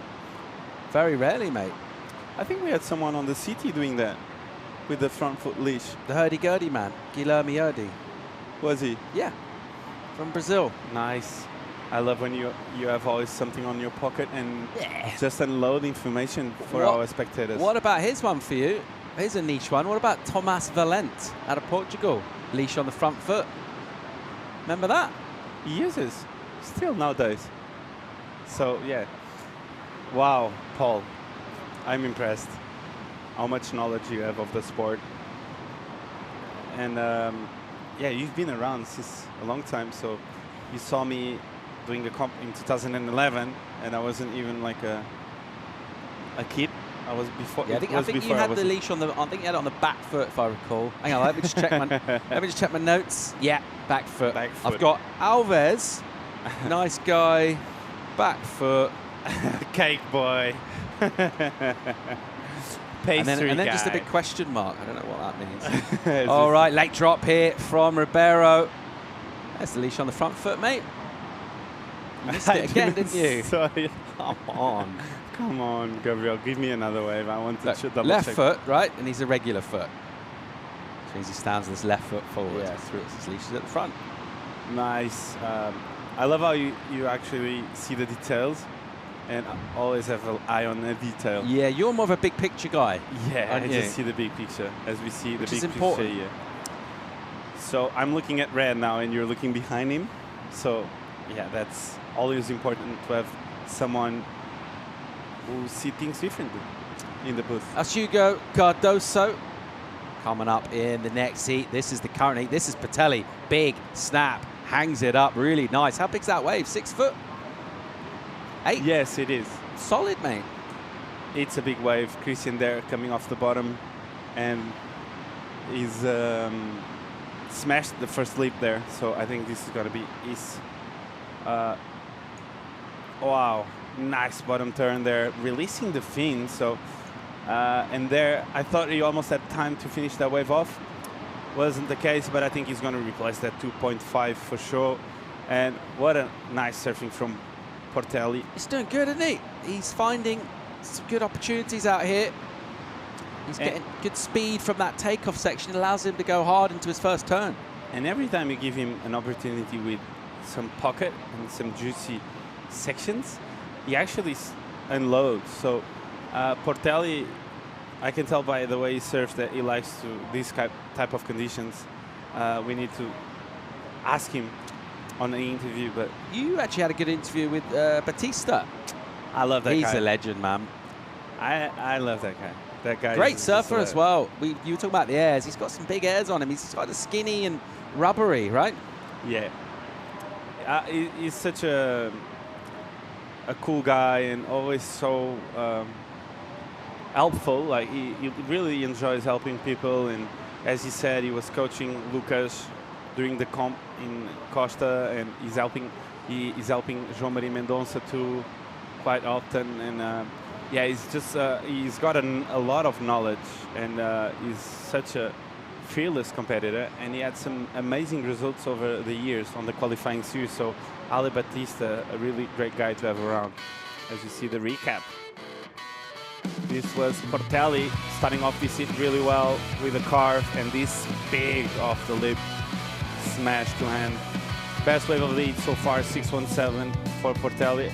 This was blue Marco with a big wrap there, and just a fin release there for 4.5. So Marco in second place now, and Portelli getting his backup score here with a big snap off the top for 5.73. What a recap of the heat we have. This is the view of the beach, so plenty of surfing down the beach to long beach, and what a coast we have here in Portugal to receive the best surfers in Europe. As we see, another not good decision by Gabriel Ribeiro in terms of wave selection, and you can tell by his body language that he's gutted. There's 4 minutes to go. He needs a 7.2. Yeah, he's in trouble here. He's in trouble, yeah. Baltazar Pinto looking for 817. He's a long way back. What does he need to do, Pinto? Yeah, as you see Red paddling for this wave. Bang! Portelli. Oh, yes, please. Hits it again. Really nice stuff. So he's just getting better and better. The 5.73 came in previous to that. And another great licking wave for Christian. How good is the blackboard? Looks really good under his feet. Great bottom turn. Wow. With a lot of explosion coming off the bottom. He gets really low on the bottom turns and allows him to really open up on the top of the wave. And yeah, that last wave, I don't know if it's going to replace that 5.73. I think it's going to be close. But yeah, because the 5.73, so I'm really like not talking about scores anymore this heat. As you see, Baltazar Pinto with 2 turns on the of the top, and great surfer Baltazar Pinto.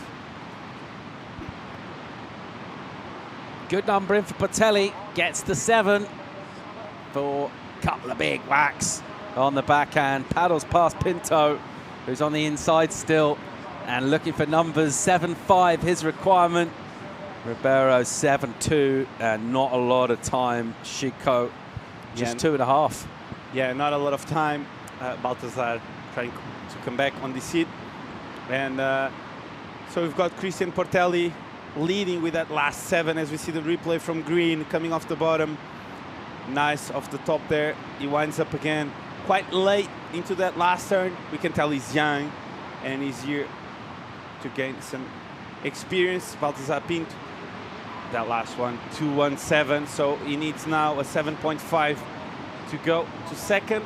And great intensity from Ribeiro. They see that paddle. He's got his chin underwater. He's kicking the legs. He's clawing at the ocean, trying to get himself into that lineup and find something. So he isn't giving up this fight at all until the very last. And that's a good tactic, a good strategy to have, because there are still chances for you. You back yourself, get a wave, anything could happen. 7.2 is a steep requirement, but if he finds himself a juicy one, hits it fast twice, you're well on your way to the number. And what a nice call from Portelli, as we see White now with a much better looking wave. Live. Wow. Ooh, really nice, drifty, stylish turn. He paddled hard to get out the back. He found that wave, had a great opening section, and he decides to bring that in rather than try and paddle back out. I can't say if he's happy or sad. Well, that last turn was massive. It was sick. Do you reckon he gets a 7.2 for that turn? Stranger things have happened to see. Well, the last of Portelli comes in as a 7, so Portelli is now well and truly in the lead as we see the replay. Look at this turn. Boom! Tail drifting on the lip. Pretty cool. Very casual as well, wasn't he? It was, but this turn was massive. I really enjoyed to see. As I was saying, he only needs an open face and a well-chosen wave, and he for sure will open up. And that's what Gabriel did. As you see Portelli, the man of the heat, with a quick snap there, comes off the bottom, and just doing a last wave. Busy. Measure. All over the place, finding sections, hitting lips, tagging it, belting it. It'd be a throwaway, but we've got an important number for Ribeiro. Possibly bad news for Teichner. If Ribeiro's score comes in and it is a 7-2 or better, Marco Teichner's been in an advancing position throughout this heat. And our young surfer from Estrella, pretty much 20 minutes or so down the coast south of here, is waiting to hear his fate unfold. As with the judges right now. That's Portelli, and he's done well. He's surfed really well out there on good waves when he's found them. Put in some solid turns. Taken on the lip. All right, numbers are dropping. One judge says yes, and one says no. For this man right here, we've got 3 more judges' scores, and then we're going to average them out. It's going to be reasonably close. What's your feeling, Chico? I think he's going to get it. Another judge that says turn was massive. Emphatically yes. Another, and he's going to get the number here. 7-2-7. Gets it by 7/100th of a point. Jumps to second. Teichner goes out. Ribeiro through, and he's delighted. He thought he lost it. Like, seriously, the way he was putting the board down, he wanted to smash the board. Look at him. A lot of emotions. The coach is there. Everyone is there. The family, too. So, Gabriel dodging a bullet on the last second. What a turn. Really exciting stuff. You love it on the QS. Mixed up conditions, a juiced up ocean, anything can happen. Ribeiro jumping from 4th to 2nd. Portelli goes through in 1st, always in control in that one. Dominated the heat. We're at the top of the tide here. We're in the shore break, and we're surfing. More live action after the break.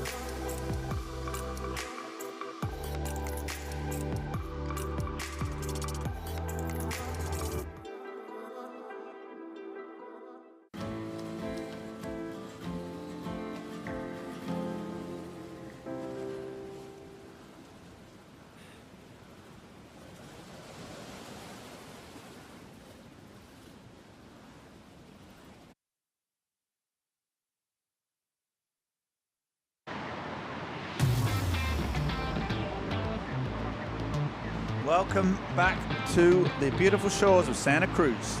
That is a stretch of beach. It is a absolute surfing paradise. Loads of waves. up and down this stretch, little rip bowls. We've got a bit of wind today, but we've got some swell, we've got some power, we've got some big turns going on. My name's Ben Mundy. Chico Alves stays on in the booth, and that last big turn. And there was never any doubt that wasn't going to get the score in my eyes, Chico. As soon as I saw it live with my own eyes, I thought that's a score. It has to be. It was a massive turn, wasn't it? Yeah, it was. Fin drift, big section, looked cool. Yeah, he belted that section. And it was just funny because he was walking on the beach and he was quite disappointed. And he didn't know even what he did on that last turn. So, yeah, I just thought he had it straight away. And great turn by Gabriel Vidal. What a performance from him. Really talented kid from Portugal, Iriceta, and massive way to win that heat. So we've got blue up and running. Gutierrez. Yeah, live action. Speaking of fast turns, there's another one. Gutierrez Vidal, the bass surfer. Big smack against the lip. We've got Hugo Cardoso, Rodrigo Lebria, and Ian Costa. And it's starting to warm up. The tide coming up almost to sort of high tide. I think high tide's around 2 o'clock or thereabouts. So this is probably when it gets best, usually, on these little left-hand rip bowls. This bank's been here for quite some time. The organisers have to make a call on where they're going to set up the site. A few weeks in advance. You just can't call the last moment. This is a fairly big old operation, this. And they've managed to pull it out of the bag, left hand right in front of the main sort of Santa Cruz central area. Right up to town. You can walk up from here to Noah's Beach House. We went to a pretty good sushi place last night. Chico kept calling you. Didn't get any responses from that. I was you can just say, look, I've got other things on, but sometimes you just want some not give too much, so you don't get too close. And I wanted to have that space for myself. So we have blue there, the replay, gaining some space in between scores. That wave, 2 snaps from Gonzalo, 3.5, and this was the 417. What a smack out of the lip. So fast, wasn't it? So quick. Yeah, it was. And Gutierrez getting off to a quick start. We're just on 5 minutes gone in the heat. And, well, these surfers trying to make their way through the qualifying series rankings. They can't qualify for the Challenger Series at this stage. They can get closer. Some of the big seeds coming up as we see a big turn. Let's look ahead to those bigger names. Just the men's surfing in Santa Cruz. Who are you backing for this event, Chico? We went on record as early on, putting in your predictions. And a lot of great surfers' names coming up in the later rounds. But who does well at Santa Cruz? Well, I think usually who's going to do well in Santa Cruz is surfers that like to surf on open faces and have waves with some power. So I think we're going to see big, powerful surfers making through the rounds. And I'll probably bet on big guys that like to surf with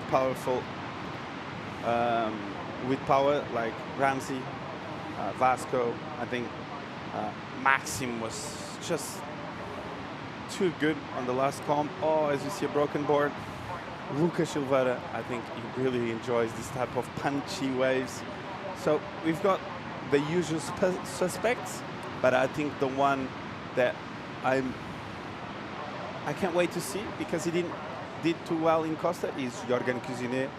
Okay, well, there's a turn. He just buckled underneath him. Probably creased on the wave before, you might think. And that wave just folded in half while he was kind of riding it. Right, yeah, Jorgen Cuisinet, I like it. I like that call. Hasn't had a good run either recently, so kind of dual result. Is he in on the cut line? I think he is. Yeah, he's in like 7th or 8th, so he has to get probably has to get a good result to improve his score. So yeah, he's got it all to play for. And I would love to see him on the Goldie too. I think he's going to do really well on this in Snapper Rocks. He's really powerful. Okay. So this is why Ian Costa, the surfer that lives in Costa da Caparica, that did really well last week. He made a couple, like 3 or 4 rounds. So o Cardoso here. Yeah, fighting hard. Oh, nice little section at the end, Cardoso. A lot more action in this heat, a lot more bigger scores. Everyone warming up nicely. Snapboard, all sorts of action. Cardoso there with a nice fin drift to end that wave, as we have 17 minutes to go now on the clock. And last of White 2-7 puts White in second. Okay, so while there's a bit of a break, we've got the winner of that last heat down on the beach with Joanna Garnell. That was a very solid score. You had fun out there, aside from the paddling. Yeah, it was fun. I think it's been a long time since I haven't caught so many waves in the heat, so pretty fun, pretty cool. And tell me about that board you have. It has an interesting color. Yeah, I did it for a home slab at home. It's got a round tail and stuff, and it works good with some swell, so some nice power in Santa Cruz. It's good to use it. How do you prepare for Santa Cruz, for these big waves? Normally Santa Cruz is huge, but sometimes it can be small, you know, it's pretty unpredictable. But normally I've been all winter at home surfing big waves and stuff, so I'm comfortable in the big stuff. Little paddling, 20 minutes, pressure and stuff, but taking the beatings is okay. It's right in your alley. Congratulations, you're in the next round. Thank you so much, thanks. Thanks, Christian, and thanks, Joanna. Yeah, riding a bit of a step up, bit of a slab board. He lives down in Canary Islands. Surfs on the Swedish flag, but he's yeah, he's grown up. As we see Costa again, let's go down. Yeah, but good call on the round tail step up slab board. Yeah, what a good call. He surfed really well, and I was saying he lived in Costa Rica, but I've mistaken myself. Yeah, you told me he lives in Canary Island and he surfs really good. Pretty sure he's from Canaries. Yep, and so surfs on the Swedish flag, Swedish heritage. Hence the blonde hair, but yeah. So Portelli loves a bit of grunt, and yeah, he's gonna enjoy these sort of powerful conditions. Sun coming out, that water's going to a little nice little greeny tinge. The wind expected to, I mean, we've got a bit of wind all week. It's never going to go offshore, but I expect to clock a bit more around to the north and be a bit cleaner by Thursday and particularly Friday. So it's good to get that stuff underway. And out the back. Yeah, okay, so yeah, selections are in. You gonna ask me about mine, or are you just gonna just let you do all the heavy lifting? No, I don't like heavy lifting. I'm gonna make you a nice question now. What you got for this contest, Ben? Again, Mandy? Not telling. Not telling. You should tell. You're such an influence on the market of surfing industry. We need to know what Ben and Mandy thinks. Yeah, you know what? Tell me. I know you're going to run away, as you always do, but just tell me 5 names real quick. Bissau. I'm going for Bissau. I actually thought about Bissau too. But anyways, I like your I'm going to leave you with that. I'm going to a Bissau Houston final. Houston's just too good. He's been on fire. But Bissau to take it out. So that's my prediction. Well, that's your call. Can't wait to see Bissau surfing these punchy beach breaks. As we see Blue there, Guterres with a fresh board out of the gates, finishing it off that wave, looking sharp, easy in the lead. Checking the fins. Yeah, and feeling great with 13 minutes to go as we see the replay.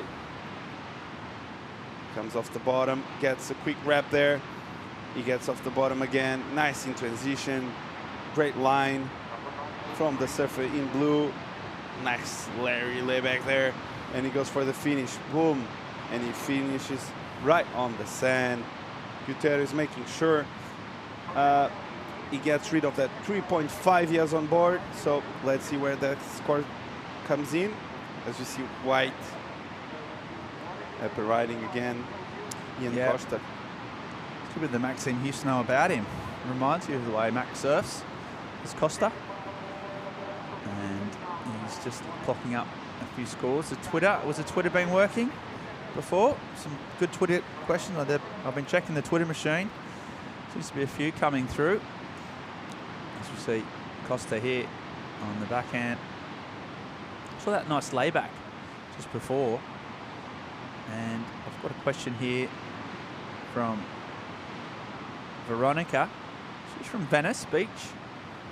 And Veronica is just asking Chico, love the layback. Whose surfer, though, does the best laybacks? Who's got the best layback in the business? Series? In the whole world? Oh, Any in surfer? the world? Clay Marzo. Clay Marzo? Yeah, that guy just throws laybacks that the boy goes away from him for 2 days and comes back. So, Yeah, like... that's a good point. Okay. And on the qualifying series, I'm going to have to go with Lucas Silveira because that guy is throwing some massive laybacks. So, CT? Layback on the CT right now. I'm going to go with a guy that comes up to my mind real quick. It's not really a layback. Yeah. Let me just think. Hey? Let me just think. Yeah, sure. Yeah, take your time, mate. Take your time. Got all the time in the world. Just tell me a quick one. A layback you like on the CT? Carissa Moore. She's got a good Larry on her. She does. As we have 11 minutes to go. No. Yep. 11 minutes. And I'm going to give you a minute. Your 10-minute mark, or you get buzzed out of the Twitter sphere. Still no big scores. Lots of waves getting ridden, but nothing over the 4.17 is the highest score. So fairly average kind of scores for these guys. Case of quantity, not quality. And I can hear Chico's mind crunching. He's got 30 seconds now to tell us about his favourite layback surf on the CT. It's not that particularly hard a question, I wouldn't have thought. A man who follows surfing as much as he does. As you see some lines approaching the lineup. Seems to be almost a barrel. Oh, then a big cut down. He's gone back to 1984, this kid. And just kicks off. That was a huge wave. Right in the pocket. I don't think he did get chewed, but he was sort of sniffing around. Okay, and the time is up for you, Chico. You failed that. I really enjoy... Oh, he tried to stall. Wow. Talking about laybacks, he had a good one there. And then a snap to finish the wave off. What a wave from Gonzalo. Yeah. And great eat on our ends. 9 minutes to go. Yeah, it's close. It's tight. Put his feet way up. Yeah, everyone's starting to bring their spare boards down now after that snappage on the last one. The surfer looks pretty freshly shaven around the listeners there. And he's just cycling up, looking at the next seat. That was Martin Carrasco. Looking psyched on the next one. What a great surfer from Ericeira. He has been charging really hard over the winter. He had some big bombs down in Ericeira. What a surfer. And a great up-and-coming kid. He's really fearless when he competes, and he spends a lot of time in the water. So great to see Martin Carrasco here preparing for his heat. As we have 8 minutes to go, and Rodrigo Lebre, which was one of the standouts from Portugal last year, with a great performance in Santa Cruz. He made a couple of rounds, so it's nice to see him catching an open face and unloading some big backhand snaps like he does. Hasn't found anything yet, as we see there on the red. We're getting ready for it. As I say this, he catches a wave, but not the wave he was looking for. Just a close out, just a hard wave to surf. Looks like it's really hard to find the waves out there. By the scores of this heat, we can tell that isn't that easy. And we have on the next seat José Champalimon, Martin Carrasco, and we have on white, we have Maximilian, and in green, Jesse Lourier. So Yeah. that's it for the next seat. Yeah, there's some big names, well, long names coming up. We're getting through the round of 128. It's the first day of the Estrella Galicia Pro Santa Cruz, presented by the Noah Surf House. Yesterday was too big, too wild, too woolly. Settled down today. The next few days looking fun, so we decided to press go. Maybe a big few days of European qualifying series action. The big guns starting to show up probably by tomorrow, if not for Friday, as they compete for those all-important top 10 qualifier series spots. Cannot stress that often or loud enough, the fact that there's 10 spots open from these 5 events that we've seen over the course of the last sort of 8 to 10 months, and they get the chance to go into the Challenger Series, which means you get a crack at the CT potentially. Guys splitting the peak, so white goes down, green trying to hit the end there. Lebre, haven't seen much of him. In a lot of ways, they've all been terrible. That's probably going to be another one.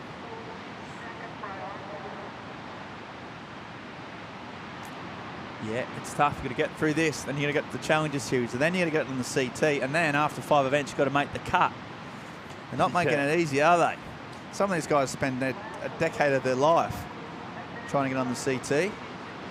You know, Kuzne, Vasco Ribeiro, for example, probably spent the better part of the last 10 years desperately trying to get on that CT, and then you get there, you've got 5 events, basically, 2 of which are in Hawaii. To really hard events to adapt. To make you stand. So, yeah, it's tough. It's cutthroat. That's what you got to do to get to the top. We actually saw Griffin talking about how much pressure he felt after doing not so well on the first 2 events. So yep. Incredible to see him speaking loud about that and making his own thoughts something public, as he's such a surfer, such a talented surfer like Griffin, telling the world like, hey, I had my own doubts already after the first 2 stops, and then suddenly he comes back and he wins an event. So just to explain how hard is the surfing sport and how many doubts you can have during your career, no matter who you are. And this is blue. Whoa, whoa. Had a big section to hit, just couldn't quite connect. Feet flew off the board, that's his backup board. He's only snapped one. And still leading the heat despite having a total of 7.67. So he's back out there. 4.5 minutes of the clock. Hasn't been a very entertaining heat, this one. A lot of low scores. It's tight. So there's that element of drama. The actual surfing itself's been left a little bit to be desired. Yeah, with the tide coming up, looks like the swell is dropping, and it's starting to be a little bit less consistent. But when they come, the wave is more organized. Can I say organized? Yep, it's a bit more of a peak too, isn't it? The rights, just as many rights as lefts. The lefts before were kind of the go-to. And here we go, speaking of lefts, Cardoso. First turn was a bit iffy and he can't make it through, so Hugo Cardoso. His best wave's the 3.4. And that ain't going to improve on that. Some waves rolling in from out the back.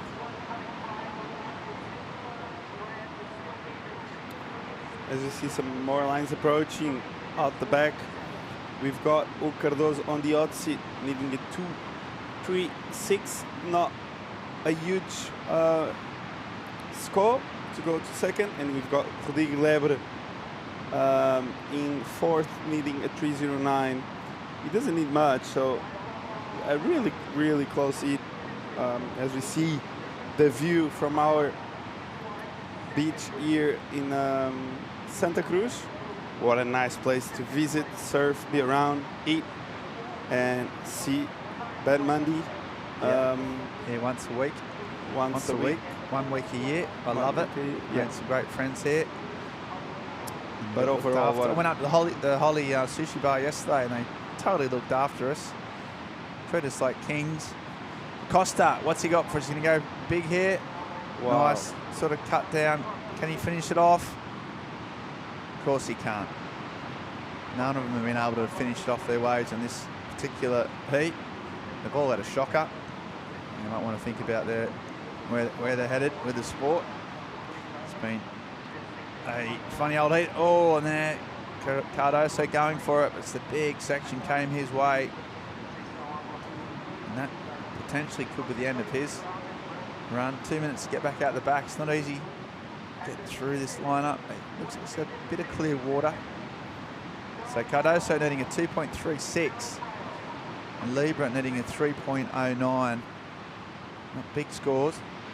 I haven't been able to get any type of scores throughout the course of this heat.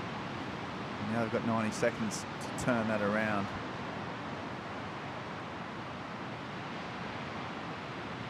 As we see some lines approaching from the outside, 1 minute left, so it's crunch time on this heat. We have Cardoso needing a 2.36, not too much, and Lebre in fourth needing a 3.09, so anything can happen on the last few seconds as we see some really good waves approaching our lineup. Looks really fun.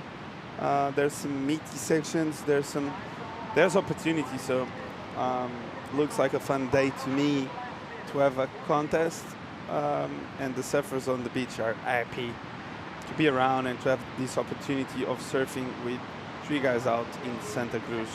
As you see surfers from next heat waiting patiently for the buzzer to start off their heat.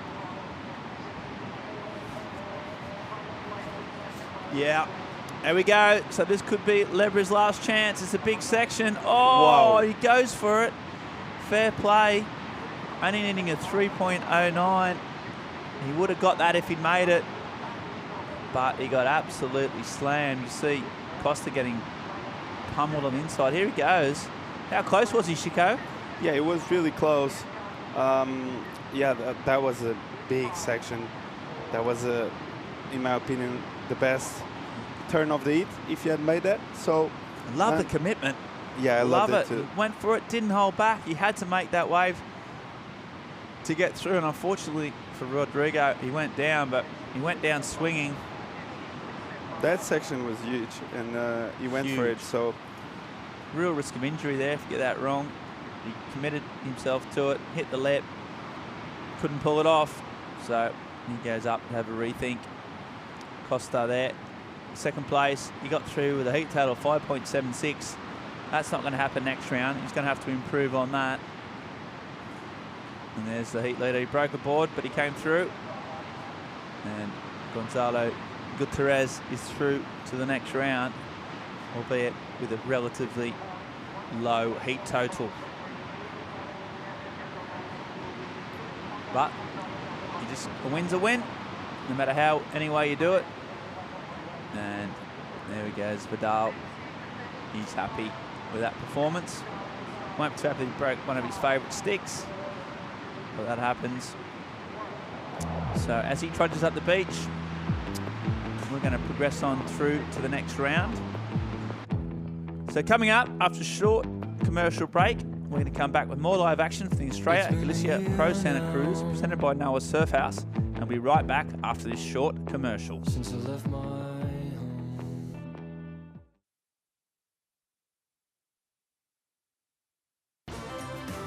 Torres Vedras, a land made out of city, countryside and the Atlantic Ocean. Explore a territory with 20 kilometers of coastline. Visit Torres Vedras.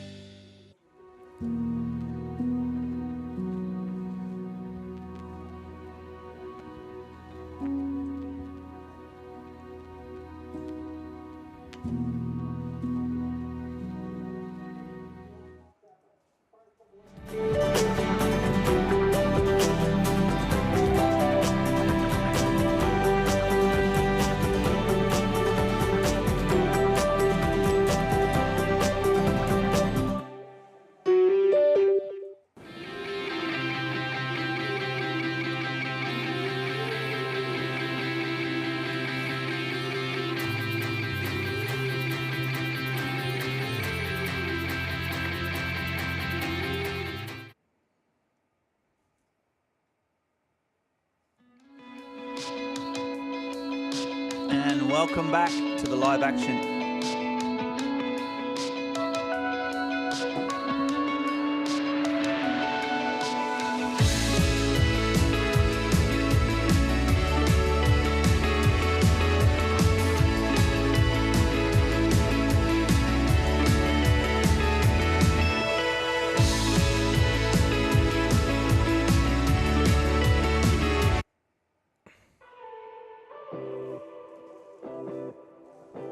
Welcome back to the live action from Santa Cruz.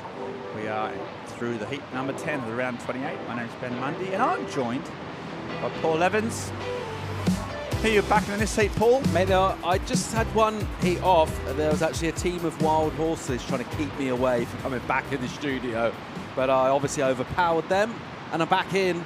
I can't wait. Some surfers that we've seen a bit of the QS, the young Portugueses, but don't know loads about Lurie from Costa Rica, and I've only had a quick glimpse of Maximilian Michalowski from Poland, but I like what I saw.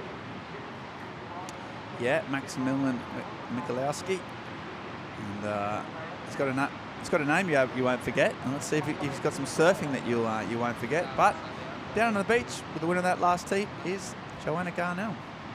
Yeah, not Joanna here, Ben. It's me. I was there with you just then.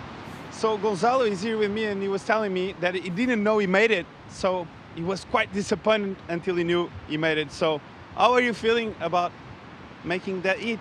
Epic, yeah. As I was telling you, I came out of the water and I really didn't know if I made it through. I was asking the guys and they were like, yeah, first.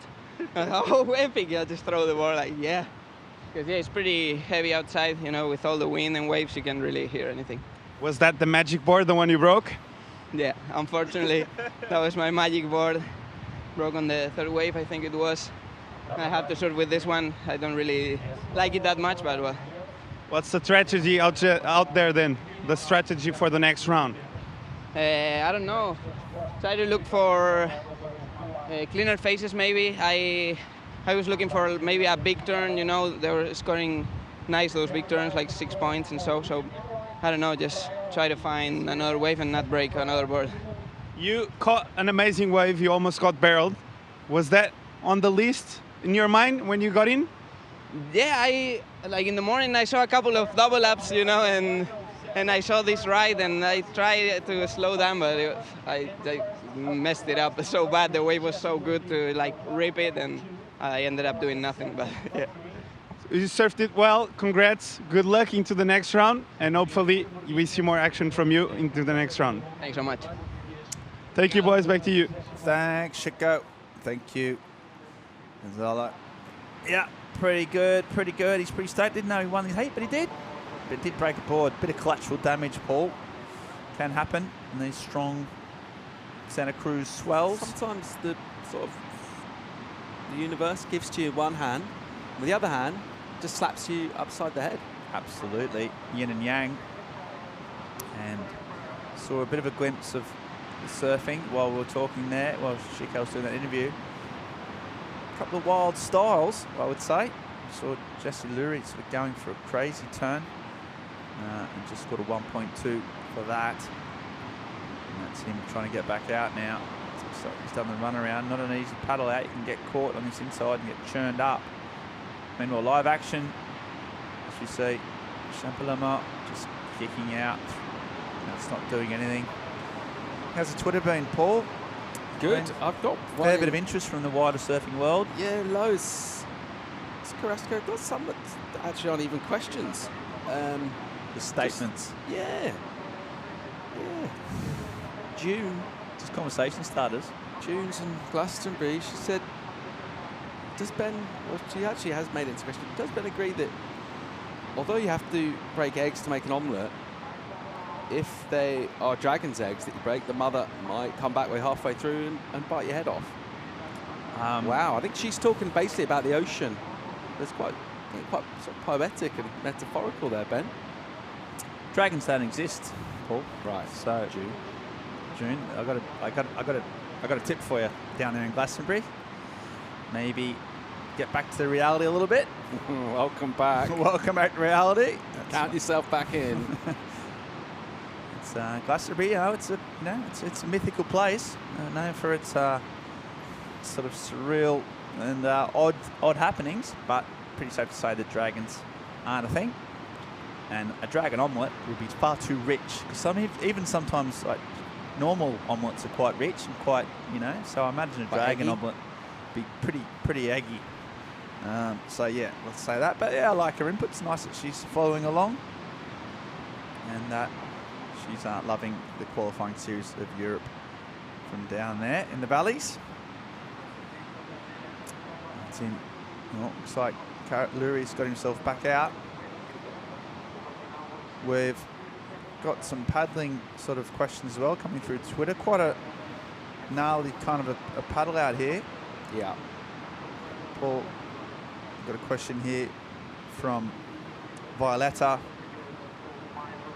from Brisbane. And Violetta's asking, this paddle out looks pretty gnarly, but what has the gnarliest paddle out in professional surfing? It's a big question. As you see, a right-hander. Can Carrasco get around it? There he goes. There's a nice little top turn. So from Irasira, just down the coast. Can't quite get around that next section.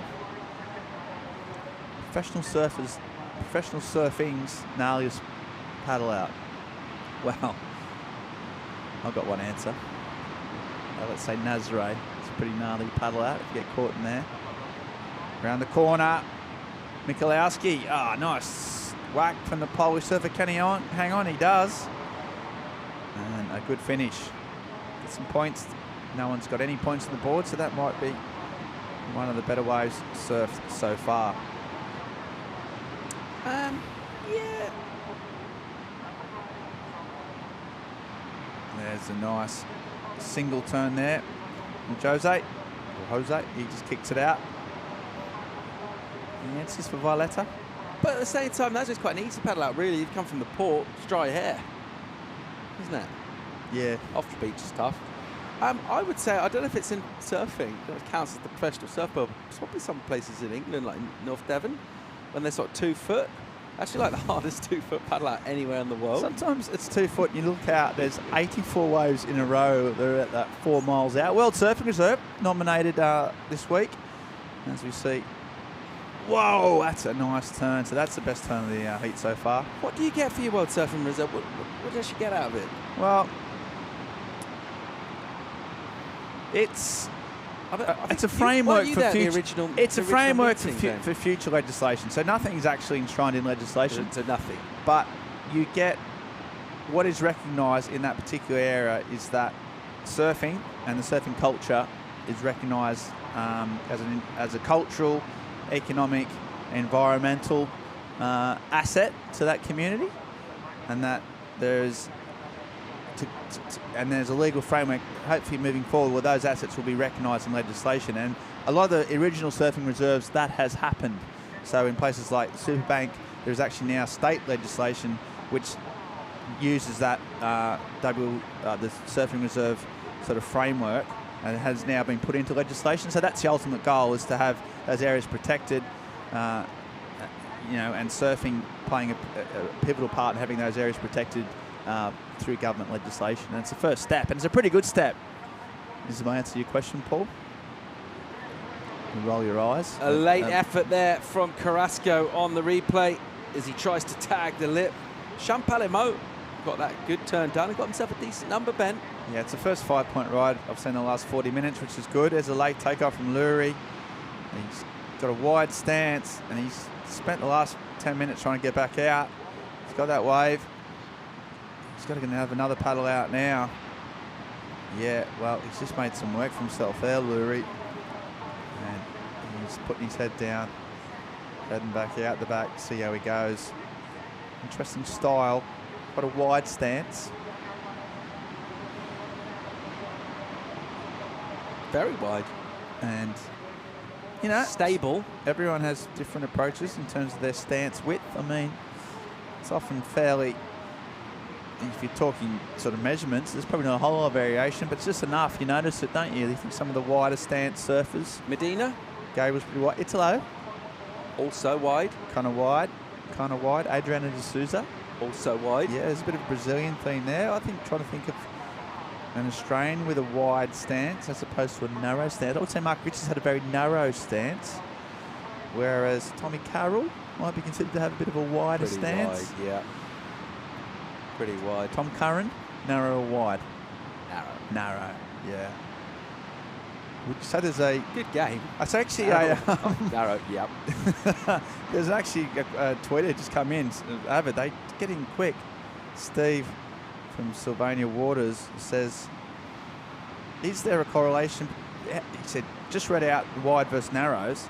Is there a correlation between sort of power servers and wide stance, and narrow stance and more stylish servers? Because he's thinking, talk about Tom Curran, MR, kind of stylish surfers with a narrow stance, more power, pivots. Guys like Lurie, for example, powerful surfer. Here we go. Shampalolo, he's going around the corner. What's he got for us? Got a backhand re-entry, and he's got a X. X was made. I mean, MR's got a very recognisable style. Is it a good one? Grows on you. Over the last 50 years, it grows on you. Certainly distinctive. It's distinctive, yeah. So a knock-kneed.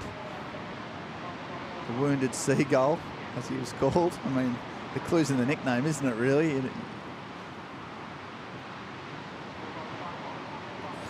Nicknames, we need more of them in surfing. I think I've brought this up before, Paul. Back in the day, you had a guy like the Wounded Seagull. I mean, that was just his name. I mean, you know, there was a bit of imagination went into some of those. Yeah, Kong, for example, that's a good one. That we did sort of lost a bit of an era just to initials MP, MR, PT. Rabbit Bartholomew, Rabbit. You know, I can't really think of some of the nicknames on tour these days. John? Yeah, but his name is John. Yeah, so the nickname is just his name said twice quickly. And we're going to come back to that because I think that's a rich vein of Twitter sphere out there. I know people love nicknames. I know people love surfing. And I know that we're going to come back with more live action, more big turns like this right after this short commercial break. Stay tuned, folks. We are go in Santa Cruz.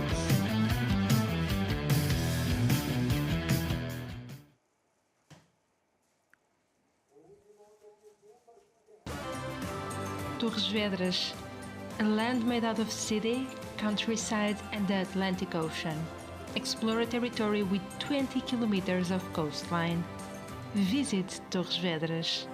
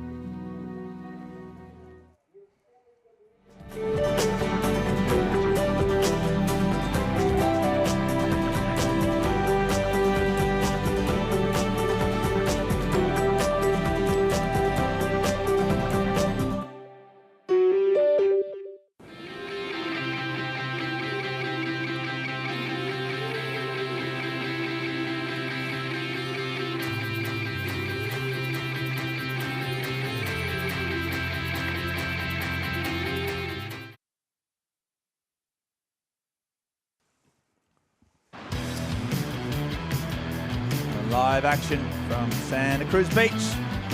Here at the Praia da Ficha, Santa Cruz, Portugal. It is a beautiful April day, bit of wind, bit of swell, and a lot of Europe's best surfers having a crack at it. We've gone through the round of 128, heat 10, number 6 to go, I believe. We've got a pretty tight heat. That's some low heat numbers. Not many people getting up into the double digits. Some intense free surfing going on up the beach there, Ben. Yeah. Some surfers in the next round. Some big seeds. Yeah. Starting to show their wares. You actually paddle out there now. It's actually quite harrowing being in the middle of all that. It's a bit like one of those drills where, you know, you're sort of doing helicopter training if you're going to work offshore and they put you in this like metal thing and then tip it upside down to a swimming pool. Yeah. You got to try and like get out. Yeah, yeah. It's a bit like that, basically, just going for a free surf amongst the pack. I'd also imagine that if you were just airdropped into one of those 6-man sort of rondos that the footballers do before the match, where there's 6 of the world's best football players in a small box, and you have to try and get the ball off them. No chance, right? Absolutely no chance. But yeah, you get down there, you get to see it live. It's pretty cool. This guy is a bit late to the party. This is a Polish surfer. Yeah, Michaelewski. Oh, Bang! cracks it. Smashes really hard. I like it. Yeah, we like him. Didn't need much to get past Carrasco, who's in second. We'll have another look at this. Got to be Poland's best surfer. I've got to get a bit of his backstory. Hopefully, if he wins the heat, Joanna can ask some of the big questions. Where's he from? What's his middle name? And we'll see out the back. Late takeoff. Grabs the rail. No time. Falls on his back.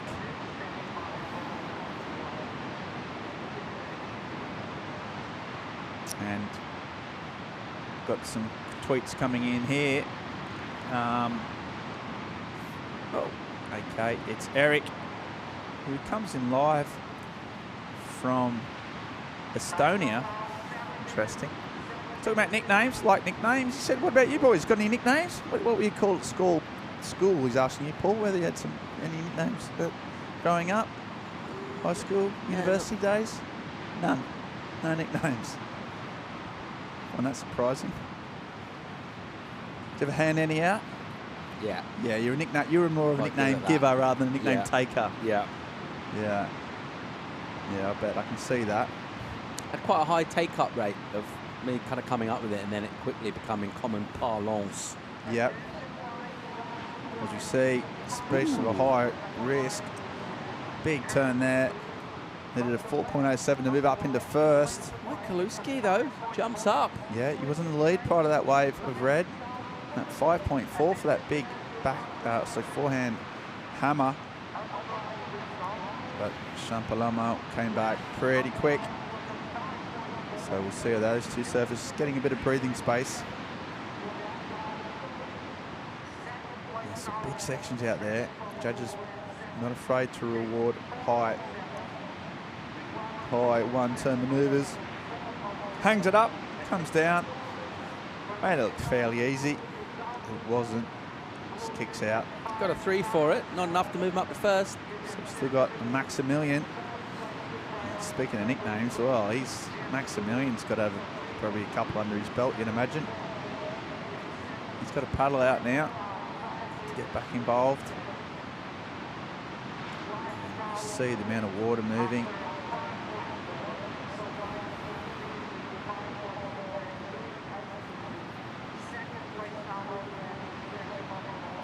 Just in the 5-minute mark, Carrasco hasn't had much of a wave. He's a talented surfer from Aracira. Had a good winter, Chico was saying, but right now under the pump, as we see, Jesse paddle for that wave. He had priority. That might be considered a paddle, and he might lose his priority. Lack of interferences in this event so far. I know it's early days, Paul, but the Costa de Caparica event, obviously, probably one of the great... breaking all kinds of records. One of the great interference events. Yeah, well, probably since the 70s when they used to physically fight each other for a wave. We actually had a rule, if there wasn't an interference, we'd have to resurf the heat the next morning. So if something went wrong and there wasn't one called, you have to do the heat again until you get one. It's some long days, but it's worth it. Carrasco fighting hard, but not getting a lot of points on the board, you'd think. 4 minutes on the clock. Yeah, he's having a good wiggle there, but just unable to really get into the lip and kind of give it a really good crack. Got a marginal improvement with that, but nowhere really near the score he needs. 3 points short, needed a high 5, got a 2.7. He's got plenty of time to get back though and get himself another wave. Or has he? It's going to be tough, actually. He might just get just enough. He's lost. Oh yeah, he's still got priority. Judges determined that he didn't paddle for that wave. Well, we'll see. Yeah, it's about a 3 or 4 minute paddle out, depending on how unlucky you get with the sets. There he is, back out there. Michalowski. Aiming to improve on a 3.83.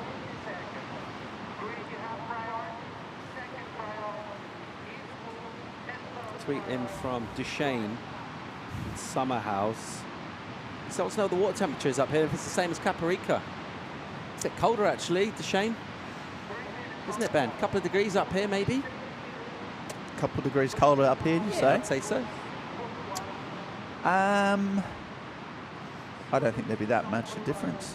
A couple of degrees. I mean, I literally just talked to Ricardo, who's been swimming, so it's freezing. Yeah, we surfed yesterday. I think, I swam for a good 20 minutes and I didn't get cold. In a hooded 4-3? Okay. Sure. Yeah, but I didn't. Well, yeah. Everyone else is in spring suits. Yeah. I think it was fine. Yeah, maybe a bit cold. I think that Costa de Caparica, a little sheltered kind of, it's much more, less deep, shallow water. You'd imagine it was, it does get a bit warmer down that side, a bit more sun as well around that little corner of the Portuguese coast. On this stretch though, right now, four surfers got 2 minutes. Let's see if they can get their book a berth in the next round. As we see, O'Leary just going for this. Old wide stance we talked about. He's doing all sorts of crazy stuff. Connor O'Leary. Connor O'Leary. And just lacking a bit of the power and a bit of the technique of Connor O'Leary. But yeah, another wide stance surf from the CT. We put him in the mix, I'd say. Yeah, he does quite a generous stance on Connor, but he's got a low bum, doesn't he? Which is important. Gets really low with the buttocks. And it looks good. Hard to see if he's got a low centre of gravity or not, that surfer. He's really defies the low centre of gravity category in many ways. It's a low. The wide stance would think he would keep you low, but yeah, as you say, he's high of buttock, which is elevating the centre of gravity, and it's pretty hard to determine exactly low or not. Tell you what he has got. He's got some low scores. 1.8 for that wave. He's his best wave. On the app, that you could point at anyone surfing and it'll tell you what their centre of gravity is. Yeah. How's that coming along? Is it still in dev? I'm waiting. Is it in dev? Dev? Look. Oh, late drop. Carrasco. I've been speaking to some crypto guys, trying to get some investment, a bit of NFT sort of business. There's a lot of interest, Paul. There's a lot of interest. Here's your heat leader, Michaelewski. Here he goes. Can he finish it off? Oh, he's going for it. Goes down, but looks like he's got a heat lead. 25 seconds on the clock. He won't get another wave. He'll just get about 6 waves on the head. Quickly duck dives that one. So it looks like our Polish surfer. He's through. I like the way he's paddling back out with 10 seconds to go. Yeah, never gives in. And just looking at this one, just getting belted. But he is done. So he's won the heat. Carrasco and Lurie will have to live to fight another day. Good surfing from Michalowski's impressive. And I'm sure when Joanna or Chico talks to him, we might find out a bit more about his background. But yeah, impressive nonetheless. So good surfing. And we have a short break. So right now, we're going through to the next round. We are at Estrella, Galicia, Pro Santa Cruz, presented by the Noah Surf House. We're going for a short commercial break and come back with more live action right after this.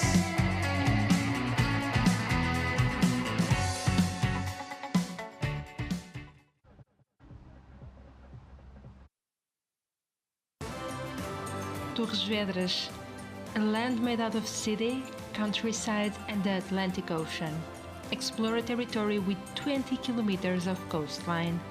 Visit Torres Vedras.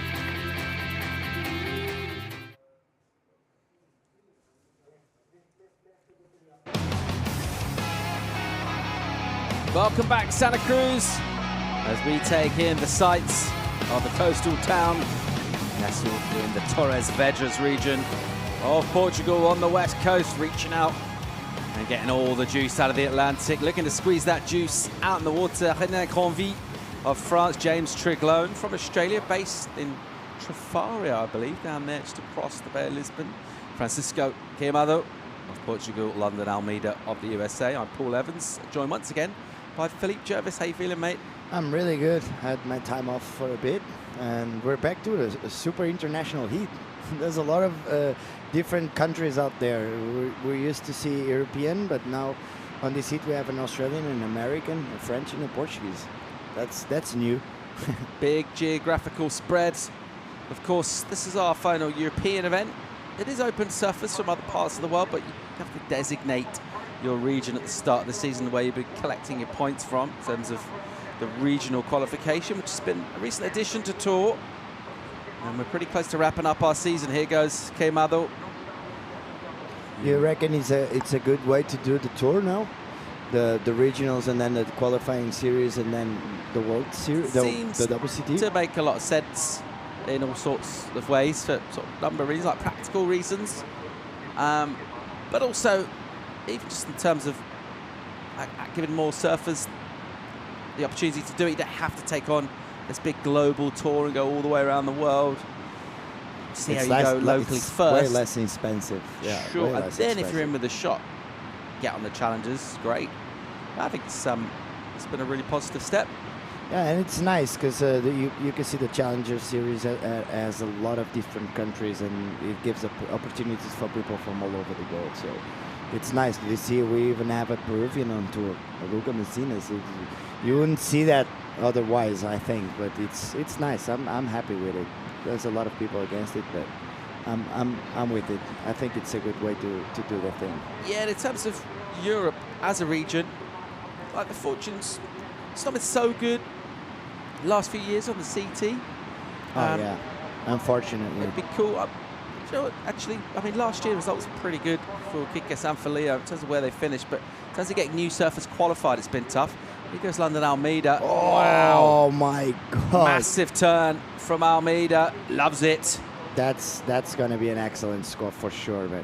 It was a meaty section. Eh? The wave was so hollow. He loves it. Look at him. He's having stoked. He is. Man, what a turn. Honestly, one of the best turns of the day, definitely. As you see the replay, he gets the momentum. He times it right. Oh my God. That was insane. How's the climb? As you see, he just waits for the right time to bring it down. Man, that was insane. And he keeps his center of gravity really low so he can hold all that foam on his back. Nice way to start a heat. At all that speed. From USA. Yeah, he had a ton of speed. Got right into that lip. In the meantime, let's go and hear down from the winner of our last heat, Maximilian. Hey, Maximilian, congratulations. You're in the next round. How did that one feel? Thank you very much. Yeah, I'm very stoked. I managed to get a few good waves. It's not easy out there, but yeah, I'm happy I passed. And talk to me a bit about your interest in surfing. You started, you were born in Poland, but you live here in Peniche, is that right? Yeah, first I was traveling with my parents and I just tried for fun with a longboard. And I started getting better and better and I started competing, traveling the world, and yeah, that's how it started. And it's not your first time here, you have competed, but it's your first time competing in a QS, right? Yeah, that's my, no, I competed before in the QS and in Santa Cruz as well, in the Euro Surf. But yeah, I'm happy to be here again. Well, great job. Congratulations. You're in the next round. Yeah, thank you very much. See you. Great stuff. He's stoked for that effort through to the next round. On a sunny afternoon in Santa Cruz. Showed some sharp surfing, put under a bit of pressure, and replied well. Here goes Queimado. The waves are so fun right now. I've been watching. Whoa! Oh. I've been watching the last 3 hits from the beach, and it looks so fun. It looks hard to sit on the right spot, but it looks really fun because the swell dropped a little, and it's way cleaner, as you can see. Look at this right-hander. Opened up his shoulders a little too early on that first bottom turn, and he ended up a little too late from this section. Hard one for Queimado. He's a nice kid from Cascais as well. Pretty much all the surfers come from Cascais. Not all. On the last hit we had Martin Carrasquis from Irucera. As we see Renan Greville. Look at the waves, man. Bang! Whoa. Hits it hard. So a decent sized peak there with just a short section for Renan. Here's Triglone. Nice little first snap. Comes around we ended up losing it. So yeah, nice little turn from Renan. The wave of London, that turn on that big wave is the 7.5. I honestly thought it will be on the excellent. There's a judge that actually goes to the 8 points, but all the others, it's around 7.5 and 7 points. So amazing the difference, the angle. When we looked into it, which is kind of our live angle, see how thick the wave is, how much it's pitching. On the replay, we saw the angle from a little bit behind, and it gives it more of like floater energy, right? Yeah. Okay. It's really interesting how it makes such a huge difference. Whatever angle he looked at it from, it was a massive, massive turn. Really impressive, and he'll be absolutely stoked to be up in first. Here's live action from Queimado, who's just a little stiff so far in this, and he goes into the lip a bit late, gets pitched, jumps off, and spends a little bit of time underwater to think about things. He'll come up, maybe take a couple more on the face, and then maybe 30 or 40 seconds to paddle back out. Here's another look at Convi. Yeah, this is Rian. Wow, that was a really nice turn. As you said, we just saw it from the side angle. The front angle looks even better. There might be, it's a 5.17. Judges still scoring one-turn waves. Convi getting a number in, and he'll look to ramp up the energy. That's how he surfs a lot of his heats. Brings that fire. He's always competitive, always in with a shot. He'll just keep catching waves. Like one heat down at Caparica where got an absolute ton of waves in his heat. He just sort of forced himself to score, really, just by doing so much surfing, going fast, hitting anything that showed up in terms of a section. Out here, a little bit more obvious where the energy is, but controlling it, really, and particularly that inside section seems to be where the big points are coming from what we've seen, particularly the big maneuver waves, is hitting that close out shore break hard. Yeah. Definitely, we've seen a lot of scores coming from that last section here in Costa as well. So I think the judges are looking for the hard part of surfing, which is those meaty sections on the end. Sometimes are really hard to surf, and as we see, James Triglone, nice combo, two-turn combo wave, one carve to a late hit on the lip. So. We'll see how's this gonna end up this score, and as I said, the waves look super fun. The swell is dropping, and it's a lot more cleaner. As you can see, they're not paddling so hard against the current, so it makes the job a lot easier for the surfers. So we'll hope to see a lot of big scores coming in right now. Triglone, those couple of quick hits, not a lot of time between them. Like a little sort of 2-for-1 section, really, didn't he? Let's see where this goes score-wise. As you mentioned, top of that tide, slowing the rip down a bit. I reckon we got another hour or so of that before it starts racing out like a river. Here's another look at James Triglone. Nice little first carve, straight into this late hit, but he managed really, really well. It was already super late to hit that section, but he managed to do it and land the maneuver, so he's going to be awarded for that for sure. Getting out towards the halfway point in this one, still that real flash of quality from London Almeida early on. Getting that big number of the 7.5. That's really stood out. It's only the one wave he's ridden though. So he's been pretty patient. He will need another wave because he's in third right now. Yeah, he still only has one wave, so he needs to keep up the pace and grab another one, even if it's not a section like the first one. You can always put a score on the board and relax a little. It does certainly seem to be the strategy that is popular, especially once you've got a good score in, to put something reasonable on the board now. Go for a wave that looks like it might have a mid-range even sort of potential on it. Don't be too fussy. Get that surf, finish it, and then on your next wave, try and go and really improve Oh yeah, that's gonna give you a lot of confidence. As you see, London up and riding. Oh, what happened? Looks like he got his outside rail maybe caught there. So he opened up for the pump. And he was trying to load up that board with speed, and maybe the wave just got really dry. He's very close to the shore break. Oh, here we go. It broke. So it broke his board probably. That's what I thought. It looked super weird. It just disconnected from the board out of nowhere. Looked like it buckled as he was pumping, yeah. right? Looks probably. like. Let's see the replay. It might buckled here. On this.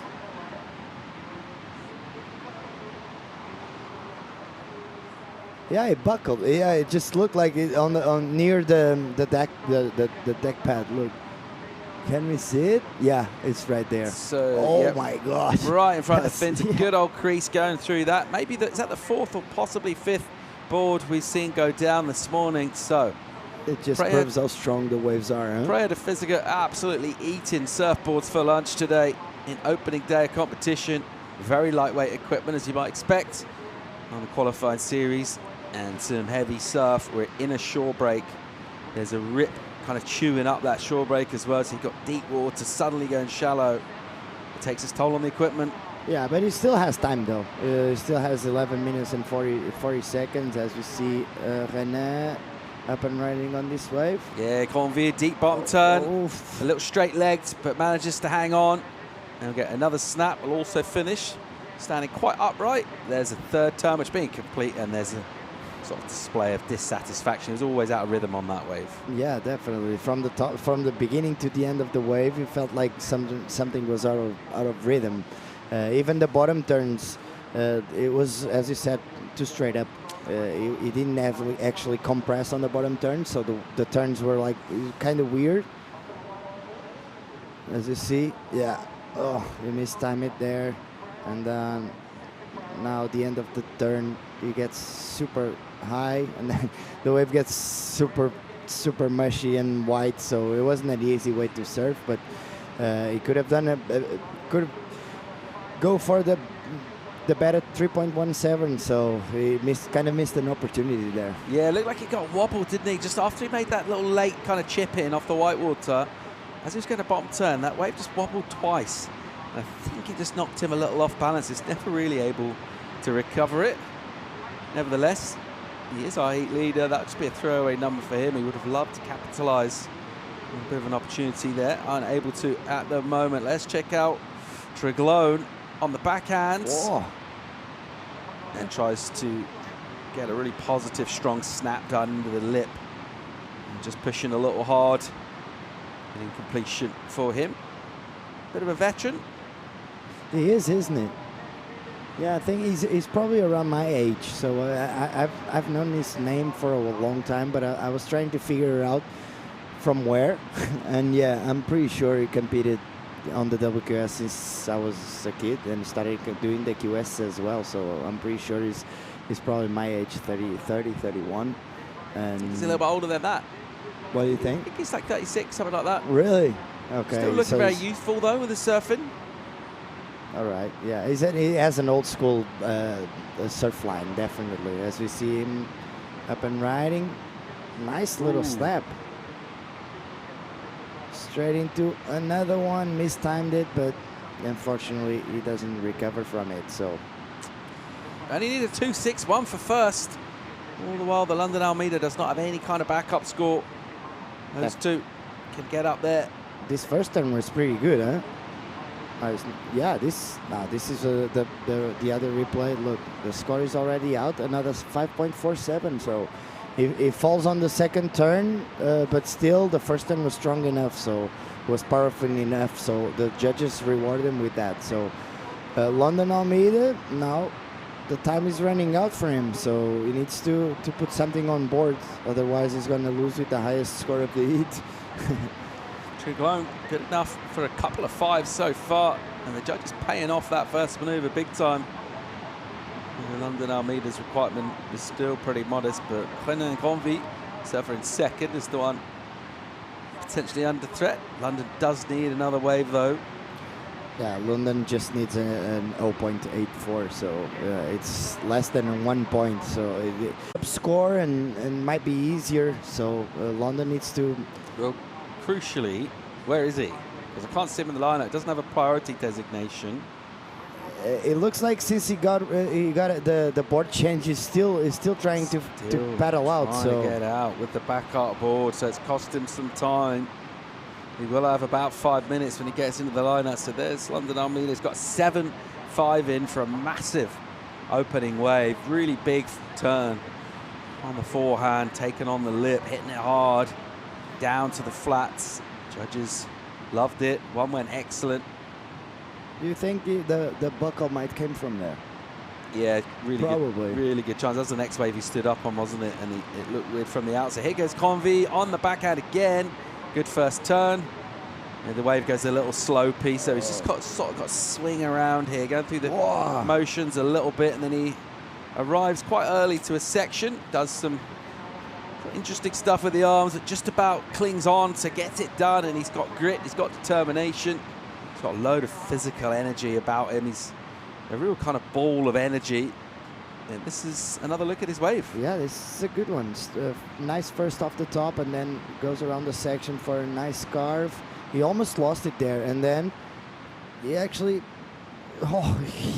he was so not under control, but he managed to get on in front of the whitewash. So he's going to make the London's life a lot harder, because I'm pretty sure he's going to improve on that 317, and the request for London will be much higher, and we still haven't seen him. He still doesn't have a priority, so you reckon he's still trying to get out to the outside, probably.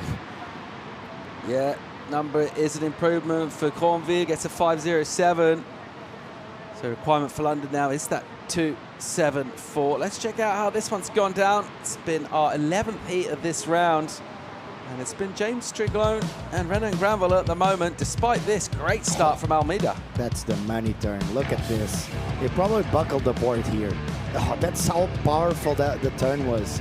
Really, really good turn from London. And then we had Renan Granville with some nice surfing.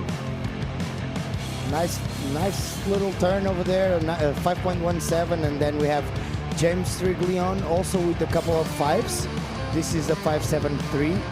A late hit on that finishing turn, and then this is the money turn on this wave. Check this out. Nice little snap under the lip. He unfortunately lost it here, so it could have been a bit of a mistake. Otherwise, it probably the score would be higher, and he'd probably be more comfortable with that score. 4.5 minutes now to go in this. Almeida should be in the lineup. Let's have a look here. Triglone. Nice little first turn back into the whitewash. The waves get super difficult to surf. Oh my God. He was pushed. And then we had this turn from Francisco came out. Nice little re-entry. A little bit, maybe a little too late, but who knows? He still has 40 minutes, and you can change it all. It's much better stuff from him, isn't it? He's only got a couple of ones so far. And that one, he had a good old crack. Looks like Almeida's ridden the wave, though. We've got a score to come in for him. Doesn't need a lot. 2.74. It's not that much. It's a low number. Let's see if we can pick him up in our lineup here.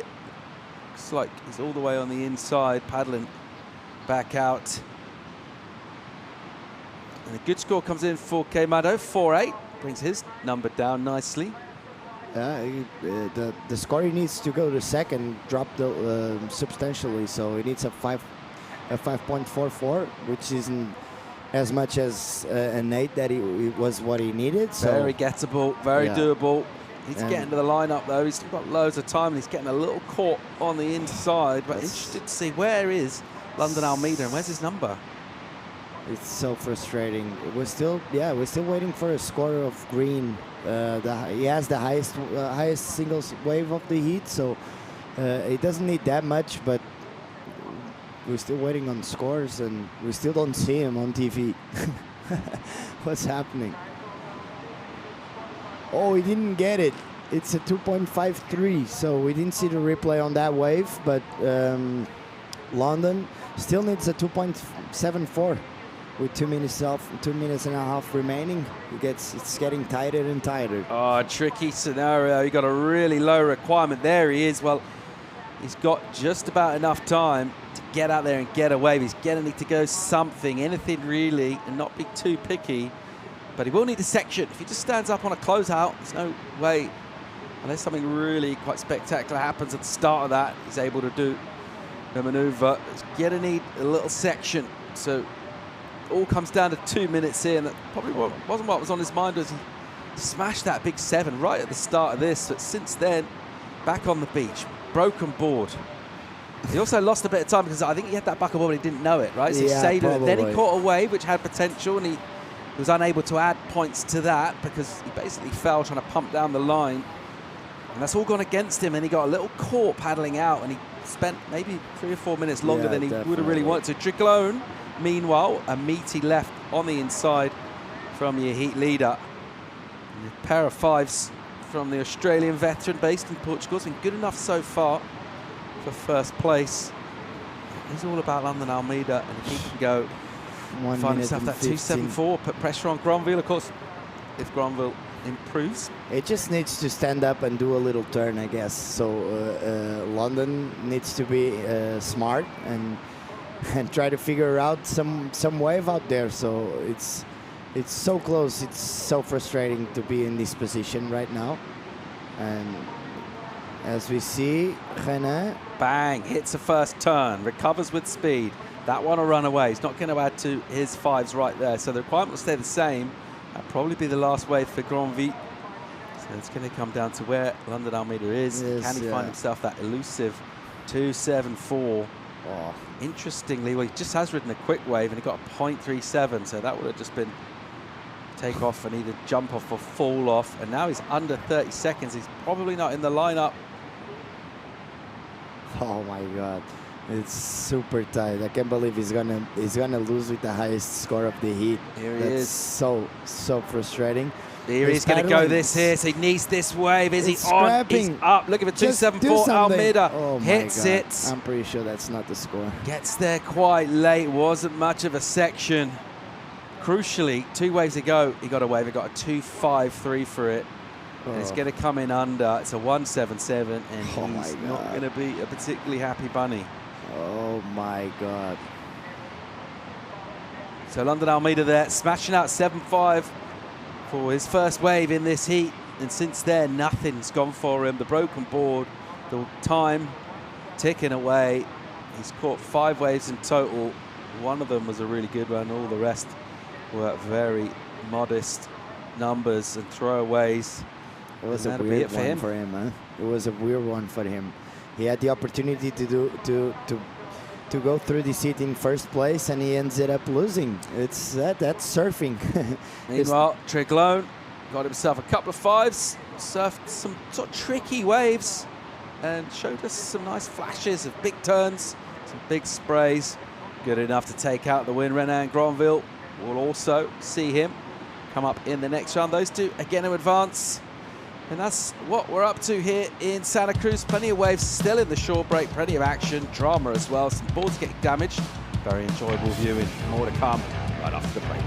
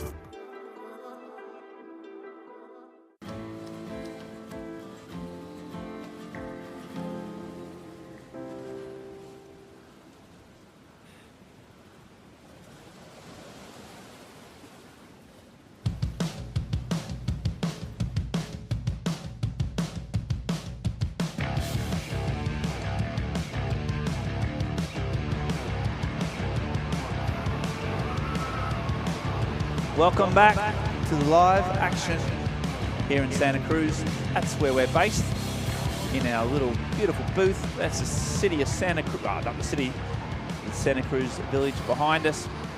That's the cool sort of beachfront where a lot of the action goes down. Restaurants and bars. There's Noah's Beach House up there on the top left of your screen.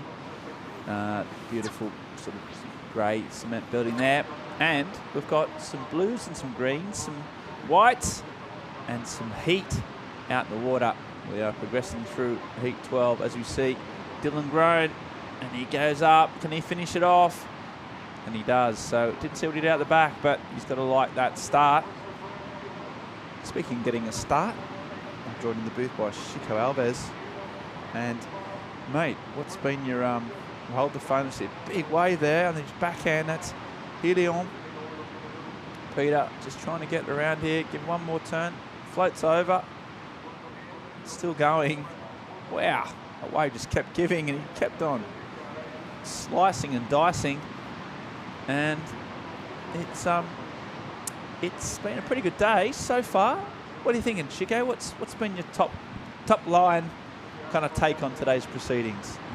Well, I think we started off the day with a bit of like hard conditions for our surfers.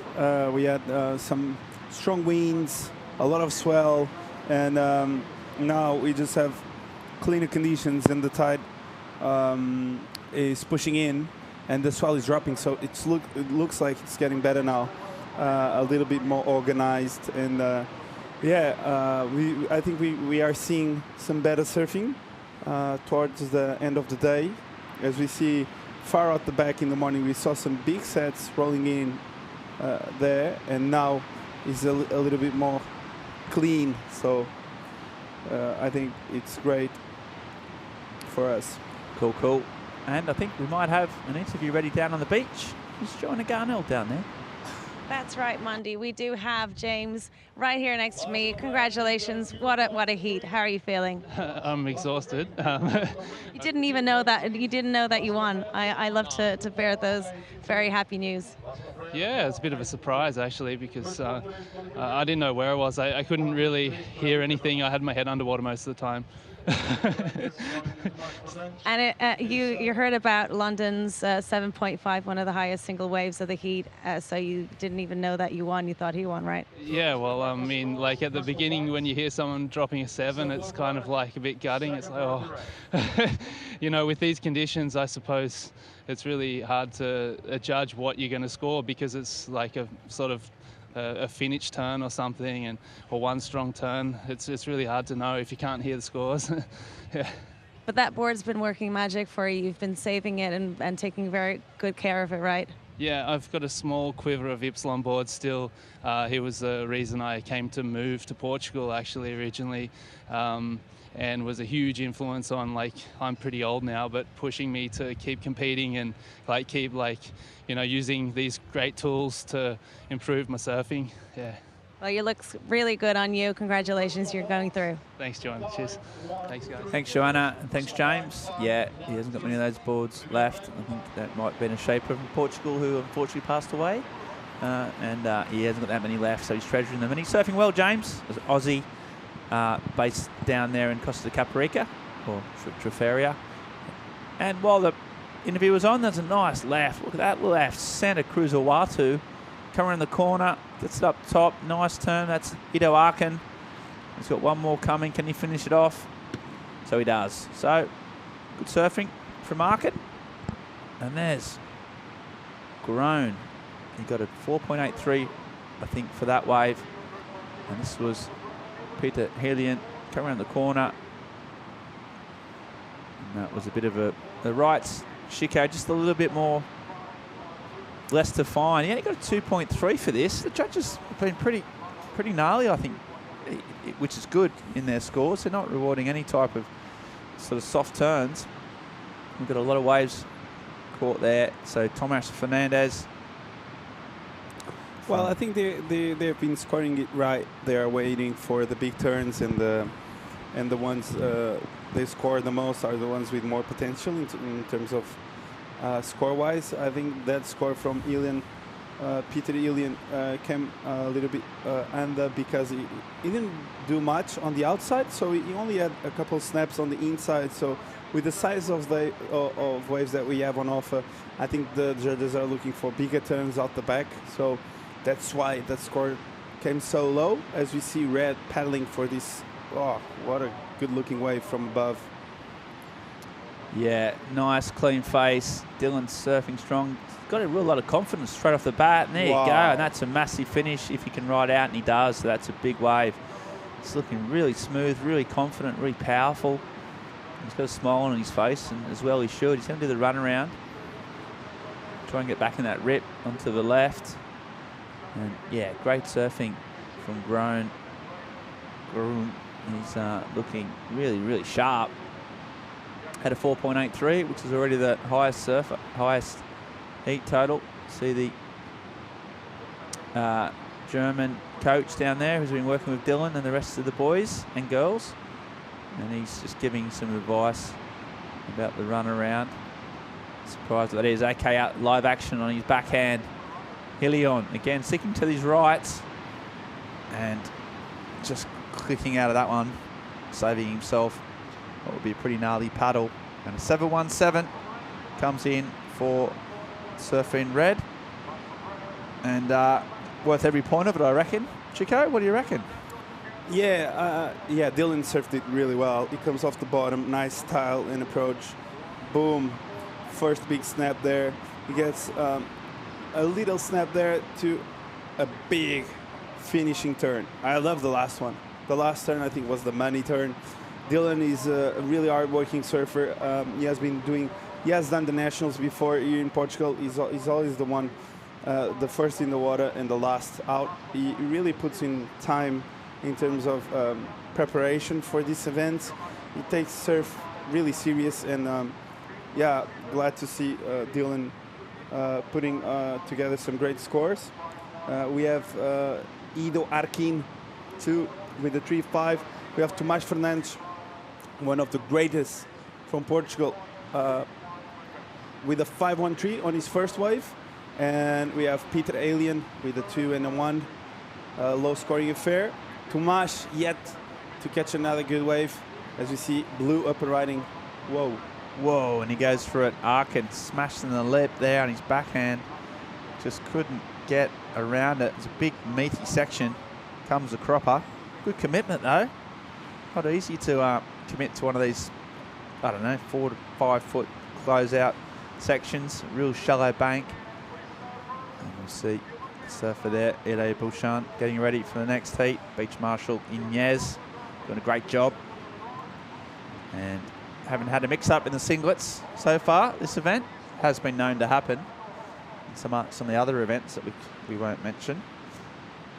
But a great teamwork here makes a dream work, is what they say, Chico. And there's a massive team here, from the cameramen to the commentators, to the beach marshals, to the sponsorship partners, to the cooks, to the people swimming in to the surfers. Everyone's a big part of the team, and it's all been working quite well. Actually, we have to thank the sea too.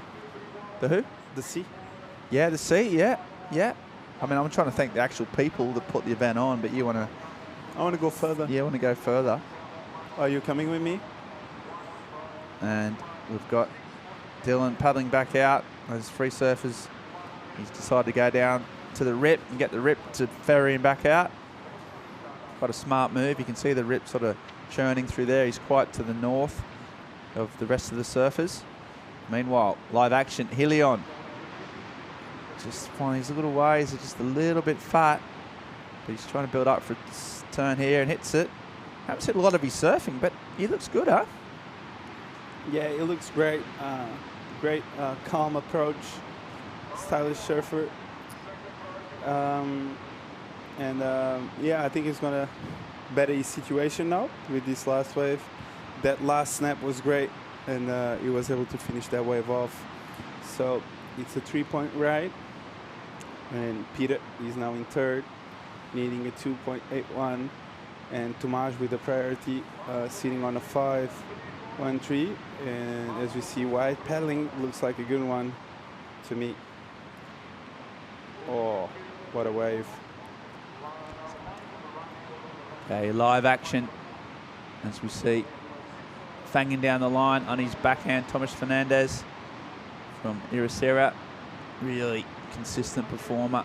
Been around a while now, got a lot of experience, good style. Just trying to improve on a .67, which he will. Right now, though, we've got a bit of a clip coming up, a bit of added entertainment. I think we're going to see the live action in the split screen and some video narration on the other. So, yeah, maybe sit back, enjoy some of the action coming your way.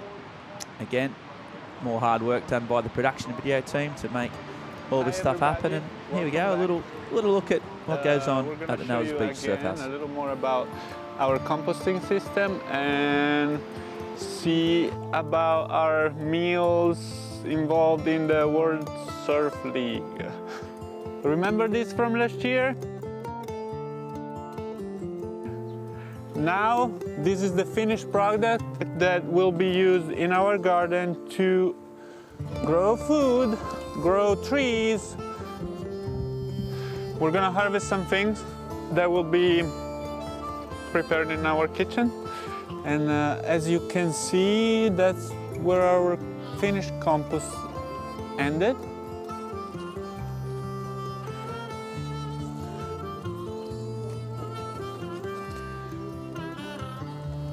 Always trying to produce as much food as possible in the most sustainable way.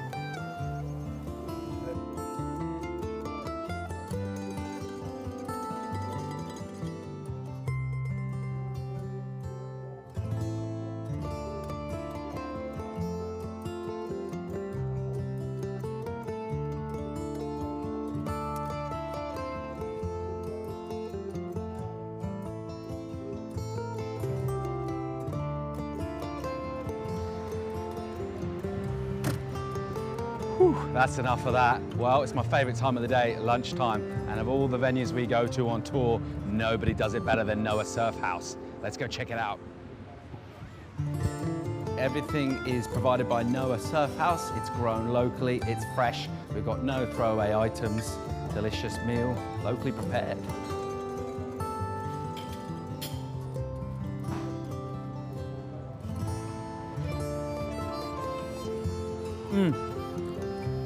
You literally can't get fresher than this. This food grown, well, just up at Noah Surf House right behind me here. Thanks, Luca, for all your efforts from making the compost to growing this delicious food. There's no packaging, there's nothing thrown away. Noah Surf House are even making just the right amount of food to minimize waste. Beautiful.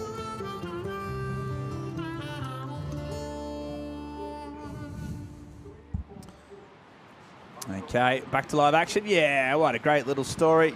Incredible organic food grown locally, and then we're the lucky ones get to eat it every day down here, and everything's recycled as well.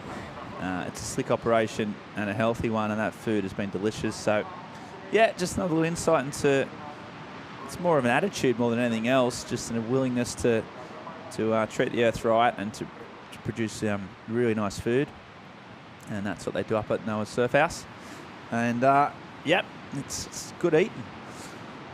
Here though, bit of a live action, back to live action. We see Dylan Groen with that 717. Well, he's out in the front, but this man, Thomas Fernandez, Chico, a nice looking wave. Well, he got a lot of speed out of the takeoff. He was able to do a snap there, and he finished it off strong. So a 4-point ride for that last one. Hard wave to surf, really a lot of white water on the face, as we see blue here. This was during the video. Yeah, he got a first snap, a quick one there again. Let's see if he can finish this wave off. As we see, he's running down the line, trying to see if the wave gives him a good section, and nope. So this was a 3.20 for blue. So now in the lead we have Dylan still with a 7 and a 3 and a 4, 8-3, and we have Tomas Fernandez in second with a 5 and a 4, and blue sitting in third needing a 5-6-3, and green needing that 6-1-3. So 8 minutes to go, and we see there Giacomo Correia from the next seat.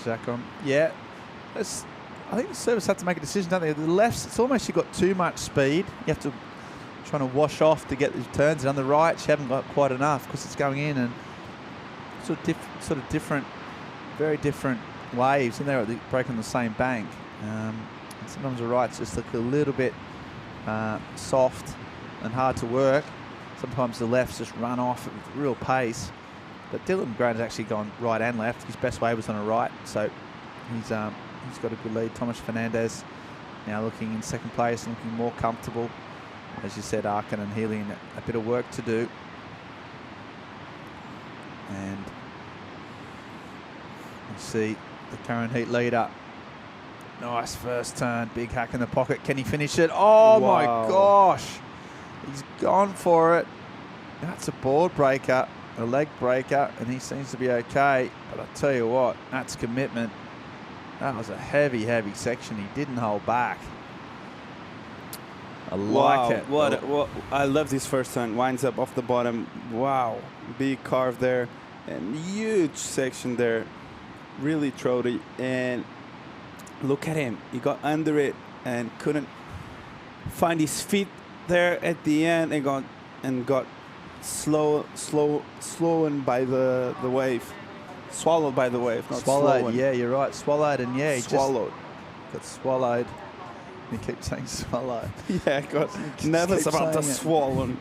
Yeah, way crazy. Oh, there's a big first turn too from Helion. A lot of spray and manages just to finish off. So he's back in the game, needing a 6.13, but just trying to improve on a 3 and a 2. So he'll do that with that wave.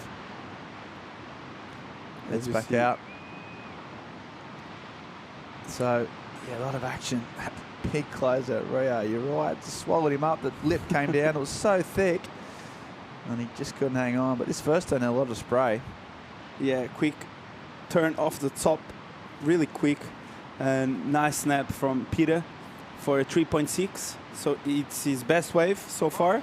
And yeah, I just thought the wave from Dylan was excellent, scoring right if he had made that last turn, that's for sure. So Dylan showing a lot of commitment and a lot of energy on the ocean. You can see when he takes off that he's been putting on work, and he's looking great as we see Tomas. Yeah, on his backhand again, these lefts are running down so fast. Can he get it one more turn in? There's one. Wow. Oh, that's a big turn. It's a great finish. So he's getting those really long, fast left-handers racing down the line, covering so much territory. You get the advantage too. You get taken back out in the rip. If you're lucky, he's getting bashed in there though. So yeah, regroups. But yeah, that last turn, we'll slow that down and break it down. Let Chico break it down technically because it was had a bit of fin waft, had a bit of release, had a bit of spark, and looked good. Yeah, Tomas, I would like to see him opening up on some rights too. I know once he gets the opportunity to put 2 reps on an open face, he loves it. So yeah, he's been catching those long lefts that don't allow him to open up too much. But that last turn, I tell you what, that was massive from Tomas. Was really, he's got a really good style. So every time he opens up, it opens our attention. Yeah. And that comes in as a 5.57 for Tomas. So well-deserved score. Really nice backhand snap. Absolutely, yeah. And got a bit more breathing space between him and third, which is what you want. Just screaming down the line, and then yeah, big finish gets him the score up in the 5 range. That leaves both Arkin and Helion needing a bit of work to do. It's, you know, they haven't really had any points. They've got a couple of 3s, so they've got to come up with something special. They'll do basically like get a wave twice as good as anything they've got previously. Tough task, but possible with 3 minutes to go. Yeah, Tomas, he's got that technique too, hasn't he, Chico? Such a good style. You know, everything's in the right spot, everything, the body movement. Real technical surfer, really good to watch. And we've got Arkin on his backhand. Come on, he just did a little pop of the fins out the back there, didn't he? It just goes just a little bit. There's no sort of open face. It's all got that foam on it, which the judges don't like. It just makes surfing harder. And he does well to keep going, whipping it round, but not enough.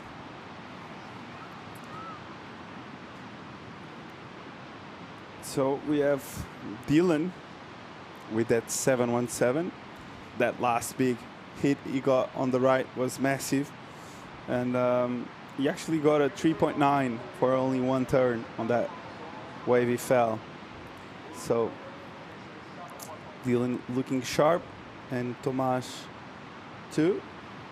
And Ido and Peter behind the 8-ball, looking for that mid-range score to put them back in the heat. So, yeah, they don't need a whole lot, like a 7-2 and a 7-1 in these conditions. Can happen quick, but you need the right wave to let you open up, and with 1 minute to go, they're running out of time, so. Yeah, it's entirely possible, but at the moment, yeah, time's against them. It adds pressure. This is going to be some nerves. If they get away, then at a big score, Groen will be, well, he's completely safe. Fernandez will be relatively happy with where he's at. He's not in first, but he's got a big gap on his opponents. 1 minute on the clock. He might even have a chance to add to his score. A few sets coming in. As we see, the surfing conditions have been getting better and better towards the afternoon. I think. We're not seeing those big waves break out the back, are we, anymore? Those big sort of lumbering peaks breaking out the back. There's a bit more control on the inside, as we see. Right on the inside. It's a nice style the way he just kicks that back fin out. Oh, there's another big spray. Threw so much spray there. So needed 7-2. I'm not sure it's going to be that, but at least he went down swinging, and you can tell by the body language he knows it's not the score he needs for Arkin. And he'll be going, Arkin, hell. And just comes in, gets swamped by that foamy. Out the back, last wave for the heat leader. There's a nice little Larry layback. This is a bit of a victory lap for Dylan. Really been impressed by his surfing. Looks good, looks confident. And it's been one of the more impressive performers of today. That's a lock. So Groen and Fernandez progressing. Arkin and Helion missing out. Good surfing from Groen. Got a wave up towards the excellent range. And impressive win for him. As we see his last wave, this is not going to count. Yeah, he comes off the bottom, gets a quick layback jam there. The section wasn't really there, and here he tries to go for the reverse. Just having fun, feeling comfortable. This was the replay of Green. Green was off out the back too, getting a float there. Couldn't finish that turn. So, yeah, that's it for this heat. Dylan taking it away, taking the win in front of Tomas Fernandes. Might be stoked, riding the DHD there, and looking sharp. And Tomas Fernandes too. They both looked really good on this heat, and we are waiting for the last score of blue. So it comes in as a 4.6, so not enough to jump into second. So making this heat Tomas Fernandes and Dylan Groen as we prepare to go for the next heat. Yeah, that's right. And he was the man. Too good. Fernandez surfed well, got some nice long left-handers. One backhand turn in particular was really, really good. There's the German team just having a bit of a debrief. Not much to say about that, except you did a job, well done. And he's very animated, that guy. But right now, great surfing from Dylan. He's into the next round. We're going to go to a short commercial break and come back with more live action from Santa Cruz right after this.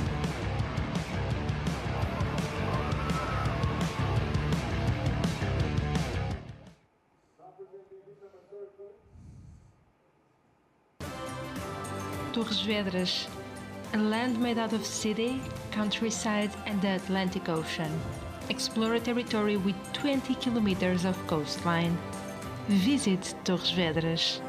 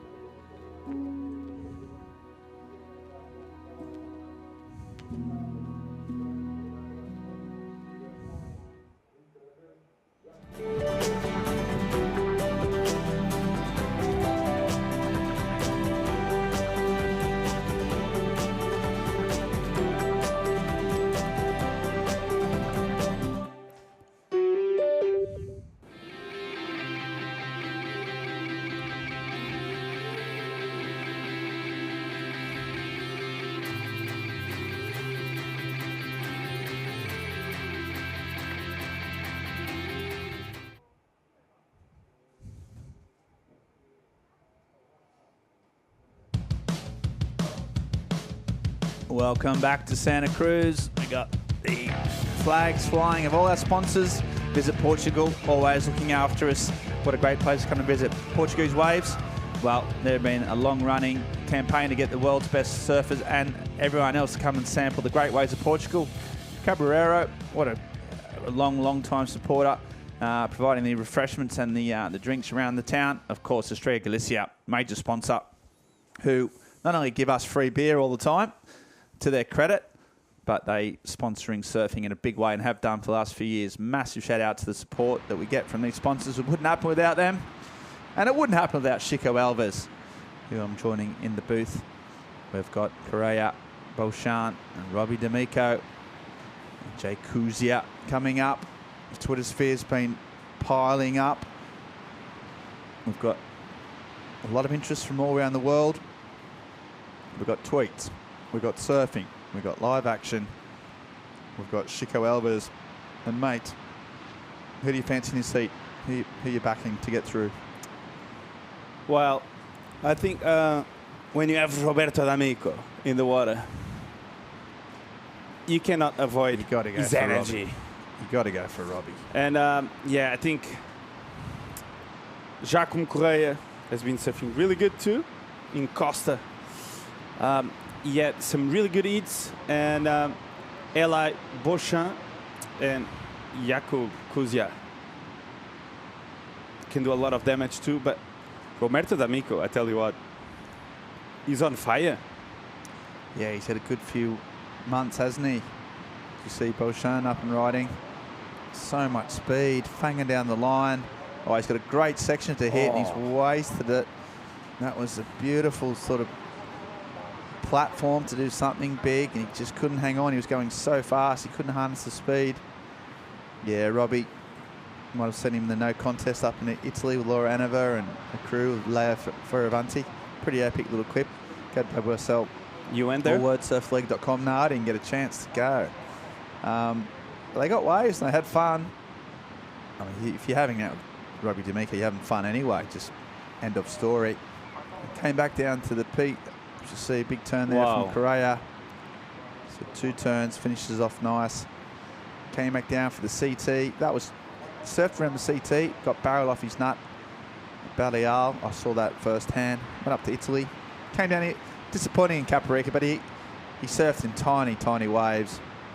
Not really his style, but this man, a lot of spray and a strong finish. So Correa off to a strong start, gets a 4-point ride for that one. Here goes Robbie on his backhand. Wow, big one turn. Yeah, Robbie loves these conditions. Jacome Correa there with a beautiful wave to the right. Nice snap. The spray looked great. So starting off with the 4, Jacome Correa. And we have the last winner with Joanna. Dylan Groen was on fire, and we're going to listen to him just now. Yeah, Chico, he was on fire. How did you feel out there? Yeah, it felt really good. I had a really good strategy going into that, and I just kept to it and managed to catch that one big one. Got a 7, so really happy with what I did out there. And you caught a bit of 3 waves yesterday in this messy ocean. Just to get a bit of the feeling? Yeah, I just wanted to get the feeling because I went early in the morning. They still hadn't made the call if they were going to run or not. So I just want to get out there, see how it feels out there. And I only caught 3 waves because it was really big and messy, but I felt good out there, so it's good. What have you been up to since Caparica? I've just been training with my coach, just going surfing in Cascais and Peniche, just trying to get as much surf in as possible and be ready for this event. Well, congratulations, you're in the next round. Thank you. Okay, yeah, thanks, Joanna. Thanks, Dylan. Yeah, he's just been surfing. I had a chat, actually, with Lucas Silvera's coach. Hold that thought. You see the Italian lining up again on his backhand. One big turn. So his first wave, he got a 4.07 for a single turn. That wasn't quite as good. Big left out the back. And he goes down the hole. Robbie just forcing him to go into that wave. Swimming under it and coming up. Yeah, I had a chat to Lucas Silvera's coach, Marcos, experienced, legendary surfer. And he was saying one of the big sort of issues he's got with the surfers in between events is trying to calm them down, Chico. Like, they're just so keen to go surfing. As you see Robbie there, just hammer away. That, often it's not the best strategy. If you've had if you surfed, say, like Lucas did in that final, so 5 days in the final day, and then got another event coming up. His point, and I'm asking whether you agree with it or not, is that unlike you don't see footballers if they're having a big game on Sunday and they've got another game on Wednesday, they don't play another game. They don't go training full on. They rest up. They stay calm, don't they? But surfers, in between events, they're just trying to surf as much as they can. And I wonder if that's actually the correct strategy. He's saying no, so you've got to rest. It's professional sport. What do you think? Well, I think for Lucas, he made the final. I think it makes sense because he made the final when he had a really long event. But if you lost like in round 2, you had a couple of days off already and you've got a whole week to surf. So I think it depends on what you did on the comp. And in terms of the coach of Lucas, I understand he says that because he actually made the final and he surfed like, 6 times on one day? Yeah, I think 5 on the last day, yeah. Yeah, and I think Lucas is a frother, so he needs to hold him back a bit so he can have a rest. But yeah, other than that, we just see Joaquim Correa destroying lips and showing a lot of power. The amount of spray he's throwing is huge. Yeah, a lot of spray, you're right. And it's always a sign that he's burying the rail and digging it in, shrouping away. Correa already got a 4, so just trying to improve on that. Wait for that score. But as you mentioned that, I'm going to hold this thought. I'm going to see the replay because this was a nice wave from Joaquim. Nice snap here, just setting it up, and this one, boom. This one was the money turn, and this comes in as a 4-2-3. As you were saying about Lucas, Lucas is a frother, but you've got the opposite, which is surfers that really get like, how do you say, like off really easy, and they get really mellow, and they need coaches to kind of like put them up. And say to them, let's go surf, let's go train, let's cheer up, Yeah. And so you've got, in terms of personality of competitors, you've got it all. The guys that are frothers and they want to surf like 3 times a day. Yeah. So Lucas in that frothing camp, what surfers are in the other camp that you're talking about? Any? I'm not going to say names, but for sure there's guys that just have like a comp and they want to chill for a week, and and they've got the coaches say, no, you've got to train Wednesday. Yeah, got to focus, got to get keen. Kind of like, oh no, I just want to like play golf or whatever for a week now, and don't really think about surfing. So I think it depends on the athlete we are talking about. Yeah. For example, Ben Mundy in his days would just play golf for a week and then come back stronger, right? Yeah, that was a bit of a frother. I was more in the frother camp. Oh, were you? Whoa, big first turn there. That was a massive turn. Can he finish it off? Whoa. He can't. But the first turn was money. Beauchamp going for it. That was really hard, that last bit. So much wild water moving in all different directions. Were you on the frothing camp? In terms of surfing, yeah, I was a frother. I can tell that. Yeah, as a frother. You keep being like that anyway. So as we see the replay, boom, big first snap there, a lot of spray. Don't tell me you're in the. I'm not on the frothing team. You're I'm not. You're the anti-froth. Anti-froth. Come on. Yesterday when you called me like, hey mate, I'm going towards there to surf. I was like, you love surfing. Didn't even have a board. You didn't have a board. Without a board, going to surf. So swam, body surf. Yeah, you're a frother. Then I borrowed Paul's for a quick little stint. Yeah, as we see, surfing next heat. That's Elia Short, getting his white singlet, looking confident. And good moustache, good hair, good look. Looks confident. I like it. And then we got our other man here. He's cruising. Sammy Igor to Souza. Doesn't really need to surf in these early rounds, considering his talent, but he's in the some wax on. No, fun fact. The wax he's using is really good. Is that the Fubo? What? The wax? Yeah. As you see white. The Brazilian wax? The Fu one. Yeah, Fu. They all use it. It's really sticky.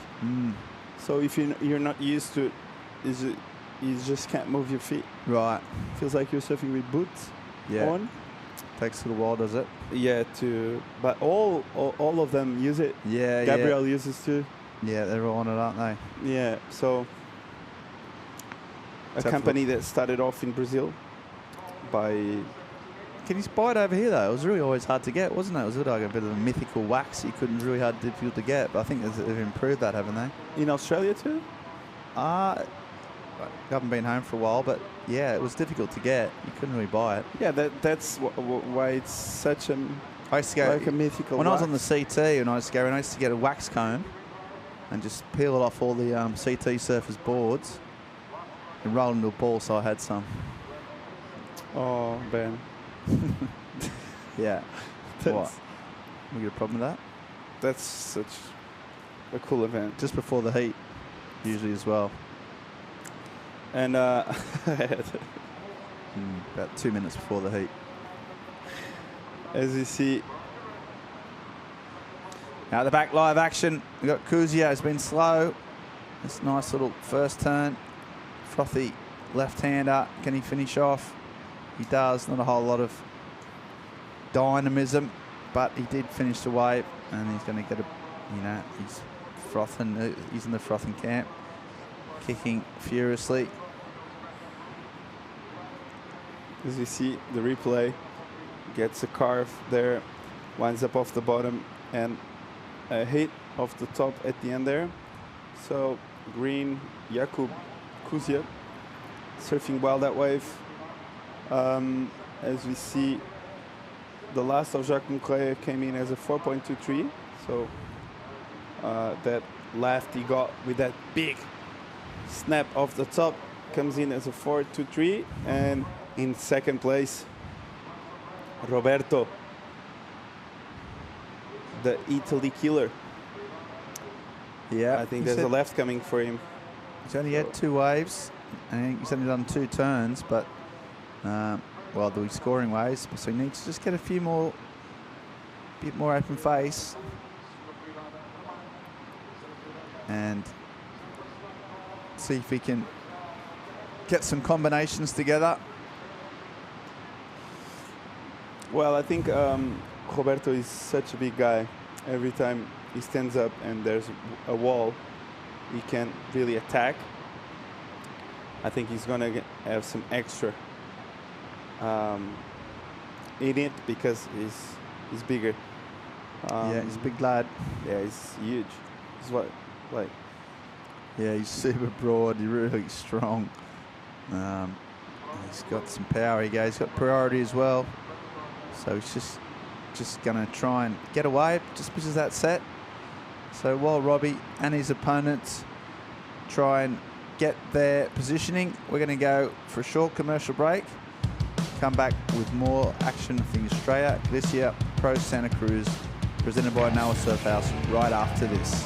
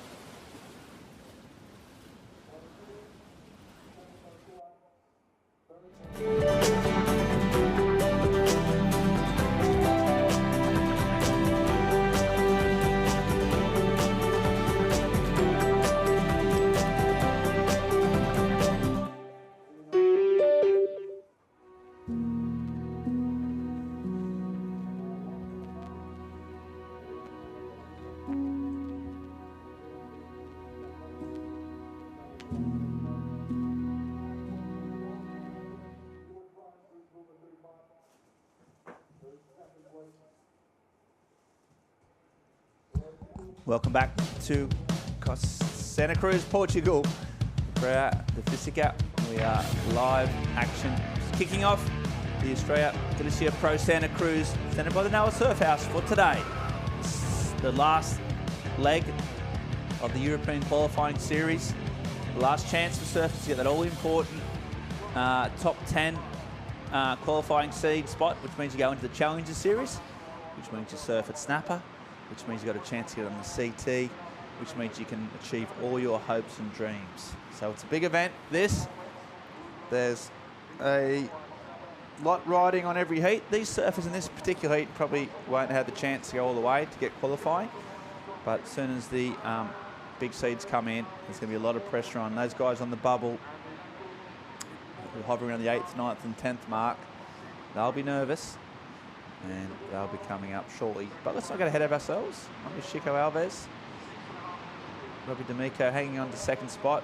Jacob Pereira out in front with 2 4s. But what do these surfers need to do to get above the 4 point range? Because we haven't seen much of it at all. Well, I think they need a better opportunity. I think this heat has been lacking a little bit of opportunities. We saw better waves on the previous heat, and I think that's why it has been a low-scoring affair. I think once we see a wave with opportunity and a great scoring opportunity, we're going to see some bigger scores coming out from our surfers. So, yeah, just waiting for the set to come, and for sure we're going to see them open up, as you see now, Green kind of pedaling towards his right. Yeah, you're right. I get you. I feel you. And those surfers just trying to navigate that bumpy line up. So Beauchamp with priority. They're all spread out though. There hasn't been a whole lot of priority issues. Sort of so much rip and fair amount of space. Surfers haven't been getting up in each other's grills too much. But here we go. It looks like, oh, Beauchamp looked at it. Didn't go it. Kuzia only with a 2.0.4, so he's got a lot of work to do. And we see crew down on the beach, rugged up, but enjoying the sun nonetheless. And expecting some, you know, better forecast, a bit less winds next few days. Chico, I think we should see an improvement. we've got the bank, we've got the swell. That's the two most important ingredients, right? Yeah. I think it's going to improve for sure. Tomorrow. If you take the swell away, it's all over. Take the bank away, it's pretty much all over. But yeah, I'll answer your question for you. It's my own question.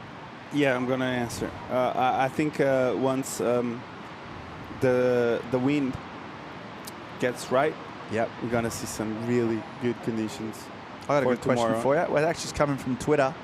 Oh, it's from Margaret from Mozambique. And she's asking, see a lot of good waves in Portugal, a lot of right-handers. I'm enjoying seeing the lefts of this bank, but what's Portugal's best left-hander? That's what she's asking you, Chico. Wow. What a question. Well, you're a goofy, right? I mean, you should know this. You must be always hunting the left-handers. Yeah, I'm always hunting the left-handers. It's the best one. I'm just trying to understand, because like mostly in Portugal, the best waves are right-handers. Yeah. And the best point breaks we have are right-handers. But I'm gonna have to say the best left for me in Portugal is Pedra Branca. Pedra Branca, okay, which is a great little reef break right in the middle of Ericeira. Yeah, that's probably pretty consistent. Yeah. Quality, always good. Barrels. Yep, and really good ramps.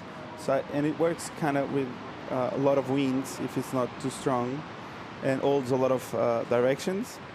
Even though there's like a specific one, I don't know now, but yeah, I really enjoy to go there when it's onshore because there's no one out and it's really fun.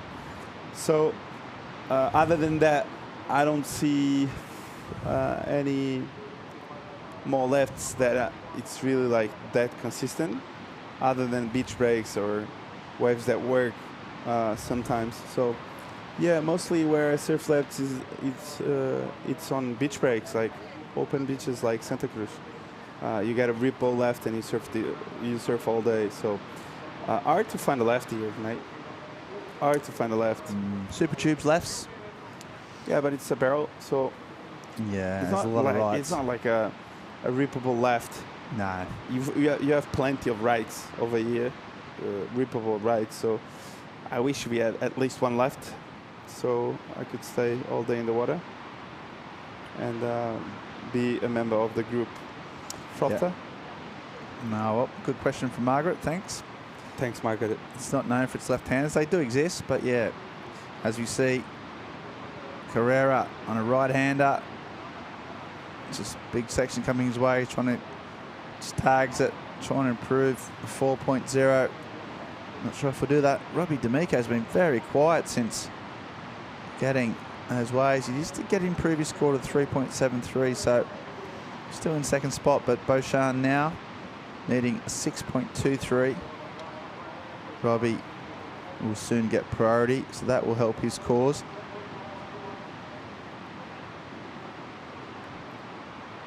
As we see, last minute of this heat was quite a slow heat towards the end, right? Yeah, not a whole lot of action, was there, at all? And Jakob just putting hands to the air going, what more do I have to do? Didn't work out for him. He's going to lose this round. Ile Beauchamp still in the mix, needs a 4.57 and just on 25 seconds to make it happen. Don't think Robbie can get over to him to pass him. He does have priority, but he's not making any attempt to try and sit on him. He's a bit far away. Just going to hope that Beauchamp doesn't get away if he needs. 10 seconds on the clock. Looks like he won't. So Robbie gets through a heat along with Jacom Correa, and we are now finished that particular heat. Beauchamp got a feel for him. Finally got away, but it's after the hoot. Not sure if it would have been enough in any case. And a little bit too little too late for Ile. Surfs well, but unfortunately just couldn't quite get there. And all the way to the shore. but he finishes off. You can see the disappointment in the young man. So we have official results will come in, and we'll see those two go through. We progress on with Dupuy, Francisco Lazzarini, Elia Short, and Sammy Souza. And there's the official results on your screen. And we're going to go shortly to a short commercial break. We've got some more live action coming up from Santa Cruz. It's progressing on through the round of 128. And we're going to come back with more live action. We've got 4 surfers trying to get through the qualifying series. We've got waves, we've got wind, we've got blue skies, we've got good times. Stay tuned, folks. We're going to go to the Australia Galicia Pro Santa Cruz, presented by Noah Surf House, right after this.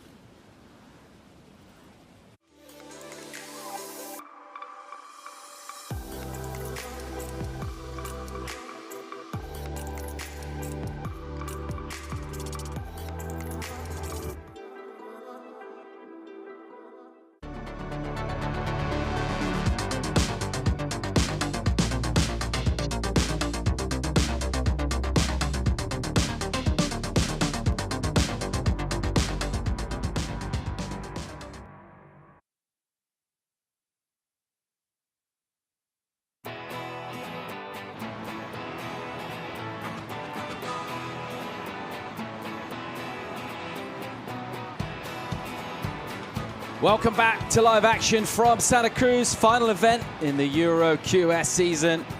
And let's check out Noah Dupuy out in the water, Francisco Lazzarini, Elijah Shaw, and Samuel Igor de Souza. I'm Paul Evans, joined by Philippe Jarvis.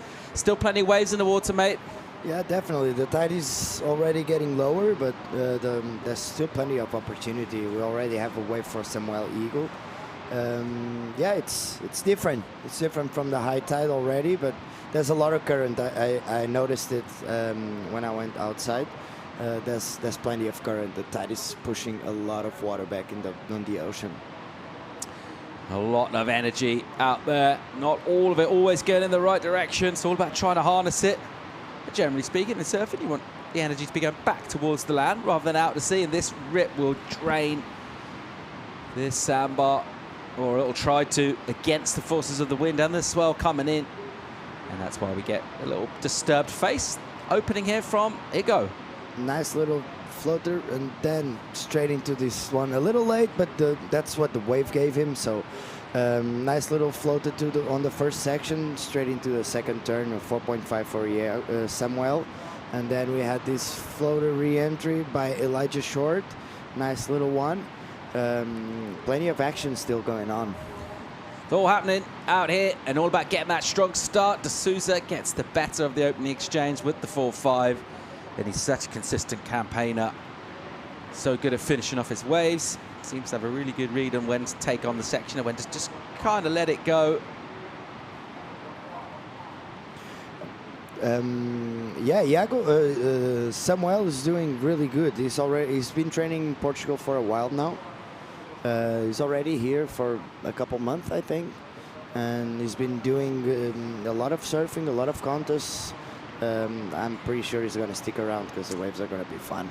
Yeah, well, he's come to the right place for waves. Looks like the forecast's got plenty of it. It just keeps on providing for us. It's been a really busy winter in the Atlantic, particularly down here in Portugal, where for the most part of the winter and early spring we've been getting the swells, but without too much of the sort of weather and storm winds that come with it. Been really, really lucky as we shape into spring and look to finish the QS. We're looking to do it with a bang. In the meantime, let's go and hear from a man who got out of the last heat. It wasn't a classic, but he got it done. He's through to the next round. It's Jaco Correa. Yeah, Paul, congratulations. That looked really tough out there. How are you feeling? Feeling good. It's my first QS win in like 2 years, maybe. So I'm really happy, but I didn't surf that well, so got a lot to do in the next round. Well, conditions aren't helping, right?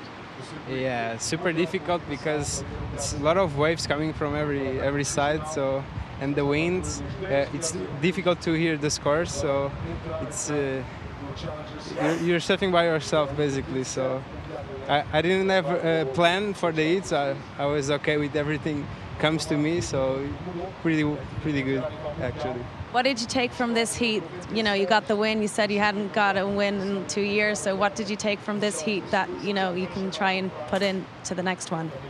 I think I got to be more selective maybe. I got 2 fours, but the waves weren't really that good. So maybe I surfed good for the waves and wait for the good ones. Basically. Well, great insight. Thank you very much. And congratulations, you're in the next round. Thank you. All right, Jaco Correa through to the next round. We'll look to come back and perform as it will get more and more difficult. We will need to ramp up those performances as we get our bigger seeds coming in, as we go deeper into the events. Got a little bit of that next round to bring you at the end of today, I believe, is our call. We're going to go into the next round, run 6 heats of it.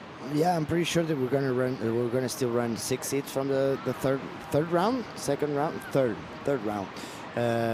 So probably we won't see Jaco, but yeah, we're going to see plenty of action still. So there's still plenty. There's still 2 heats from this round, and then we're going to run 6 heats on the second round. So let's keep the ball rolling because the opportunities are out there. He was saying that it's hard. You can see that, like there's waves coming from all over the place.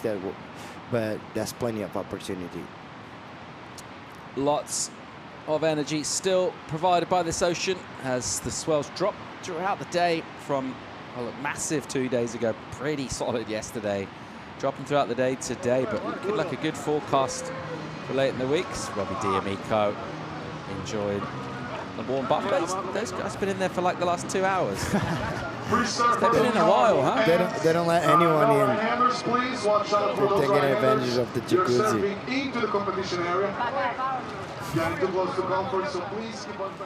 There's probably other surfers that want in, and they won't let. Yeah, there's not much action from this heat. This, as you can see, they're still paddling. The current's getting stronger and stronger. Here we go. We've got a good looking paddle here from Noah Dupuy out of France. That wave had a tube on it, but he goes into the lip and he does it really well and just fangs a turn with a load of speed. Puts some nice spark into that. So just looking for one maneuver. It has been paying off throughout this QS leg in Portugal.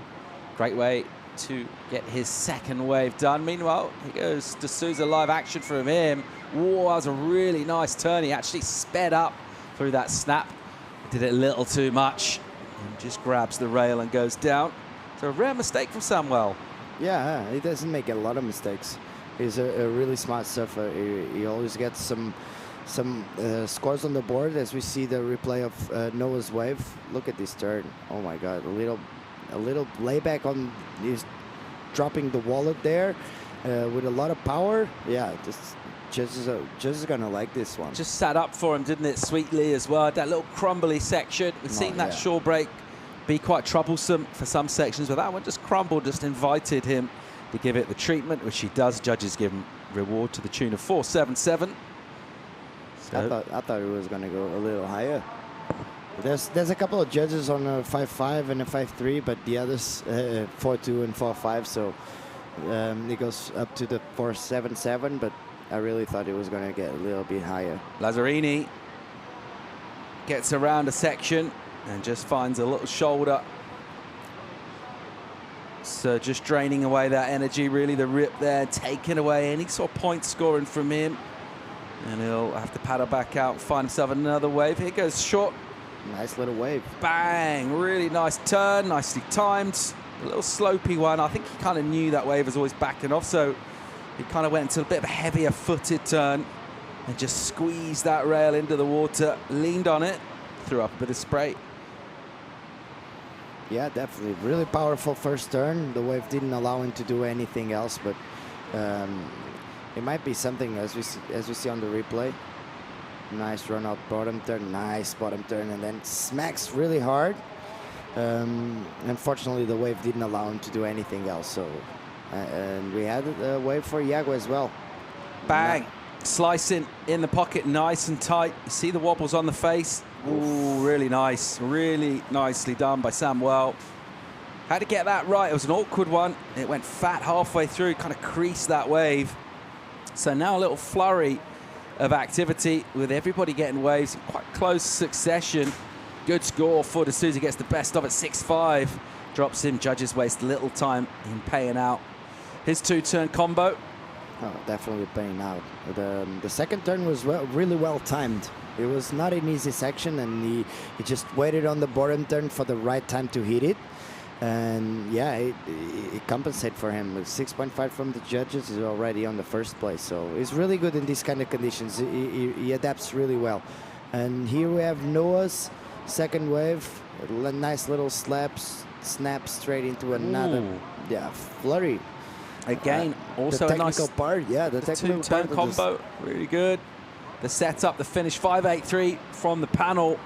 So coming in slightly under Souza's for a similar-ish kind of wave, maybe not quite the down-the-line speed. That's just kind of reach into the second turn. So there's just over half a point of difference in those. But those two very much lead in this one so far. Lazarini's got nothing going at all on the board. Oh, yeah. He's got about half the heat. Do something about that. Yeah, half a point. He needs to get the ball rolling because he's waiting for too long now. And we have, Samuel and Noah just getting ahead of the competition, and already two nice scores. Let's see if Elijah and Francesco Lanzarini needs to get something on the board, because half a point is nothing. And he's looking at it. It looks out of sync with the waves. The current looks really, really strong, man. Looks really strong. It's not easy to be there and around all that madness, trying to find the right waves. It's not easy. The bad news from his point of view is as well, it's probably getting stronger, right? As we get down towards that mid-tide, that's normally kind of the strongest part of the tidal flow. So that wind only really feels like it's picking up. So it could just get harder and harder. Important to get your work done in the early part of the heat. As soon as possible, just start the heat as soon as possible, like Iago did, Samuel Igor did on the beginning of the heat, and now he's just he needs to relax and try to find a good wave. Why does it seem like the Brazilians always adapt to these kind of harder conditions? Yeah, it's really impressive, Samuel. Really good in the air as well. He mentioned it in his interview this morning. He's got a wicked air game. Seems to be able to find ramps. Doesn't necessarily take ages for him to build up the speed. He can kind of pop airs from a more normal looking bottom turn, as if he's just going to do a turn. He's got so much pop. Tricky to find ramps out there right now. It's hard enough just to finish off your waves with a normal turn. Anyone who can basically do 2 turns and finish the second one going reasonably fast, that's a 5 already, pretty much. And look at the water moving, man. It's absolutely tiring watching from here. My God, they just don't stop any time. Like, and in between all those paddles, you have to find the waves that allow you to do turns. It's not easy. You have to be super focused and super informed, obviously. Like physically, like you need to be physically fit, because it's really tiring on your mentally and psychologically, because it's just so hard to be there and paddling all the time and try to find the right waves. But already a second heat for Samuel. Igor de Souza, who was looking very polished earlier this morning, back in the afternoon, and already decent numbers thrown up and looking Like carrying on that momentum through the next round. Here goes Lazzarini, late drop. And that was actually a pretty nice looking wave. Well, it kind of ran away a bit, but a difficult entry, and it just hung him up there, and then it sent him down, right down. Yeah, now he's going to take some waves on the head, and oh man, I'm just impressed with how strong the current is right now. Iago was in the middle of the screen, and right now he's straight on the left, and here we see a different kind of warming up. Just take your attention out of the water. All right, here we go. Big looking section for Dupuy. Will he find a ramp here? Oh my God. He wants one, goes alley-oop. And I like the audacity of trying to take on an alley-oop there, because that was a really, really meaty section. It was. I couldn't even believe it was like getting speed to go for an air, like on a turn, on a wave like that. It looked kind of insane. That's why I did an alley-oop, because it's a little safer. Oh my God. That's too much whitewash, too much. Technically, it was incredible, but the section wasn't that good, because too much white water on the wave. Like, it's not easy. He's always picking up speed and sort of closing out faster and faster as well. But Dupuy has looked pretty good value for the second place so far. He's got himself in the double figures, just about 10.6. So he's just under half a point behind Souza. And those two have got quite some margin between them and the chasing pack. Lazzarini in fourth, comboed right now. And Elijah short. He's way back, needs a 7. Needing a pretty high score. Pretty high. They just Samuel and Noah, they should rest a little. Like the thing's pretty much under control. We still 8 minutes. They should conserve some energy, because there's still a few more heats to going all the rest of the contest. So if they're gonna have this current for the whole week, it's gonna be a physically challenging contest for sure. So we see more waves start to show more out the back, and we'll get that through the afternoon as it gets lower out there. And relatively speaking, it's dropped, but still plenty of size. And so often on the QS, we find ourselves dealing with small conditions. Not going to be a problem this week in Santa Cruz. Very rarely a problem up here. There's Seth Morris, the West Wales, with Joel Gray and Barnaby Cox, who looked like he hurt himself earlier. Your foot's good? It's okay, yeah. I think it's just bruised. He injured himself. There we go, that's good news. Just doing a little bit of earwig in there, and he seems like he's all right. Yeah, he hurt himself at the end of his heat. He won his heat, but had to basically get sort of carried, or at least helped, back up the beach. It looked like an ankle or a foot, but it seems to be happy. So, a bit of a bruise, fair enough. He'll get some arnica maybe on that, or something, maybe some ice, something cold. Yeah, definitely try to recover for tomorrow. I don't know if it's he made it through, but he's probably not on the first 6 hits on the next round. So as we see Samuel on a nice little left. Oh. Yeah, the rip just taking away all the scoring petition out of the waves. They have to move themselves to another place and try to figure it out, because it's good not idea easy. to reposition with the wave, even if you're not getting a score. It gives you a little bit of speed, just your kick out, and then you can put that into paddle speed, and suddenly you can find yourself maybe 10 meters wide of where you were sitting, and a little wave will pop up. So it's almost like you use 2 waves to get yourself a number. Let's see where Igor goes right now, but he definitely wanted to get out. He was a bit deep on the bank. He wanted to sit a bit wider, give himself a bit of time and a bit of breathing room. Which he came in his heat this morning with 5 minutes to go. Thought it was 20-minute heats. Oh, really? Yeah. As soon as he found out, I was quite surprised. He's a pretty professional kind of, pretty accomplished. It's not like him to leave the water early because he thinks he's winning by a lot. So, I mean, he was winning, but as soon as he found out, he was straight back out there. Meanwhile, let's check out the story of this one. Not an absolute classic, but it started off with some decent action. 2 surfers have dominated. One of them, the Brazilian, this man here, he's looked really good. Yeah, 2-turn combo for him has been the recipe for the first place. He has 2 waves, so you have this really nice turn from Elijah, and we have 2 nice turns from from Noah as well, and this, as I said, 2-turn combo from Iago is the recipe for first place. Nicely timed turn on that one, and here we see Noah. He has a nice combo, double turn combo, nice little flurry, and then they didn't show his major maneuver, but a nice little serve from Noah as well, and yeah, it looks like the 2-turn combo are the recipe. Yeah, judges rewarding surfers able to navigate some quite troubled waters.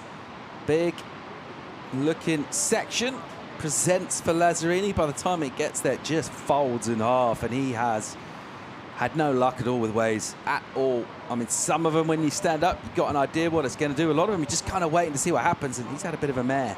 Yeah, we have Elijah on a nice little finishing turn. Big. Yeah, that's a big one. It looks happy. It's a no claim. And we also have a wave for Noah. Nice little carve on the first turn. And then the wave just disappears out of nowhere. And yeah, we're still waiting on the score for last of Elijah. He needs a 7.10. He shouldn't be that high, but it's definitely going to throw him in there. Be interesting to see where it goes. We talked about the combos where most of the points have come in. That one was vicious. When it's one turn, it always kind of stands out, particularly when it's one on the closeout. And he took that on there, went hard into it, got that really speedy redirect. The moment he gets to the lip, able just to bring that ball back to the beach, and then the power of the wave really doing the rest of the work. So the juice is out there if you can find it and if you can control it. Let's see where it pays. And the panel 6.5 comes in, so he brings his requirement way down now. He's within reach, 4.1 he needs. Only got 3.5 minutes though.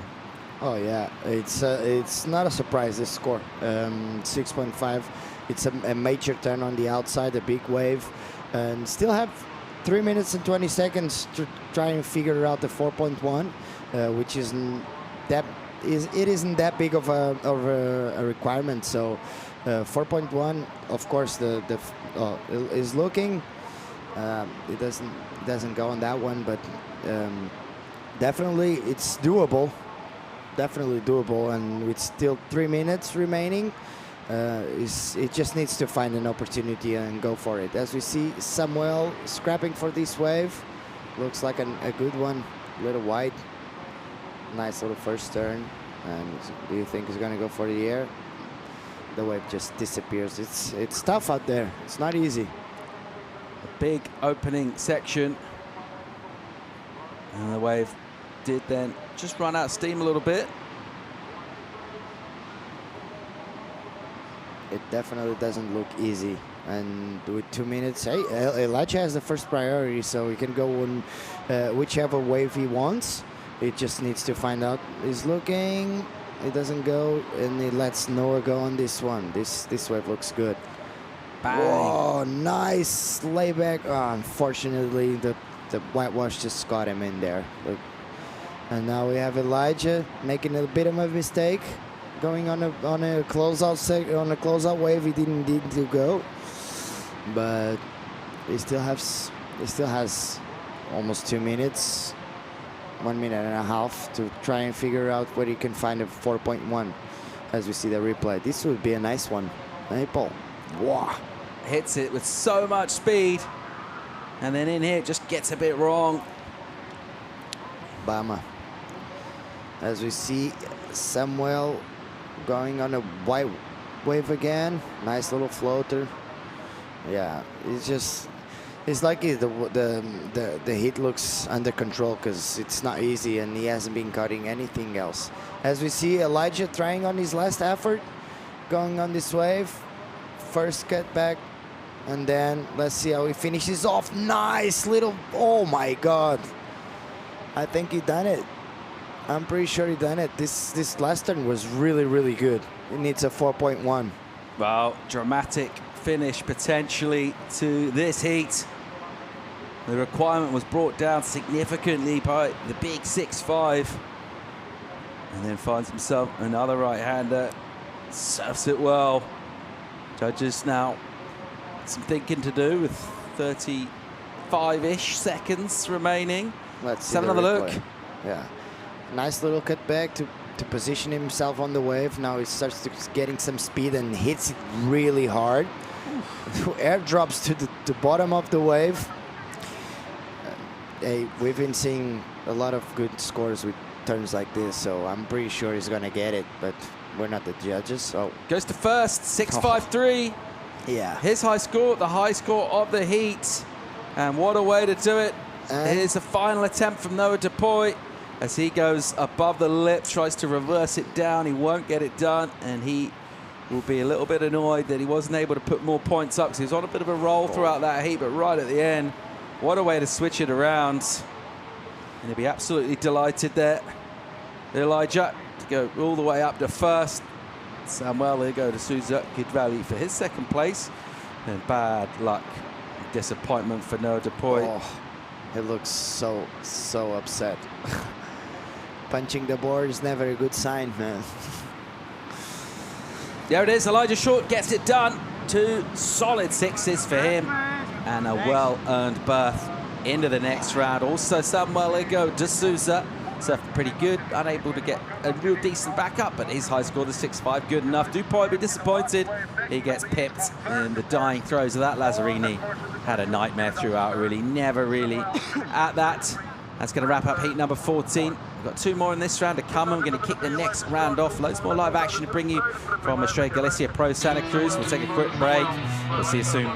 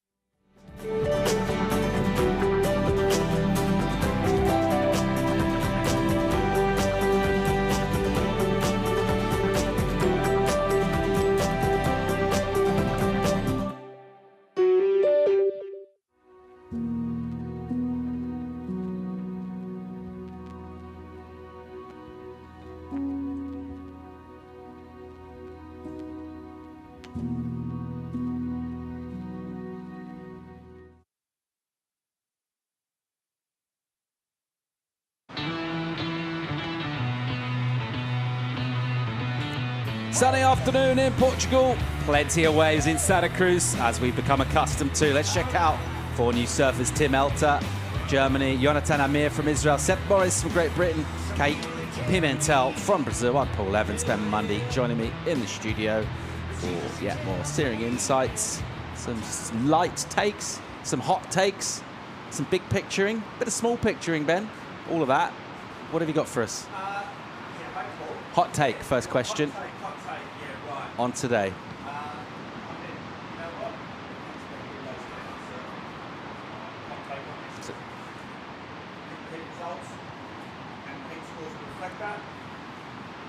think it's been a bit of a hot take. It's been a bit of a ordinary kind of day of surfing today. It, yeah, heat scores haven't been great. Surfing hasn't been fantastic, but getting through it. As we get to the next round, should see an extra level go next. Yeah, fair assessment. Better surfers come in, might see better surfing. And we got a load of frothers waiting in the wings to get out there and have a go at this. There is some meat, there's some juice. There are some sections as we look at that one. A big clean left, just rattle through, no one near it. And that tide going out always makes it look like the surf's picking up, because you just see sets further and further outside, and that one steamrolled everybody. Yeah, there's still some motion in the ocean. There's some energy. And yeah, as that tide goes out, this rip bolt will get probably more difficult to navigate. Not that it's ever been easy today. And yeah, the surfers about to be fit on their toes and ready to roll. Lots of boards getting damaged today, Ben. So a few broken boards. Few creases. More creases in it rather than breaking in two. And I think that's some surfers taking on that heavy end section. Yeah, and I reckon some of them have been a bit undergunned in terms of not maybe going their step up or just going their normal sort of shortboard, where I think when you've got some real power and you're hitting some huge sections, and also like waves coming, you're hitting a massive right and you're going left at speed, boards haven't been able to handle the torque and the vortexes. Yeah, there's been some damage. Let's go down here from the winner of the last heat. He was struggling a bit and he turned it around with two solid waves at the end. Is Elijah short with Joanna? Yeah, Paul, that's right. What a twist there at the end. How are you feeling after that, from third to first? Yeah, I feel good. It was super hot conditions. The guys were surfing really well, but I made it, so yeah, I'm stoked. And how's that paddling for a workout? Yeah, super hard, really, super tiring. How have you been preparing for this event? Gosh, the Caparica didn't go that well for you. Yeah, I've been training the whole winter with the pole, and yeah, that's it. Well, great job. You're in the next round. Congratulations. Yeah, thank you. Short and sharp. Succinct. Yep. On point. Yep. Thinking about the next round. Lucky surfing.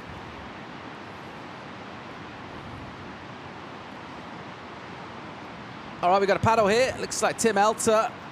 And he's up on the backhand. Great licking section. If he can hit it here, bang. There's a really nice first turn. The wave will run away, but he doesn't necessarily need more. That was really nice. Yeah, perfectly executed, wasn't it? We could see that big section, Santa Cruz Uatu, just squared up for him, and he drove off the bottom man turn, and then, yeah, just belted it. So really good technique, good timing. Not easy. See it going down the line here. He had to just do one turn, just get right in the lip, but he does do enough to get a solid start. This is the Englishman, Seth Morris. Welshman. My You've done that a lot, actually, mate, yeah, haven't you? I've done with that with Seth. Just, yeah, I apologise wholeheartedly. That is a grave mistake to make. And, yeah, Seth just clicking off the top to get a 3.5. The difference between that and Tim's 5, well, apart from being a 1.5, yeah, just a degree of difficulty and size of the wave. And Tim had a bit more flair, so Elter wins the first exchange.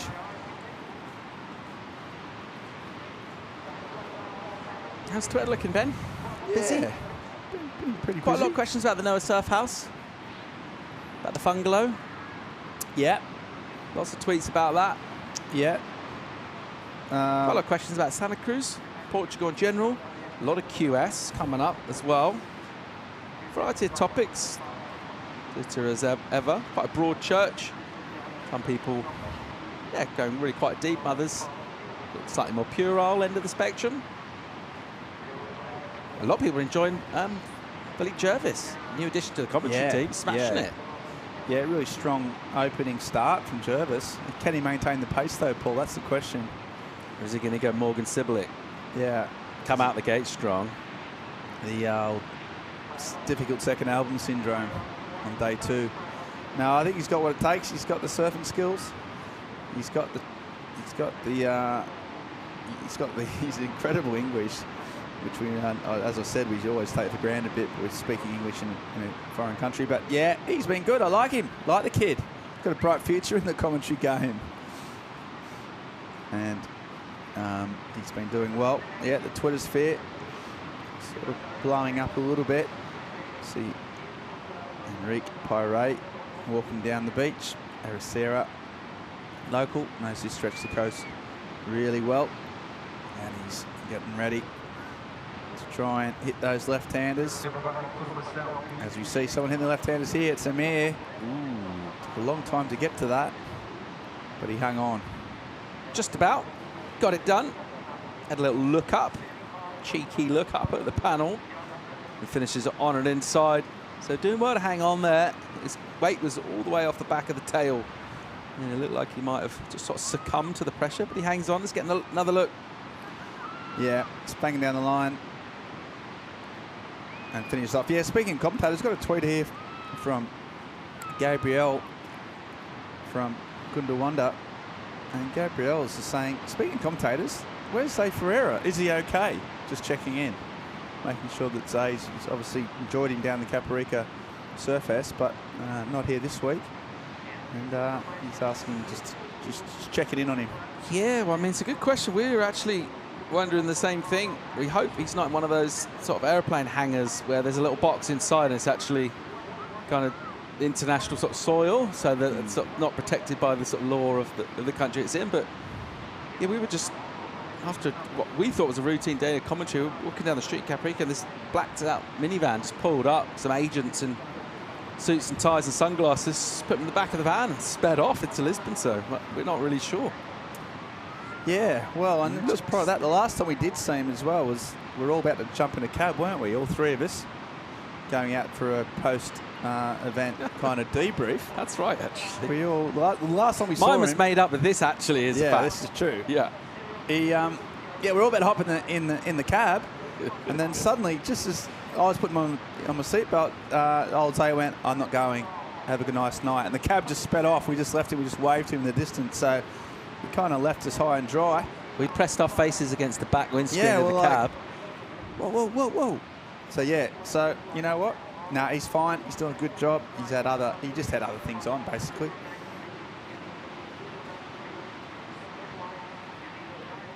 I'd like to also, there's been some Santa Cruz chat, because we do love Santa Cruz.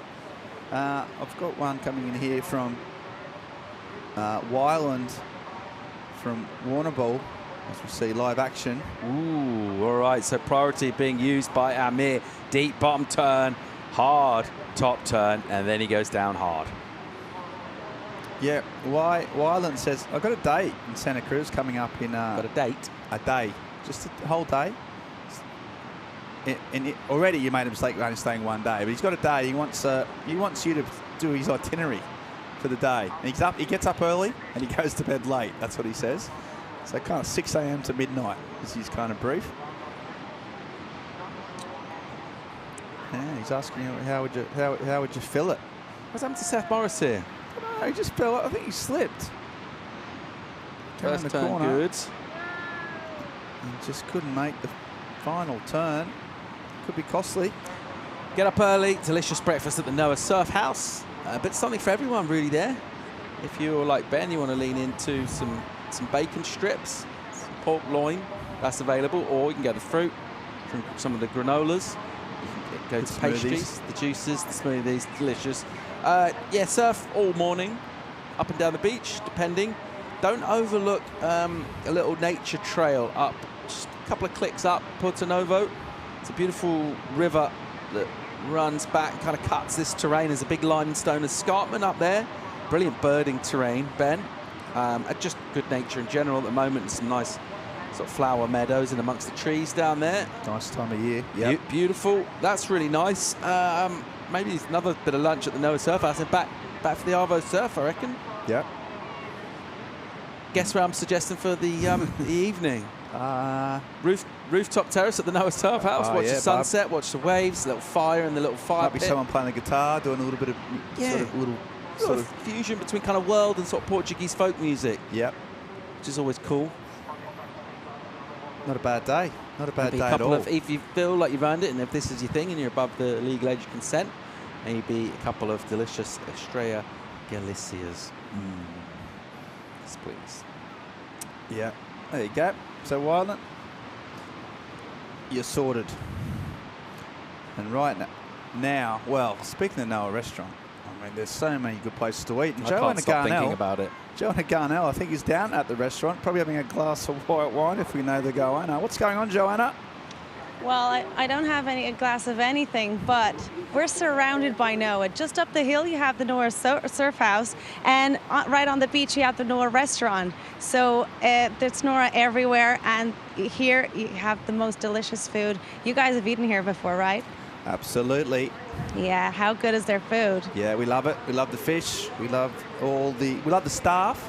We love the good wines. We love the view as well, don't we, Paul? I didn't mind the mushroom risotto, truth be told. Paul had a lot of the mushroom risotto, and he was a big fan. You're a fan of the wine and the beers as well, right? Oh, not just me. Only in moderation, Joanna. Only in moderation. True. Good boys. Good boys. Okay, can you actually reserve a table for us tonight down there? I'll try to. It's really busy, and they haven't lately. It's kind of been difficult, but Joanna, we're gonna get it. Could you try and get me a table for one, please? I'm kind of a little bit over you guys. I just wouldn't mind a little corner table on my own, if that's all right. Oh yeah, we'll put you in the corner, eating faced towards the corner. That's fine. If it's just me and you, Joanna, all the better. But in all seriousness, please go ask about that We'll table. play a round of water in your face. Absolutely.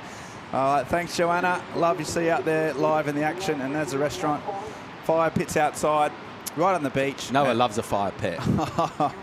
Noah, he's born in one, I think.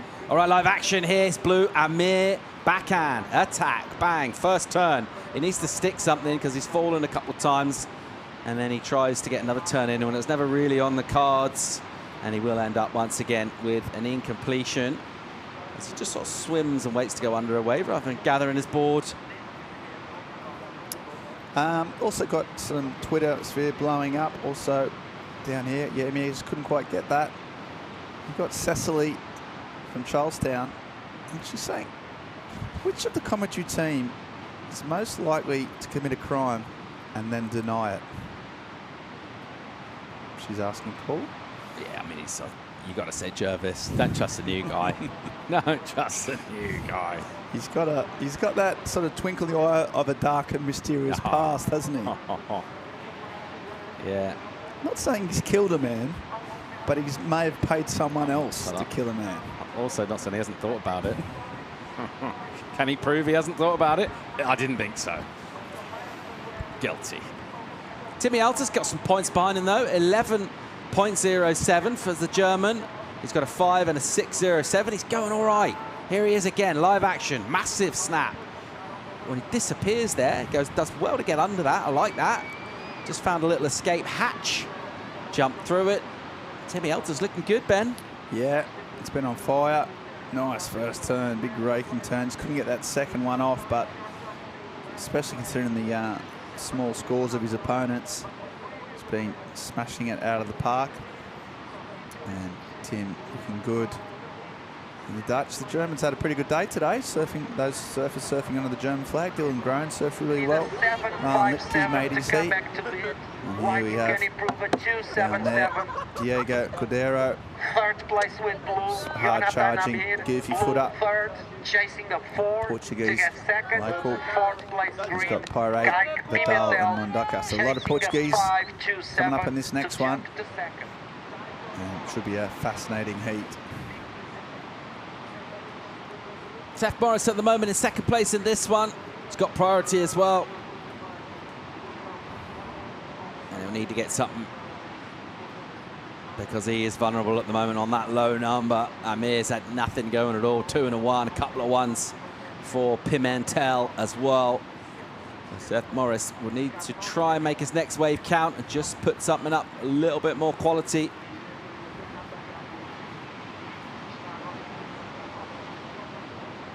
Just over 7 minutes and 15 seconds to go. That man on your screen, Tim Alter, has looked really good in this. He had a couple of throwaways, but his 5 and his 6, he surfed with the speed, and he's just looked like got a really good read on the sections. Here goes Morris, live action out the back, backhand, nice section, and just pulls out of the turn there.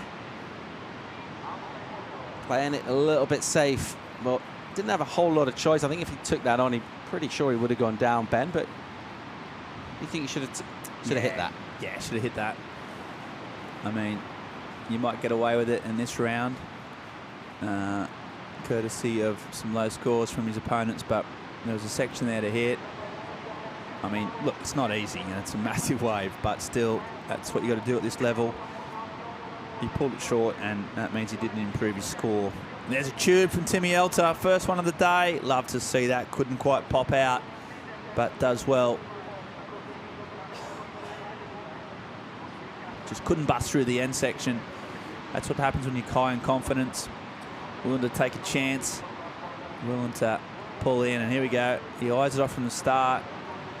Just digs her. Oh, just looks nice. Just can't get travel. Got a bit of travel time, but Tim can't break on through to the other side, and so he goes back out, looking for an improvement. He's really safe. 11 points under his belt, and all his other 3 surfers not getting any scores above 3.5, so he's looking good. We have Jonathan Amir and Kate Pimentel both netting a 4 and a 5.27. Let's check out the heat recap, Ben. Not been a classic so far. Tim Elter has done most of the heavy lifting. This man here, Seth Morris, found some waves. He struggled a little bit for finishes though, Ben. Yeah, that was his first wave. Up to a strong start. Hasn't been able to build on it. It's this man here. This was his first wave as well, and it sort of set the tone for the heat. Really strong, good technique, good style, and he just looked pretty strong here. Then he backed it up with just one turn. That was huge. 6.07. Could have gone higher for me, but he's got 11 points under his heat total and in complete control. And here goes Morris. Ooh, good looking wave. Nice turn. Sets up big inside. Hit it. He does. Well done, Seth Morris. There's the combo he's been looking for. And that could be a crucial wave to him. But just over 4.5 will get a score and he'll definitely improve. And now he'll put a bigger total on the board for Amir and Pimentel to come at. Those two have not looked at this. Let's get another look, Ben. He's patient with the build-up for this. Yeah, nice first turn, little check turn, then comes around the corner. Nice, that was clean. Shame he didn't get a third one, but he done the work. And meanwhile, heat leader just doesn't stop. This wave's looking fun when you get that nice clean face, and he has managed to do that. And there's another two, and I've seen Timmy Elder surf a fair bit over the years, and this might be one of my most favourite heats I've seen him of. He's just been looking so calm, so controlled, and yeah, great surfing, and he's going to push his score up to another 6.67, so going up to one of the probably higher heat totals of the day, so great surfing from the German. Tim Elter improving there and just adding extra pressure, just keeping himself nice and safe. It's a long way away. Improvement for Morris, 4.33. Goes to 7.83. And that makes that task that bit more difficult for Amir and Pimentel. So Seth improving his numbers. He's caught 6 waves, as has Tim Elter. And guess what? Those two that caught the most waves found the best scores. Yep, there you go. That's the way it works generally, especially at these early rounds. Yeah, Seth Morris has done well. 3 minutes on the clock. We've got Sharon on Twitter, aka Shaz, aka the Shazinator. Hold that thought. Elter streaking down the line, S's his way to a finish, and he'll slam it and then go back for a little bonus left. He'll tag that. No, no, no, says coach. Doesn't like it. Doesn't like it, no. I think maybe he's thinking about coming in. And the coach is saying, I don't think you're coming in. You get back out there. He just looked to be bringing that left in, didn't he? The way he kind of looked at the beach. We can't get out in 2 minutes, and he's so far ahead that I think it's a safe decision to come in. And maybe the coach was saying, quit it, come on in. Oh yeah, that's a more universal sign. Lots of different signs there. I'm not I sure. don't think no coach gets more airtime than that man, does he? Gets a lot of airtime. Gets a lot of screen time, that man.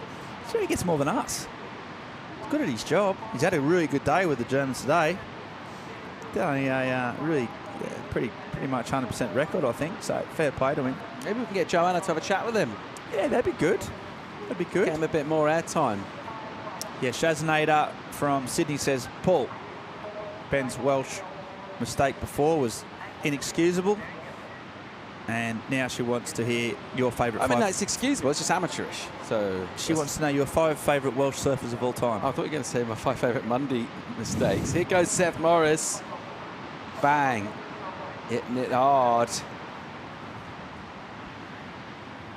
And going down. And you got a minute. What have I got to do? 5 favourite Welsh surfers of all time. Easy. Cohen Williams, Greg Owen, Mark Vaughan, Jamie Bateman, Logan Nicol. Household names all. Yeah, good 5 servers there. Strong surfing country. Good waves. When they come, they get good over there on that west coast. And a great surfing nation. And Seth Morris continuing on their tradition. And he's pretty sure he's got through to the next round, where he'll hopefully join his compatriot Logan Murray. And it's 20 seconds left to go. It's pretty much all over, she cried. Yeah, not long left for Amir here. Still hunting the 5.36, and he's kind of on the inside as well. He's had a bit of a shocker out there, as has Cake Pimentel, who's just got a couple of ones. I haven't actually really seen him in the lineup. I have just got a tweet in here. Nico from Caprason says he definitely wants to hear my 5 favourite Monday mistakes. Well, I think we'll keep that for the next round. It is a great tweet. Let's check out Pimentel, though, on a wave. Where was that earlier in the heat? He's got some fire now. It's a little bit late for that, Ben. He was a little bit late for that. That was a sort of knee buckler. Oh, you see Amir, they're both sort of getting a bit freaky with it all. And we see another little cut down. Timmy Alter. That's next heat. Oh, sorry, of course it is. That's next heat. Getting that's Enrique Pirate getting some little practice in, or just getting underway, because we're straight down to business for the next one. Let's wrap up official results of the last heat. More or less dominance from Alter, the German, and he smashes out a couple of 6s, does it well. Morris squeaks through in second place. It's Chow, Amir, Pimentel. We're going to go to a quick commercial break. When we come back, we're going to wrap up this round. We've got more surfing to come. We'll see you soon.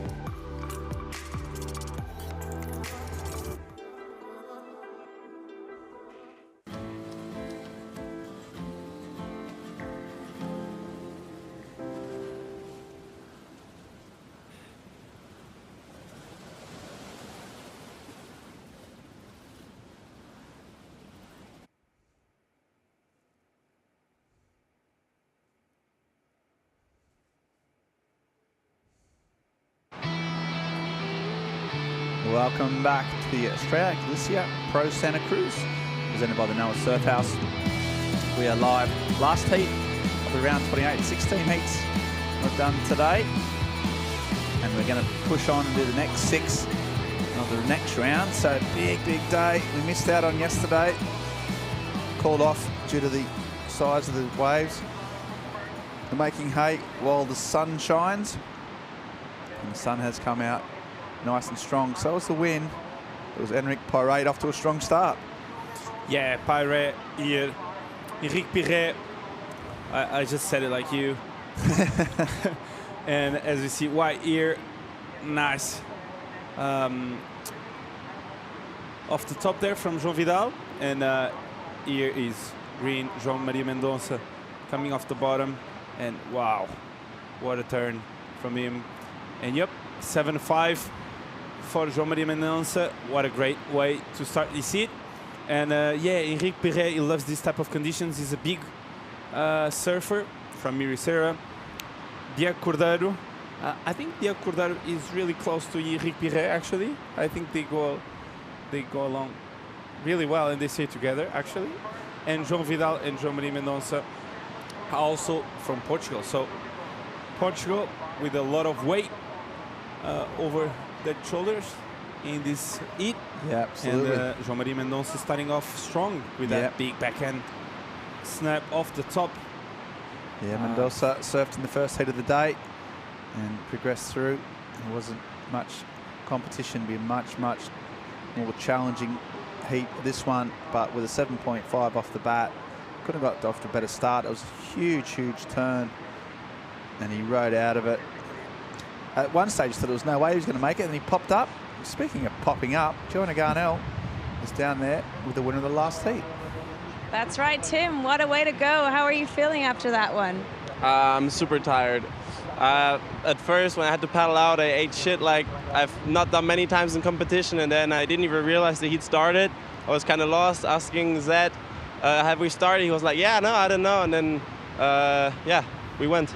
It's your first time here at Santa Cruz. How you feeling about this place?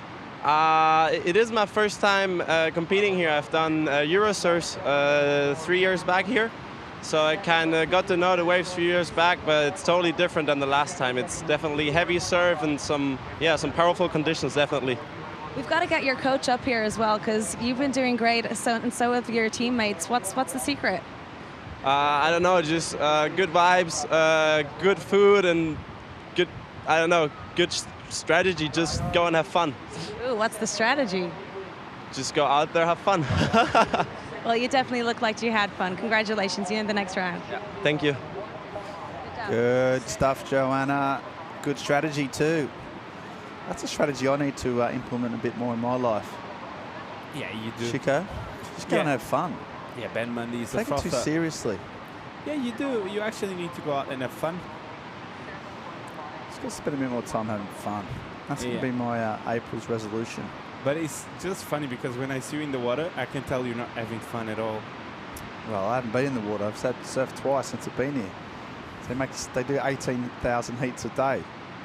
Yeah. Not complaining. I'm in a privileged position to be watching some of the Europe's best surfers going away for it. Here we go, though.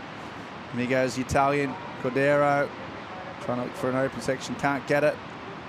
Just does a flyaway kick out to try and get out before those sets come in. Yeah, a lot of the surfers, I think a lot of them have come and said they've just been lost out there.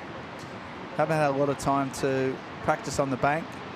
The swell was too big for it to make any sense yesterday, so it's their first time they've really had a chance to get to know it. They'll probably surf it tonight, I'd imagine, and really try and get the hang of it a bit more. But as it stands, they're just feeling it out. A lot of them have been getting lost, but Timmy Elder, for a surfer who said he was lost, he absolutely smashed it. Got away right off the bat and dominated. So, yeah, good surfing from him. And good vibes, good food, and just have fun, man. Pretty much sums up Santa Cruz to a T, I would say. Good food, good vibes, and have fun. You have some food last night? I know we invited you to dinner, you didn't come, but did you go somewhere else with some other friends? Or I didn't have dinner. Didn't have dinner. Chico Alves didn't have dinner. I don't believe that for a second. Yeah, you can. Because I had like a late lunch and then I wasn't angry at all. So I was just like having fun. Just like watched Gold Coast 2007 highlights. I'm not even kidding. I'm not even kidding. I was told there. You, I got nostalgic. I told you this morning. Who won that one? Don't tell me.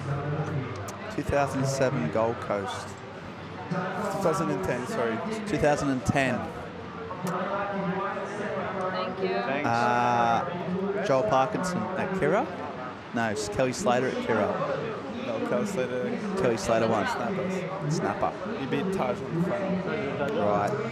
But yeah, it was the first year we saw Thiago Pires in the semis. Oh, that right. year. Ah, that's why you're watching it. Yeah, right. I did see some, I don't know who put it up, but it was maybe Pulse Surf, Justin Gain. You follow his Instagram account? Yeah, I do. He's wicked. It is. Evander Iron Surf and Snapper in the comp. It was amazing. Okay, Mundaka trying to back up at 7.5, and he's done that. Yeah, Andy Iron surfing Snapper Rocks in like 2004 or something. Yeah. Hey, he would have got 8s and 9s now. He was just incredible. He would. He actually would. Like. Yeah, he would. He was so sharp. With so much power. It was incredible surfing. So yeah, I've had a bit of a snapper. You know who I saw yesterday ripping, and I was like, why is not there still? Dusty Payne. Dusty Payne, yeah, had a lot of bad injuries, didn't he? Yeah, after that, yeah. He had a lot of Yeah, bad the injuries got Dusty, broken leg, and then. on But that yeah, comp, he was an incredible on surfer. fire. Yeah, On great fire. surfer. So stylish. Here we see João Maria Mendonça. Bang. Great, stylish and great talent from Portugal. As you see, Pires here, big backhand. I think Pires' go-to is the backhand, right? Yeah, well, Boom. sort of It's Cochos kinda and Ribeiro de Ilash is his, exactly. his go-to, and he just serves things back. Well, we talked about the lack of left-handers, isn't there, in Portugal? It's a bit of a land of the right, and oh, there's a big turn. Wow. He got absolutely hammered. João Vidal goes down the hole. There he is. We've got a sighting of him. He's got some sand in it, places it shouldn't be. Speaking about moments, I do actually have like a couple of links I can send you, but one of them is the Quick Pro France, where Tim McDonald had that semi against Cali Slater on his white suit. Oh, and he got ripped off. Yeah. Yeah, that was a travesty, wasn't it? As we see this, watch this guy. It's a massive section. He goes right out of there, and that whole lip just landed on his stomach. That was massive. I think he got under it, actually. Do you think? Yeah, I think so. It looked like it was okay. I think it was worse if he actually landed on the board and then got lipped. 2000 and I'll tell you that probably one of my favourite Snapper Rocks moments. Yeah, and I was there was when Taj won. I was there for Because that. I was there. I was there too. I was there too. No, and at the post. At the show, party? Yeah, I was Yeah, there too. So yeah, I knew. So it's when anyway. Dingo Morrison won in 2001 or 2002 maybe, and he was a rookie, and the surf was perfect for 4 or 5 days. Absolutely incredible. And Dingo won his first and only CT actually. Incredible surfing from the Dingo. Yeah, great moments, and of course all these surfers, well, they're vying to get in the top 10 on the qualifying series, and if they get onto the qualifying series, they can have a chance to in the top 10 to surf the Challenger Series, and that first event is in Snapper Rocks. That's my point. So yeah, the first event is in Snapper Rocks. Many great moments. I've had some incredible moments down there. The last time I was there was the Kira Day, and Griffin Colapinto got a couple of 10s. Oh, you were there? Yeah, I was there. That's nice. And I also was out in the water when I paddled out at Snapper, because it was all down at Kira, so there wasn't that many people surfing Snapper. It was really big, and I was sitting wide, obviously, and I saw Joel Parkinson tow into what he called the biggest, his best wave ever and biggest wave at Snapper. I had a bird's eye view of that. I saw him come out, and I was right there, gave him a high five, and he said, "I couldn't have done it without you, Mundy." That was the first thing he said. He said, "Look, I just knew that." He said, "Having you here was just special." He said, "Having you here makes that moment special." Exactly. He said it kind of wouldn't have counted if you weren't there. He didn't say any of that, but he was so stoked. Yeah. So yeah, it's a great part of the world, a great part of surfing history, and 10 European surfers, 10 men and 6 women, will be travelling there in May to try and do their best to get onto the CT. The Challenger Series events spread out. It's a couple in Australia, America, the US Open at Huntington. We've got some here in Portugal, in Aracira in October. We've got the Quick Pro France, which we just talked about. So yeah, great events, and then finishing up in Hawaii. So incredible Challenger Series coming our way off in May. As we have 11 minutes to go now. So we've got the backup of João Mendonça, 3-6-3. So João Maria Mendonça is now in the lead. Henrique Pirret in second, needing a 5.97. And in third, João Vidal. And in fourth, Diego Cordeiro. Yet to catch a wave. Yeah, struggling a bit at the moment to get in the thing, but right now, with a bit of a gap in proceedings, we're going to go to a break and come back. More live action from Santa Cruz in Portugal after this incredible wipeout. Stay tuned for more of that action after this.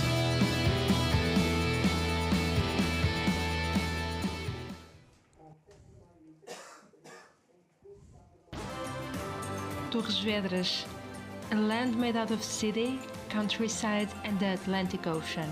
Explore a territory with 20 kilometers of coastline. Visit Torres Vedras.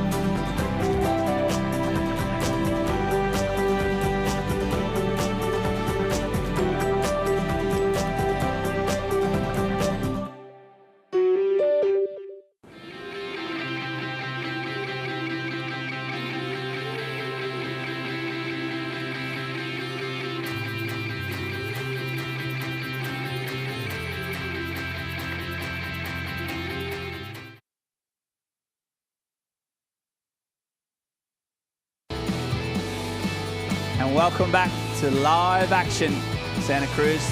There's the red roof town of Santa Cruz. Sort of located equidistant between Peniche and Ericeira. Half an hour up to the waves of Peniche, half an hour down to the waves of Ericeira, and right in front of it, incredible beach breaks.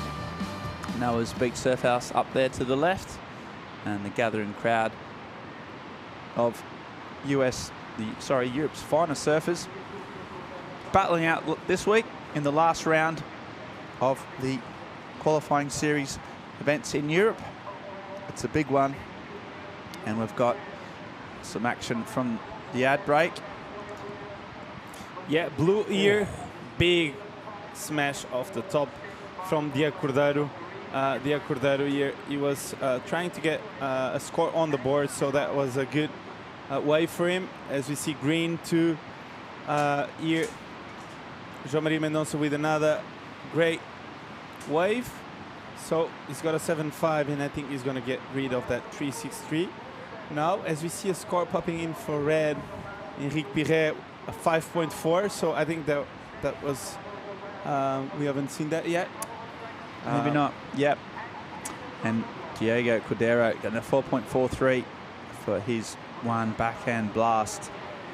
So in the wash up, 7 minutes, or 8 minutes sort of to go. João Mendonça is up with the lead, and he's got another wave, and here was this wave we might have seen of Henrique. Yeah, this was the 5.4. What, so much spray. And he rode out of that, not an easy task. See, Ali Bastista. He's just, don't know what that means. Get bigger waves, bigger turns. Well, I think it's bigger waves, because he knows if he gets a bigger wave and a mid-T section, he's going to get a big score. He started off strong with that 7.5, and it's been a long time since he's trying to change that backup. So the backup is really important on the QS, and you got to find it. Otherwise, sometimes you do an excellent score, and then you end up losing it. They eat with an 8 and a 2, so hard conditions, and yeah, João Maria Mendonça looking forward to get rid of that 3.9, but that first big off the top he had was amazing. Really was a big wave, actually. It was a huge wave. One of the biggest waves we've seen ridden, actually. You're right. Yeah, it was. I think we saw Martin Lipke get a big left, and that might have been the biggest right. But he's in second place. Diego Cordero, his friend, hitting a 6.14. And Joe Vidal just hasn't been able to get into the heat in any way, shape or form. So 6 minutes on the clock. And there's plenty of action to become. Surfing red, he's got priority. So he's just maybe moving down, trying to get away from that current. He can't escape the current, but at least get a bit better position on the bank. At low tide now, just starting to add a few rips and currents to what was already a pretty rippy and currenting spot. But there's been some good waves ridden, most of them by the two Portuguese surfers. Yeah, as we see the recap, this was João Maria Mendonça starting off really well, big backhand snap there, and we thought he was gone, and he made it. So 7.5 for him on this one, and this was his backup score, the 3.9. Just a quick wrap there, and he fits one more in there for good measure, and he makes it. So happy camper there. As you see, Henrique Piret, this was his best score so far. Really nice snap on the critical part of the wave. 5.4 and a nice jump there. Lovely jump from Yeah, Henrique it's a bit of a trademark move, I reckon. I've seen that a lot from Henrique. I have. He does. That's the way he pulls. He jumps off and he's finishing a wave. Yeah. Doesn't get any points for that, unfortunately, but it looks good. Do you reckon you should get any points for any type of claim, like when you get a really stylish claim, or get points taken off? Where I come from, they should have a separate sort of bonus kind of point for your claims. You know, like you win a car or something. You know what I mean? So it's like a whole separate division, like a whole separate prize. And people really go for it, and you win a car. So it doesn't really affect like the wave score. Oh, nice. But at the end of each day, the best claim or wins like a bucket load of fish or something. You know what I mean? That's lovely. Or a McDonald's voucher or a new car, something like that. And then people would really go for the claims. Oh, that would be amazing. That would be. I mean, that would be that. We've got to add interest to the sport. I mean, it's an interesting sport. Don't get me wrong, but little things like that could really elevate it. Yeah. Who would you reckon would be the best? Who'd be up for like winning the best claims award most often in Europe? Who's the best claimer? Well, we've seen quite a few guys having a few good claims over the years. Yeah. I think. Who you backing? I don't know. I just love the give me a fist name. pump. No, I'm not going to give you a name. You're going to give me a name, mate. I'm not You're going to give me a name. I just love the fist pump towards the chest. Just give me the It's a name good of the one, best like this European one. claimer. I don't know the best claim. I'm trying to remember like a really claim. Vasco does pretty good. He gets pretty pumped up. Kikash. Yeah, he's got some good ones. He's got Kikash. the open arm. He doesn't thanks, he doesn't asking for it. Like he just opens his arm and he looks at the judges. for 3.8. No, he actually slaps his hand. Yeah, he does the hand slap. Yeah, he does like a hand slap. Kuzne's not afraid of throwing. Giving it the old fist pumps. Yeah, he is good. But yeah, if we have like a separate prize for that, that would be awesome. I would love to see. I'll have a word with Rob Gunning, see what we can organise. Thank you. Okay, live action. Mendonça, just a nice carving turn. He's got to improve on a 3. He's already in the heat lead. But a great heat. Second heat of the day. And and he just...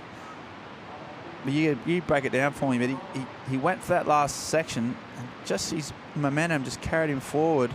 Instead of going on the board and towards the shore, it went sort of towards the left of his screen. He just couldn't hang on. He's onto a way to a really good backup score there too. This wave looked really good. Nice bottom turn. Nice carve to set the wave up. And then he gets up there again. In this section, as you said, he belted it. But yeah, it looked like someone pulled his hair from the left of our screen. As you see, the Cordeiro here, quick snap there, and another snap there. But I think he foot just stepped off from behind the deck. That happens a lot.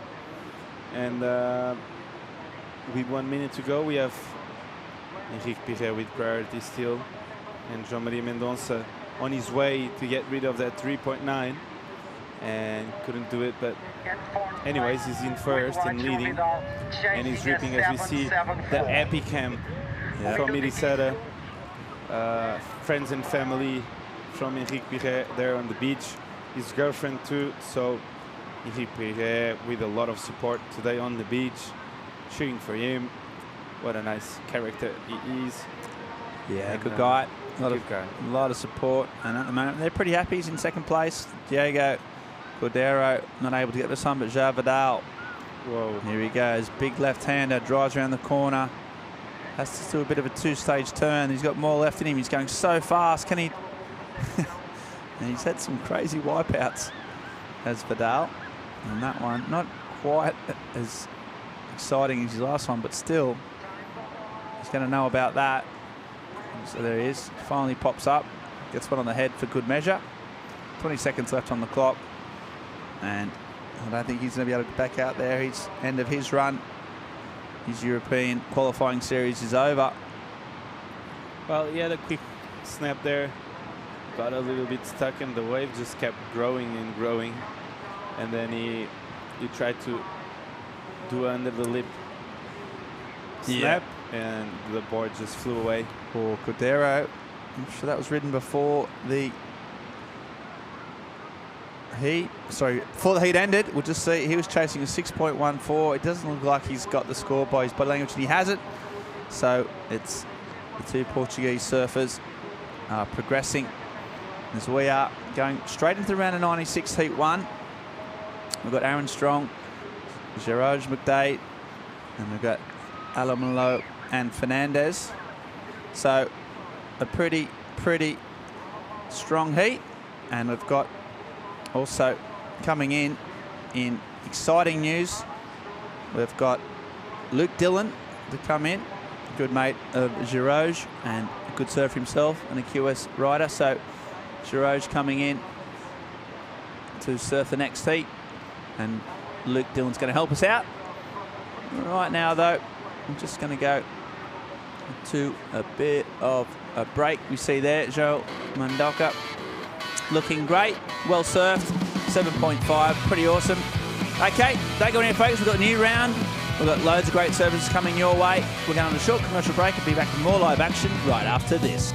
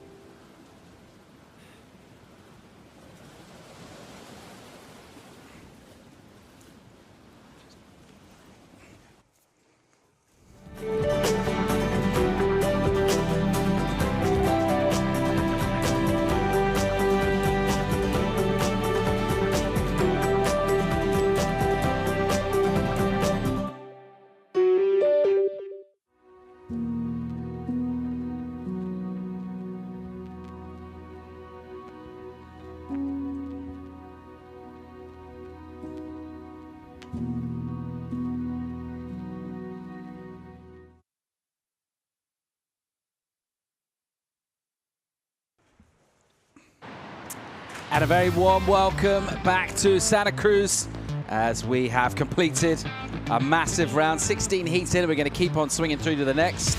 And joining me, Paul Evans, to talk you through this first time. We've got Luke Dillon. How you doing, mate? Yeah, pretty good. I've enjoyed big days. A lot of energy out there. You kind of stoked not to have to surf in this round? Oh, a little bit of a technical difficulty going on Better there. with the mic on. Yeah, there we go. Yeah, managed to skip this round, so I'm heat 7, so I'll be on tomorrow morning. It looks quite tricky, doesn't it? There's like a lot of power, there's a lot of waves, but there's some closeouts and some weird sections. Yeah, the onshore breeze isn't helping matters too much, but, you know, it's 4 or 5 foot. The boys are giving it their all, so here we are. How's Garoj feeling? How's he surfing? Surfing really well. Been, is this him up and riding now? Luis. Yeah, looks like Luis Tabet swinging hard on the backhand. Ooh, tricky finish. Does actually really well to sort of slide his way out of trouble. Yeah, nice little finish there, like you said. These end sections are really tricky. They're coming in from quite deep water between that outer bank and the inside, and then it just unloads on that shelf. So stronger legs required. Lots of training from the boys in the gym. Here he goes. Nice stylish little cutback there. Manages to put it up for his second turn, and then, yeah, like you said, gets up and over it and lands nice and strong. See what that comes in at. So you've been supporting Garoj down in Caprico and here as well. Yeah. You've got quite a big crew, actually. We need a name for your squad. I mean, Mundy's been butchering it. He just calls the English, even though there's loads of Welsh and one Irishman. Yeah. So, I mean, Mundy's an idiot, but we know that. But we do need to come up with a name. Yeah, I think I'm going to leave that one up to you. Fair and enough. Mundy. Is that a good idea? Here's Garoj, though. Bang! Oh, nice. Yeah, we've Garage missed out Israel, but we've been together for the last sort of 3 weeks, big squad of us. It's been really nice, 'cause it's normally just me and him travelling together. So it's nice to have the boys back home. We've got Logan and his G up again. Replay. So misses that first section. Nice little slide, foamy one. Gets it up nice for the second turn. What do you have to do to get in the squad? Is there any sort of initiation, or you just is that it? Nah, Just show up. I think we've both been really nice to the younger lads. They're sort of Pat is 22. I think Logan is as well. Logan's a big boy, so I'm not going to give him any sort of physical challenges. And Pat's, we call him the baby dragon, so a bit of fire in the belly of the boys. It's just nice, but yeah, it's just really, really good to have a group mentality coming around and travelling from contest to contest. Speaking of fire in bellies, João Mendonça fired up the last heat, got a couple of good scores in tricky conditions. Should we go and hear from him? That's right. Congratulations, João. That was a tough heat, but you managed to get through. How are you feeling? Yeah, it was hard. The conditions are really tricky, like a lot of wind, but I'm happy to go through. You're struggling a bit to get that backup wave, right? Because you have a 7.5, so to you know. Yeah, I think when you get like a good score, it's more pressure to get like another good score, or like it's hard to get like another good score. So I just try to get the backup and then try to get a good one. Did you have a strategy going into this heat? Yeah, stay more on the left. Try to pedal out on that side, and yeah, work good. Did you manage to get a free surf before? In the morning only, yeah. How was it? Not good because too much people, yeah. Well, you managed to win that heat. Congratulations, you're in the next round. Thank you. Yeah, just playing it cool there, isn't he? Old João. Yeah, just doesn't seem overly stoked to have made it through. You got through, mate. That's just work as usual for him, wasn't it? 7-5. That turn he did was mental, to be fair, on his backhand. He looks really good, really polished, and he is through to, well, to this round. We won't be seeing him surf today. We are seeing Aaron Strong right here, though. Bang! Doesn't mind a claim, does Aaron? Do you know much about him? I do. I know he had a couple of injuries the last sort of couple of years, so he's been training really hard in the gym. Oh, there he goes again. Spicy. Yeah, he is. He surfs really nicely. Gets polished. Super vertical. Fast. Oh. Yeah, really nice guy. Really nice guy. Friends with like Miguel and Vasco and all the Portuguese boys. Trains really hard. He's a Britain, but he grew up over here. Yes, real stoked. Real stoked. Really nice guy. He's a little legend. Well, he's going good here. It's a nice looking wave, nice and steep. Just lovely first turn, gets it up nice and quick for the second, and then just pops over the third when there's not really a lot there. So nice wave. It's just quite hard out there to pick a good one. Obviously, I'm back in Garage and Aaron in the seat with my two boys, but Eduardo Fernandez is class. And I don't know too much about this Luis Taber, but he's winning currently.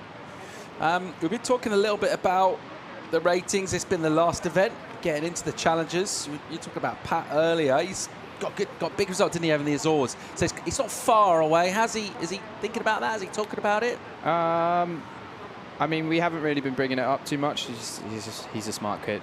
He knows he's got that big 5th place in the Azores, like you said. I think it's about 2,500 points. So, yeah. It's about 12th or 13th or something like that. He's pretty close to the top 10. Yeah, he's right there. Unfortunately, didn't really get a good enough backup in the Israel or down in Caparica, so he's kind of do or die in this one. But yeah, he's surfing really well. So I'm hoping he's going to make a few rounds here, sort of 4-man quarters or something, or man-on-man quarters, and gets him over that top 10. So all of that yet to be decided. We're going to finish up the season here on Saturday at the latest, and we will pick our surfers to send to the challenges. There's a lot to play for. I mean, a win here gets you 3,000 points, so you can go from almost anywhere in the ratings right up into the top 10. Exactly. All right, live action. Here goes Garoj. A little softer wave, but nice little shape to it. And he's got a ton of speed. Ooh, that was nice. So 3 good turns. Yeah, I really like Garoj's surfing. He's really fast. Everything just fits to his pace. There goes Eduardo. Eduardo Fernandez, a snap in the pocket. And this wave just pushing a little bit, so it doesn't really offer him much. He gets a little kind of bonus corner, and he'll try and tag some white water. Not loads of points from the judges for that, but nevertheless, that feel a little bit better. He got a long wave, and he didn't have anything on the board prior to that. Yeah, like I said, it's really difficult out there. Wave selection's a pretty big thing. I think the judges have been quite easy to read that they want those big turns on the biggest sections on the set waves. So G-Man and Eduardo here just going on slightly smaller ones, having to work a bit harder for their scores, but it will start spicing up 15 minutes. It's only 10 minutes into the heat. They've got plenty of time. Here goes G on his backhand. Yeah, see, everything's just placed exactly where he wants it. He's nice and quick, and he's got decent power on him, and yeah, he surfs really nicely. Just I'd like to see him on a bit of a better wave, make it easy for the judges to give him a score. Here goes Aaron. Oh. Just a couple of little whips, sort of building the house, I think, is Aaron. A couple of high 3s at the moment. Yeah, he's trying to fit a couple of turns into a pretty short section there. Here goes Luis Taber. Bang! Oh, slams nice. the lid as we'll watch him from above. Give you a good idea just how close into the shore we are. And we'll finish off right on the inside down there. You can see the push of the wave as well. So he rode out a couple of seconds and then still gets dragged a little in by a pretty small wave. So there's plenty of juice and plenty of power. Let's have another look. Nice style on him. Nice little cutback, little layback jam. Gets out in front of the white wall. Have you been surfing much out here? Are you used to that paddle out, or? It was about 100 foot yesterday. So I was just waiting for someone to bring my beach towel. Yeah. Yeah. Tan. Yeah. We had a little surf up Peniche yesterday.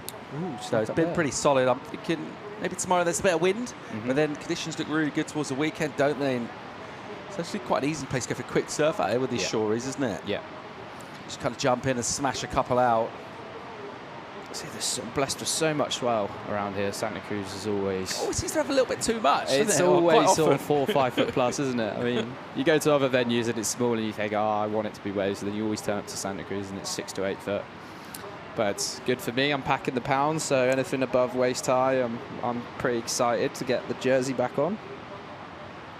Ooh, is that a little Adrian Toyona spot down Free surf wave, sneaking it in, working and getting ready for when the forthcoming heats in the next round shape up. So we are just going to run the 6 for this round. 6 heats for this, 16 in the last. 22 for the day. Plus we had 1 as well, so 23. Yeah. Just a quiet day. Yeah, quiet, and 9:30 start as well. Rob's just sort of cruising through. Part-time today.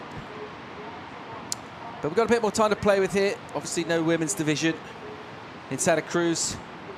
So because of just how big it was yesterday, we were off for the entire day. It was pretty much uncontested. There was a couple of actually free surfs in the evening down here, right? Yeah, I think this tide actually plays a bit more of a difference than I first thought. Higher tide makes it a little bit more less washy from that outside bank to the inside. It makes it a bit cleaner for the guys. And yeah, there was no no short amount of them that wanted to get in last night and show what they're about. So yeah, just blessed with good waves, and it's nice to have the sunshine out. And away from QSing, what else have you got lined up, mate? Spring turning into summer soon. That's nice. Yeah, I'm going to try and get away springtime somewhere, and then actually got hit up about maybe going to the Mentawais in July on a little boat trip. I've never been, so I'm quite excited to try and raise some funds to get over there. I think it's like 10 days on a boat, so I think G-Man might come, and Patrick and Logan, Stanley Norman.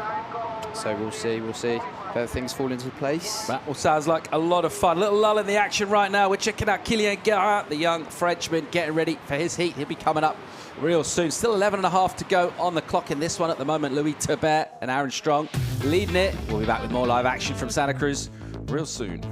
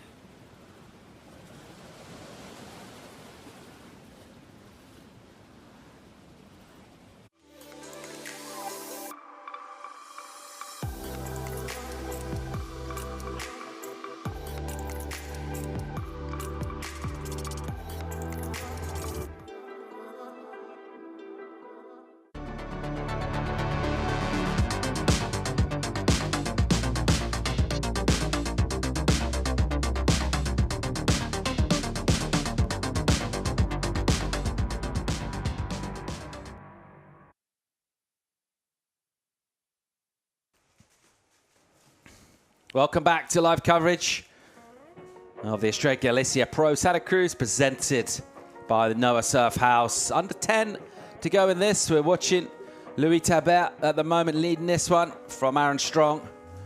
The G-Man, Garoj McDade, is a little way back in third. Doesn't need a big number right now. Just a 3.5. Eduardo Fernandez got nothing really going. Here's Garoj as he's up, dealing with some bobbles on the face the way. There's a nice snap. Or was it? G. Lovely style. Is that the number that's coming for that, or? Nah, it's a fresh one.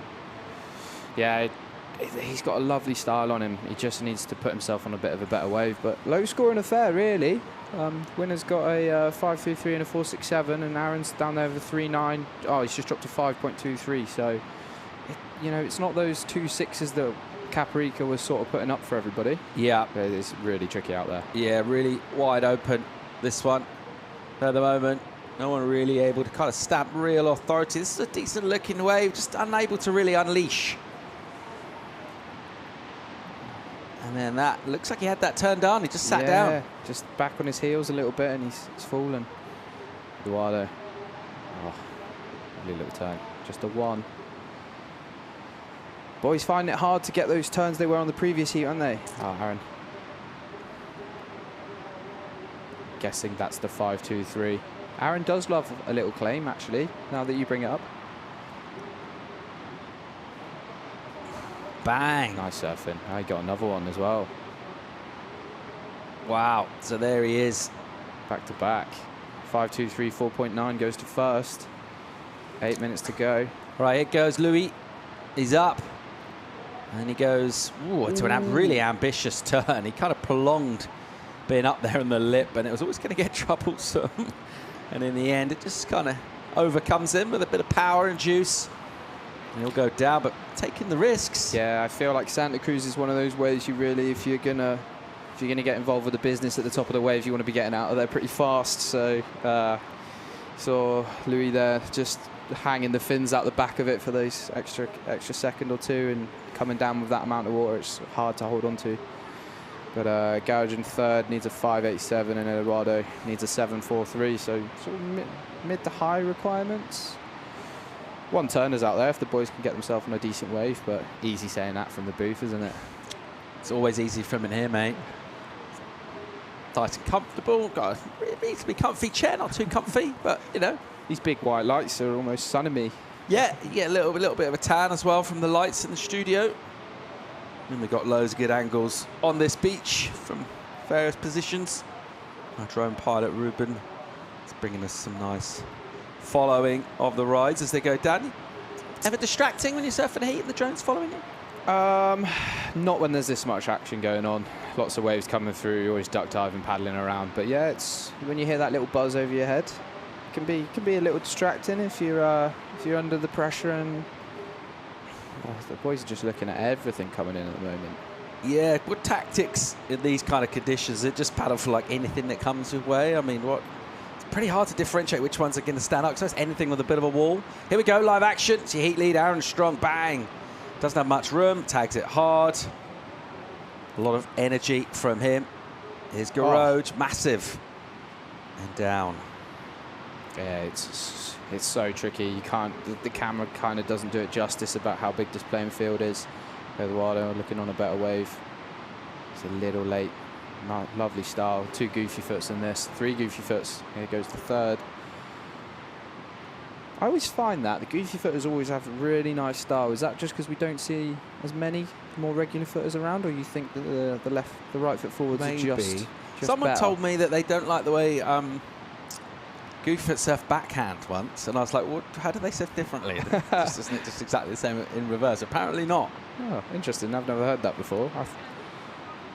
Replays of Aaron again. He's got such good upper body rotation through his turns. Just a little late on that whitewater hit. Just over 5 to go. I'm hoping my boy Garage can pick himself a wave that allows him to get a 6. Try and make it a little bit harder. Clock winding down. Of your squad, which you haven't thought of a name yet, but we're going to, who do you sort of particularly want to avoid when they've just lost? Is there anyone that you've got to definitely do the kind of look the other way type thing? Stanley Norman gets a bit heated, but you got to admire his passion. He's a really lovely kid. He surfed well at Caprica. Yeah. I think in the heat he lost. He still had a 7. He just couldn't back it up. Low requirement, but yeah, he's a lovely lad. He's got some fire and passion into him, so he's a little bit heated when he gets out the water. Pretty much everyone, to be honest. Garage doesn't take it that well. Stan, as I mentioned, Logan, Pat, Seth Morris, Barnaby. Everyone sort of brought the fire this year. It's nice to have a bit more of a squad. And Barnaby's doing all right. He looked like he hurt himself before. The boys are just heading up here. I'll stick with Aaron. Bang! Oh, it's a nice... Yeah, Barnes went for a big backhand turn. I think the leash just wrapped around his foot, pulled on it quite hard. It was sort of pain right away, limped up the beach. He got a bit of TLC from the medic team, and he was in the hot tub with a bag of ice. The magic sponge. He was fine after that, yeah. He comes up in a few heats time. See Aaron, that's a little slash, and then gets it up for that second time. Just on his heels, can't hang on. Big risky manoeuvre though, I like it. Spicy surfer is Aaron. Yeah, he's bang up for this today, isn't he? Here goes Louis Tabert, and that is also ambitious, and it's stuck. He makes it. Lovely turn. I really like his style. Everything's just... Watch G going again. He's just had to redirect on that bottom turn a few times. Ooh. Just gets bucked off. It's just that landing. You want to be out in front of the wave, get away from that lip.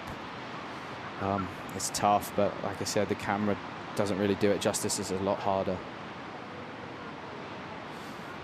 Just under 3 to go. So we're watching Eduardo. He's just hunting. He knows he's a seasoned competitor. 7.3. He needs to go on a good wave and belt it at least once, maybe twice. But it's a tight affair. Yeah, requirement could go up when this wave comes in for Louis. Let's see where this puts us. Comes in as a 4.9, so Louis goes to first, Strong second. Garage McDade now looking for the 6. Fernandez looking for the 7.43. Here he goes. Good looking section, at least on our tight angle, but I think shutting down further down the line and kind of run out of room to swing there.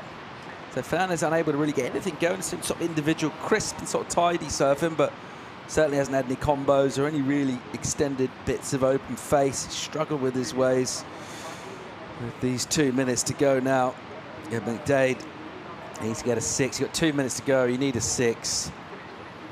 How do you stay calm? How do you not just swear and sort of a lot? I think there'll probably be some swearing going, but yeah, you just got to stay as calm as possible. Choose a good wave that allows you to get the score, and then surf it with a bit of confidence and not shy away. I think the judges are pretty critical of that. Eduardo going again. See his wave just go straight to the rip, so it makes it fat first of all, but then it makes it steep, and because of that, he is able to get a good old slice of that on the backhand, not having to do too much with the ball, just kind of uses his momentum. The wave is nice and steep. Much better stuff from him. Yeah, he sort of didn't get that score, did he, on the first one? So takes this one, nice quick wrap back to the pocket, and then sort of lovely little belt at the end. I thought he was going to keep going and try and squeeze what he could, but he's got a minute to go. He might be able to scramble back out there and get another one. So final minute now. Luitaba Alamelu leading this. Not massive numbers though. This is Aaron Strong. He's in second. He's got a bit of a wobble on this right-hander, and he'll do multiple pumps off the bottom and get a really busy turn. He just kind of stung out the tail. He's done that all heat. He's been very energized. Caught a lot of waves, hasn't he? A lot of good waves. Landed most of what he's had. It's number 9. There's been a lot of turns. Certainly been the most active surfer out here. With 30 seconds on the clock, it's not looking great for Garreau. Just got priority though. Will he find himself a wave? Yeah, Aaron going again. Nice little belt of the end section. One turn. Probably won't factor into his score. 15 seconds to go. Oh, here we go. White. Nice little slash. Pumping down the line. Oh. Yeah, he's done pretty well to land everything he's been on, hasn't he? 5 seconds. Using that speed to get out of trouble. And it looks like that's going to wrap it up. So bad news for Garreau McDade, your mate. But nevertheless, mate, it's been really fun having you in the studio. Thanks a lot. Thanks for having me. And you'll surf in, well, maybe tomorrow? First heat tomorrow. First, maybe okay, if they run through those 6 today. Right, I got you. So first heat tomorrow. We'll look forward to it. Good luck. Thanks very much. Early night tonight, mug of cocoa. Absolutely. Cup of tea. Yep. Got to be done. And that's me. I just wonder what you're doing. That's my evening. No, I had a couple of beers in Caparica, so that was me done after that. All right, well, Luke Dillon, thanks so much for joining us in the studio. Good luck tomorrow in your heats. We've got loads more action to bring you from Santa Cruz. 5 more heats to come in this round as we getting up towards evening time here. Still plenty of bright sunshine, still plenty of surf in the water.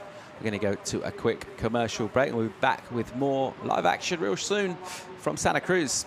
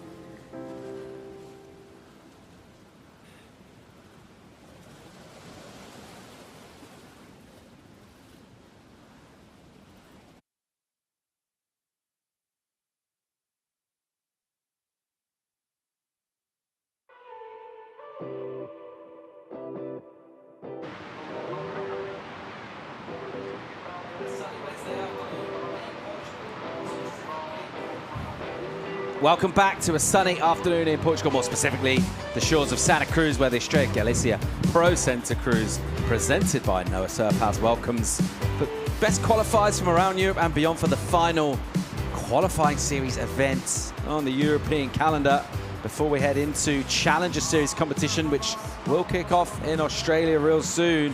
And it's a scramble for points and positions to get into that top 10 for the men, as we see Matteo Calatri from Italy with a load of speed and some quite positive essing down the line. And joining me, Paul Evans, to talk you through all this will be Philippe Jarvis. Let's stick with Noé Baun, Frenchman, who got through tricky heat early this morning, and he's alive and swinging in the next rounds.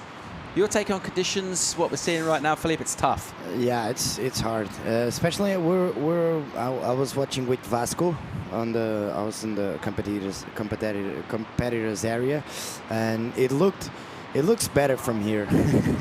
It always does, I think. But a lot of current, a lot of water moving, but still there's a lot of opportunity. You see, there's the left hand. The point break, it's there, but there's so much current, it's pretty much impossible to stay there. There were a few free surfers there trying to get some lefts, but it was tough. And here we see Kilinga almost finishing off this wave, and now we see directly for the Portuguese Dior Martinez. Unfortunately, the wave didn't cooperate with him, so yeah, it looks hard, but there's still a lot of opportunity, Paul, a lot.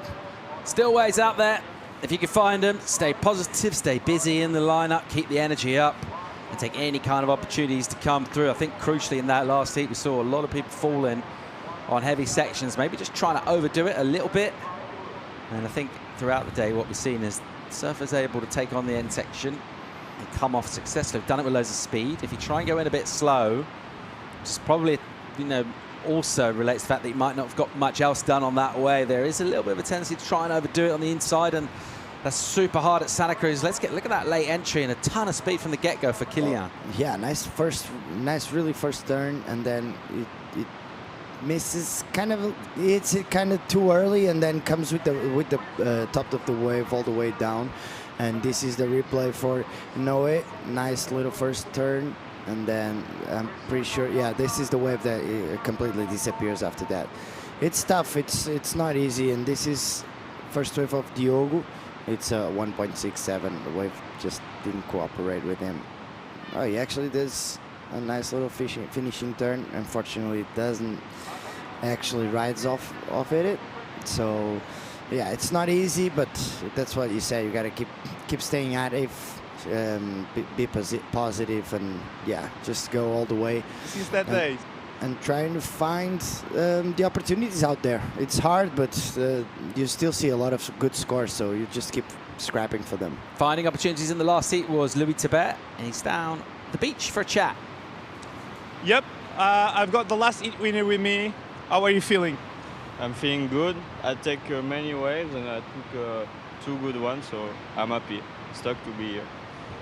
Ready to win this contest? Just hit by hit and feel good, yeah. How's the waves out there? Really tiring? A lot of paddling? What was your strategy? My strategy was just to go in the water and just fun, and yeah. You looked really good out there, and congratulations. See you into the next round, and good luck for the rest of the event. Thank you very much. You. Thanks, Chico, as we watch a board in the white water and a surfer clinging onto it. His name's Noé Baun. Trying to get something going in this. No significant numbers yet. That attempt from Kilian Guérin was easily the best wave, but because he goes incomplete on the inside, scores punished, just the 2.67. He was on his way to a really big number, I reckon. Yeah, definitely. He got a really good first turn, and then unfortunately he fall off back in the end. So he could have started pretty well, but there's still a lot of time on it. 18 minutes and 30 seconds. There's a lot of time, as we see. Matteo Calatari on this first nice turn, and then Another one, unfortunately, misses the last section. We've been watching a lot of this. That's what you're saying. People are overdoing it. Like you have to be smart when you're competing. You have to be smart and think about it. It's hard. You have to do it softly and have to make sure you finish off the wave instead of falling. So be smart. Another look at Calatri. Sets up. It just goes a little delayed with the bottom turn, and because he does that, he puts himself in front of the wave, and that thing completely cups out. And by the time he gets there, it's a really tricky turn. Easy from up here to point out what he could have done. Just staying a little bit shallower with the bottom turn. Might enable you to get in and out. Is Baun, who hits it really hard. And again, he'll get blown up. Luke Dillon was saying in the last one, you really got to get out of that area there, get out in front. Yeah, because it's so shallow, the lip just hits the bottom really, really hard. You have to make sure you are in front of it. As we see Diogo on this little left, nice little carve, and then he hits it really hard. Nice little finishing section for Diogo. This is probably going to be the best score of the heat so far. Diogo Martins working over a wall, staying at this. Looking to build. Needs to get something going as well. He's got nothing on the bag, but just carves it up nicely. And that one just set up sweetly for him, didn't it? It just hit it. The timing was perfect, you know. Like the first carve could have been. What I said about his first hit. He's a little conservative. He's still super safe, surfing super safe. But the finishing turn was really good, and he timed it perfectly. As we see the last of Diogo, a 4.17. If the first turn was a bit more progressive and a bit more expressive, he probably could have gone higher. Nevertheless, a reasonable number for Martins for first so far in what's been a really low scoring heat. No one else has got out the twos. He's only got out of it with that wave. And not a lot of waves ridden either. That was wave number 11 for this heat. So between all of these guys, now they've still got a bit of time on the clock, but these heats are going fast, just flying by. As you can see, there's a lot of water moving, and the wind is still up there. Even though normally in Portugal the wind just slows down by the end of the day, but there's still, I don't know if it's the wind or it's just the hangover of all the madness that has been on the last couple of days. Yeah, there's a lot coming out of that ocean, coming towards our beach. When you scan up and down this quickly, there's multiple peaks everywhere. You get these similar sort of repeating sandbars. So as a competitor, in terms of free surfing, you go up to the next peak, it's going to replicate really similar to what this one's doing. But actually, the last couple of days, this has been more or less the only place that's been holding it. It's been that solid. So surfers having a chance to surf out here, but basically the entire QS was out here. So in terms of getting your warm-up waves and getting a read on it, it's been difficult. There's a beautiful view of the town of Santa Cruz. You see that sort of cliff line short. And the town perched above, a beautiful spot. There's so many sandbanks around here. When it's small and fun, you just have to drive up and down the beaches of Santa Cruz and find your little corner, because if you're lucky, you might surf with no one out, a perfect little bank. So it's a perfect place to be here. Even with these conditions, normally people just don't find these places with these conditions, but it's rippable, it's surfable. So if you want to get away from the crowd, Santa Cruz is always an option. Yeah, similar to a lot of the kind of more established surf destinations. You can get some pretty sizey crowds at the main surf towns. So as soon as you get away, find yourself any bit of room. And if you want to surf alone, well, you definitely can. Yeah, it's between Ericeira and Peniche. If you want to get away from the crowds of Ericeira and get away from the crowds in Peniche, this is the spot to stop and find yourself a bank. It normally changes. It's a bit like France, you know. It changes a lot with the tides. There's a few banks with the low tide, and then there's a few banks with the high tide. You just have to be lucky and make a few kilometers up and down, just trying to find the perfect bank. As we pick up a nice shot there of, I think, Calatri duck diving. He'll do another here as he'll just dip under. You give an idea of the sense of the power there as that thing just explodes on the shore. Bear in mind, this is a reform wave as well. It's already broken out the back, or at least stood up out the back, if not broken, and then kind of reforming through in this little rip on the inside. His live action, Kylian Guérin, another right hand, another meaty one. Wow. Holds the rail in the water. The wave goes fat, so he just kind of watches that. And then again, a really similar story to his previous effort, and he'll go down on the inside. You have to finish it. You have to finish these waves. He starts really well.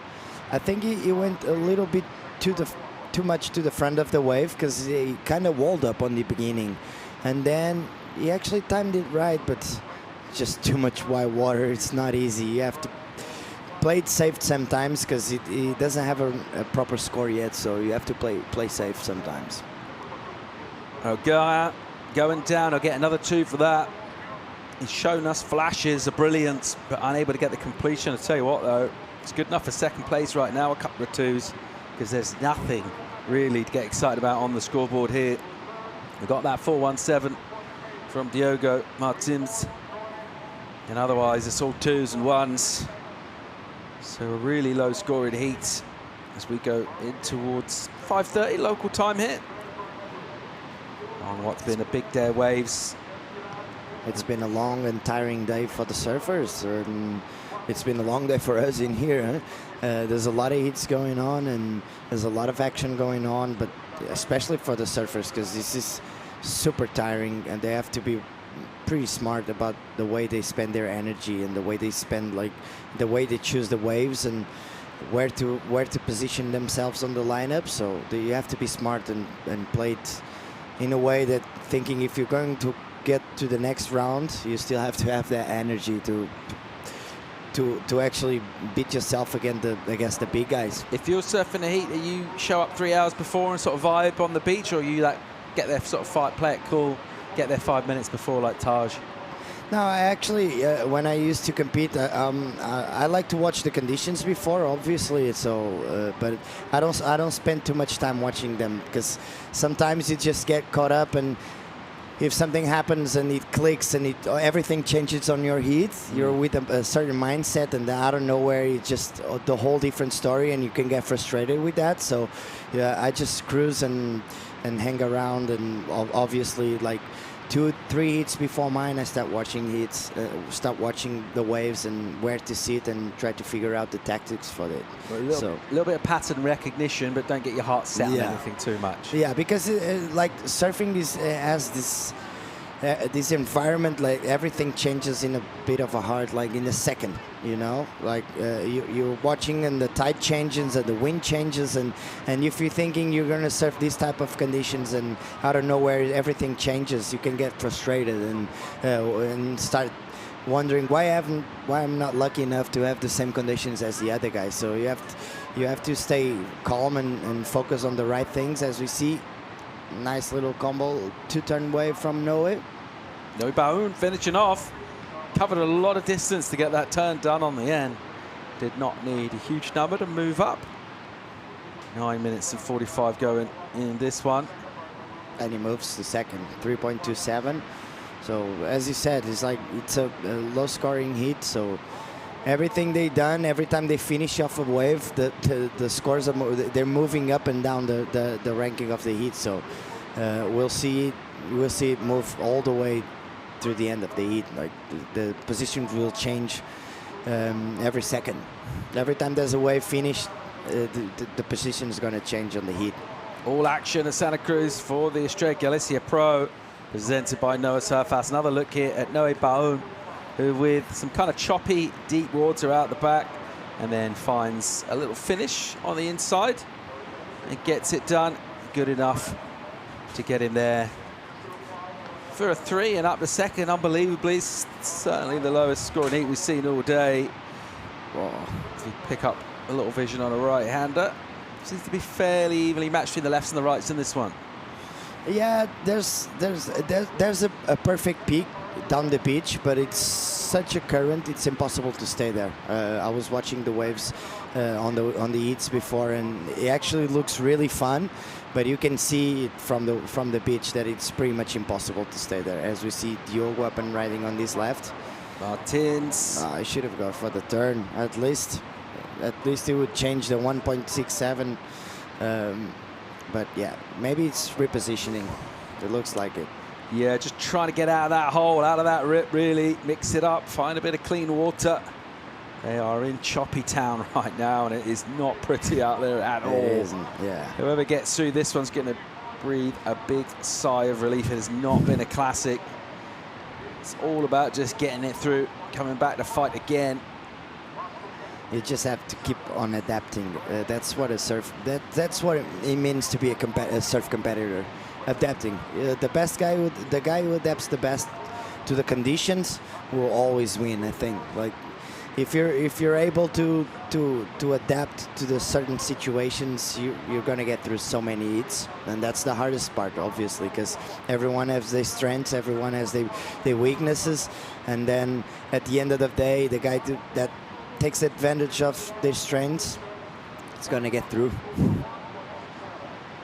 7 minutes remaining in this, and really low requirements. Kilian Guérin, 3-1-1, all he needs. I tell you what, he's had a couple of absolute screaming waves, but couldn't get the finish. Just tried to do a little too much with a big hammer on the finish, and both times he's gone down. And let's just see if he kind of rethinks tactically, because all he really needs is a couple of turns with a bit of speed. And he's on his way to advancing through, but he's tried to go really big to finish, and it's tricky to do. Here goes your heat leader, Diogo Martins. He's got the highest score of this heat, which is still a 4.17. In my opinion, he should do a turn in there. Like, he has a 1.67 to get away with, and with such a low scoring heat, he needs to do, if he does one pretty, even if the wave is pretty small, but even if he can get a nice turn on that kind of wave, at least he will change the 1.67, I think. That's my opinion. It's probably he's making his own decision, so he knows what he's doing, definitely. Wild and woolly at Santa Cruz to open up our final QS event of the year.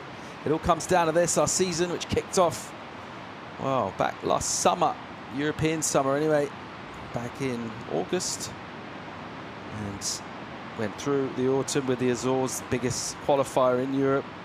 And we've come back over to Israel, and they're back here for 2 in Portugal, and it's all going to finish up by Saturday.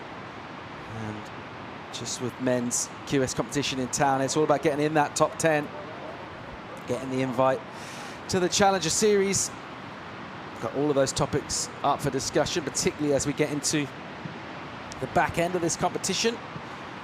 A couple of big days of surfing to come. Forecast looks really good for Saturday, so possibly even a repeat of Caparica. We had our best conditions for finals day, which doesn't happen all that often in surfing. Here goes Baun. Oh, tries to rip one down out of a lip, goes down. He's still in second place though. Yeah, with 5 minutes remaining, this could have been like his second highest score, but unfortunately he missed off the timing. And yeah, I'm pretty curious to see what's going to happen with all the changes in the ratings, all the challengers talk conversation. Oh, nice little turn from the Italian, 2-turn combo. Probably he still has time. He's looking at the watch, thinking, I'm in this hit still. Definitely, because it's a low-scoring affair, so you have plenty of time to go after it. And let's see the replay, because it looked like the wave was pretty small, but it looked well surfed though. Yeah, an important next wave for Kilian Guérin. He's got priority, needs a number, and he needs a 3-1-1. Here he is. He uses the prio in a pocket. You know, squeeze the little carve down, bang, hits it, and that's better from him. Gets the finish. Meanwhile, out the back, Baun, bang, little vertical snap to disappear under the white water and incomplete. Yeah, Kilian was pretty smart on that one. He didn't overdo it, so he just played safe. He needs a small score, so he knows he needs to put something on board. So he was actually pretty smart on that situation. Just Diogo is in a difficult situation right now, because everyone's attacking this pot. So he needs to to do something to throw away that 1.67. Judges have got numbers to bring us. We're waiting for Calacci and Guerra, because those are the surfers had the shot at improving, particularly Kilian, who only needed a 3.11. Calacci's not going to get the number he needs to advance, so we'll go over to Kilian's requirement, but we're still 3 minutes. This may well yet change. Anything can happen really in this one. No one's got over 6 points out of 20 so far. It's generally not a classic. It's been a tough heat. That shows how hard is it to surf. This shows how hard it is to surf, and yeah, Kilian got a 3.57, so he went all the way up to first, and Diogo now is really important wave, gets a very significant 3.57, using the priority and going all the way to first. Got a little update from upstairs, which tells us we are going off after this, so conditions really deteriorating, and this rip has just chewed this line up to pieces. So this is going to conclude our business for the day. We have got the Estrella Galicia post show to bring you, though, all the talking points from a big day competition, but we're going to actually hold off on the remaining 4 heats that we were going to run of this round. And a pretty decision, not much of a decision to make, really. I mean, you look at the scores in the heat, and there's not really a call to make. There's not much opportunity out there, so I think it's a pretty solid call. Bone with an important wave, tries to hit it. As we see Kilian right on the back, nice little first turn, just 1 turn wave, and yeah, I think it's a pretty good call. Like the organizers they probably feel like the conditions are deteriorating a lot, and the low tide doesn't help, definitely, and there's so much water moving, and as you said, like you look at the scores and you see like it's not easy to surf. It has been a really hard heat to surf, as we see the replay of Noe. Nice little slap. His back foot came out a little. One more snap, he ends up going down. And this is Kilian's nice turn. He actually improves on his situation. A 3.9 with this one that we just saw in the replay. He's in first, and Dior Martinez he has this situation pretty.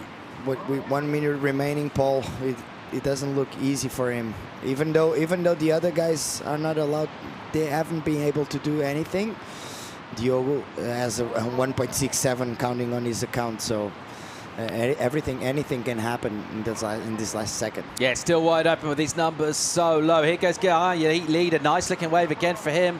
Several pumps into the lip, bang, layback, hammer, incomplete. He's had a couple of them, but crucially, he had a smaller wave and he was able to complete a minute ago. Got him into first place. There's a finger flick from Noe Bone, who only looking for a 2.58. Yeah, see where that goes. That's what I was saying. It's a really tough situation for Dior Martinez, because he doesn't have a backup score, and as we see the replay of the last of Noe, it's just 1 turn, but it's pretty critical. The wave is small. He was happy. He knows he needs a small score, a 4.2. Let's see what the judges think. Well, the requirement went up, didn't it? So that 4.2. Oh no, Diogo actually got a wave. Yeah, Diogo got himself another 4. And so that requirement nudged up considerably for Bone, who would have got the score that he did need, the 3.2. But it actually comes up a point short. And well done, that man who hung on. It looked like he'd sort of stopped surfing in that heat, but exactly. Managed to get a really important wave right at the end.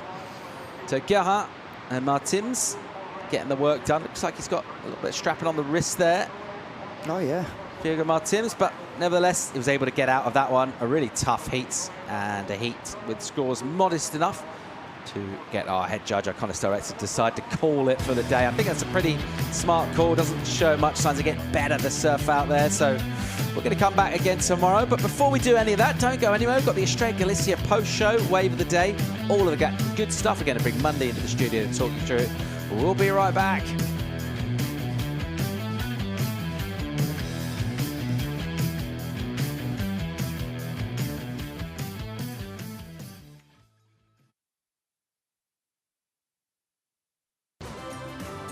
Torres Vedras, a land made out of city, countryside and the Atlantic Ocean. Explore a territory with 20 kilometers of coastline. Visit Torres Vedras.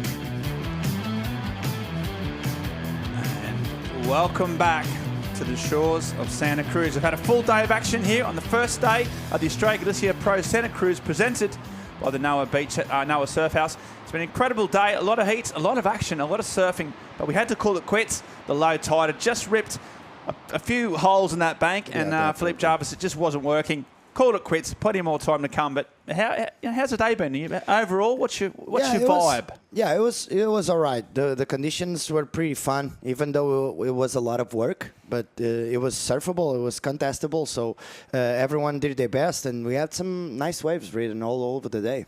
Yeah, we did. We had some great waves surf, some big scores. We might start off with the actual heat. Highest heat score of the day. So the best heat we saw, we had 16 heats of the round of 96.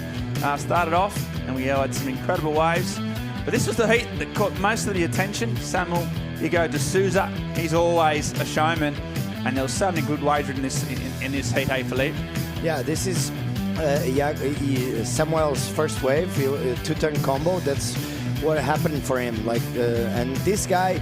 It changes the whole situation by the end of the heat. He started with this wave, but by the end of the heat, he turned the whole situation, because this was Samuel's best wave. Two-turn combo again. Nice little carve into the snap on the lip. Really nice timing. And then this guy, Noah got some nice waves as well, but Elijah just changed it up all in the last two waves of the heat, as you can see on this one. Nice little turn on these conditions. Really, really tough, but he managed to do a really nice turn, and then he finishes off with this last one. Last wave of the heat, it just bam. Wow. Falls from the sky, didn't he? And clears up, and he's happy with that. So great surfing from all the surfers in the heat. That's what makes it the heat of the day. Speaking of heats of the day, I think we might have got down on the beach. You might have the winner of the last heat of the day, and down on the beach with Joanna Garnell. Yeah, boys, I'm down here at the beach with Dior Martinez. How was it out there? Looks quite hard. Crazy conditions. The current just got super strong. Like, we were just paddling against the riptide. I was trying to reach the left, and I just couldn't. Almost thought about going all around through the sand and give around to reach the left, and ended up getting a nice left and in the end of the heat, and made it. What was the strategy out there? Were you looking more to the rights or to the lefts? There was a lot of waves coming. I was just trying to score any waves that I could get into. pretty much just getting a lot of waves. I was pretty slow in Caparica, and the strategy here in Santa Cruz was to get a lot of waves, get a lot of scores, make a lot of turns, and try to make it. Well done. Congratulations and good luck on the next run, Diogo. Thanks. Okay, thank you, Chico Alves, and thank you, Diogo. Yeah, good surfing. Just snuck in before the last heat of the day, and it was tough, but he made it work. I'll tell you of someone else who made it work, and this is the Estrella Galicia wave of the day. And we've got the biggest number that dropped in a pretty long day of surfing. Yeah. So Estrella Galicia always supporting us. And this is their wave of the day. I'll get you, Philippe, to talk us through it because it was a bit of a hammer time. Yeah, it was just a one-turn maneuver, but it was a strong one. In the middle of the madness that was on the ocean, he just found this little left with a high tide and just hammered really hard on this one. He almost disconnected with the board. He hits it really hard, comes airdrop all the way down, almost disconnected with the board. It's a 7.5. It's definitely a good call. It's definitely a good score. Yeah, so Kepa, he had a bit of a rough trot in Caparica. He likes the big stuff. He likes the powerful waves. He likes the big swell. I'll tell you what, these waves are going to suit him, and he showed today what he's got. Massive manoeuvre for a 7.5 and the wave of the day. That's a wrap, though. We might just go to the highlights. We've had an incredible day's action. We're going to come back tomorrow morning, bright and early. We've got more swell. We've got a bit of wind, but we've got the best European surfers, so we're looking good, right, Philippe? Yeah, looking really good. Tomorrow should be a little, even though it's going to be windy, the swell's going to drop a little, so all this current and all this water moving might be a little easier, so let's hope for it. We have a full week of great waves and great turns. That's right. So check WSL, WorldSurfLeague.com for more live webcasts. We're going to go show you the highlights and then come back tomorrow morning for more live action. Thanks for your support. Thanks for your help. And we'll see you tomorrow. Bye for now.